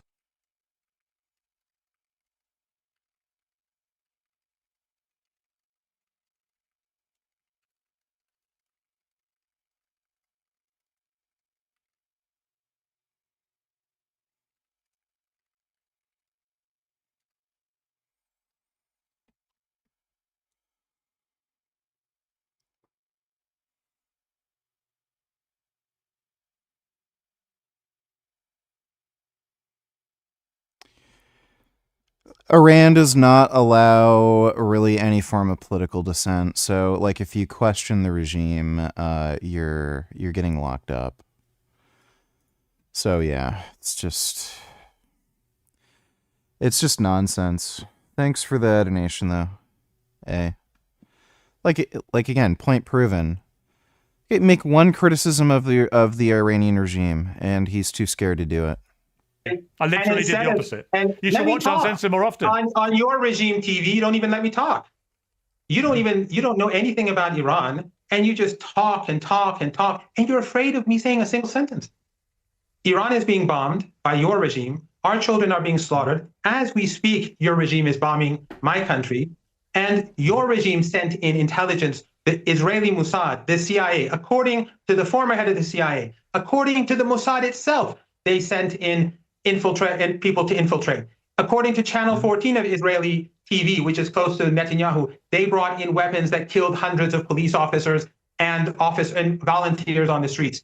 So the 3,117 people who were killed, and all of them have their. There was an election between Newsom and Vance. Who'd you vote for? Probably Vance. Newsom's a complete scumbag, dude. Like, look, the dude's planning on doing a live stream and interview with fucking Hassan. You have, like, there's no chance I'd vote for anybody who'd do a fucking interview with Hassan. It's over. So, yeah, I'd rather vote for Vance. Even though Vance is a piece of shit, guess what? You're a bigger piece of shit if you associate in any way with somebody like Hassan. Or even worse, executed. Yes, true, Dodo. Thanks for the donation. Their ID and information, they're well known. If you have any extra names, give them to me and let's see what your evidence is. All of those people are recognized. And wait a moment. Wait a moment. And if there was one police officer killed in your country, what would the reaction be? Some young woman was turning to the right. They shot her in the face. Here they killed 200 police officers and those weren't police officers. But yeah, most people think that was bad. Do you remember that U.S. soldier that live streamed himself getting set on fire in front of the Israeli embassy? Yeah, I remember that. There are brain broken morons for sure, but again, I've personally known people who were in the Marines. I've also met and talked to some people who were in the SEALs, and I think there might have been one. No, I don't know if I ever met anybody who was in the Green Berets like that I talked to. SEALs, I've talked to dudes who are in the SEALs, Army Rangers. They just have a certain personality, and you just wouldn't see them doing something like that. So when I see a video of somebody who claims to be a Marine having a temper tantrum like that in public, acting like a retarded child, no invading Iran, like, it's hard for me to believe that's real because they just don't do that sort of shit. Like, it's possible, but I wouldn't believe it until I saw some kind of proof. Oh, this is him. He served in this time period. So there's fake shit all the time, and there's paid protesters who are paid to fake this kind of crap. So, well over 100 volunteers on the streets, and you call that peaceful protest, but you ignore the millions of people on the streets as we speak in Tehran right now. Yeah, who are supporting the government. Let me tell you. And let me respond. I can tell you. Just one. I wanted to bring something for you to see, but forget it. Just one final sentence. For 47 years. Nobody cares. Shut up. You're fucking ugly. What a dumb bitch.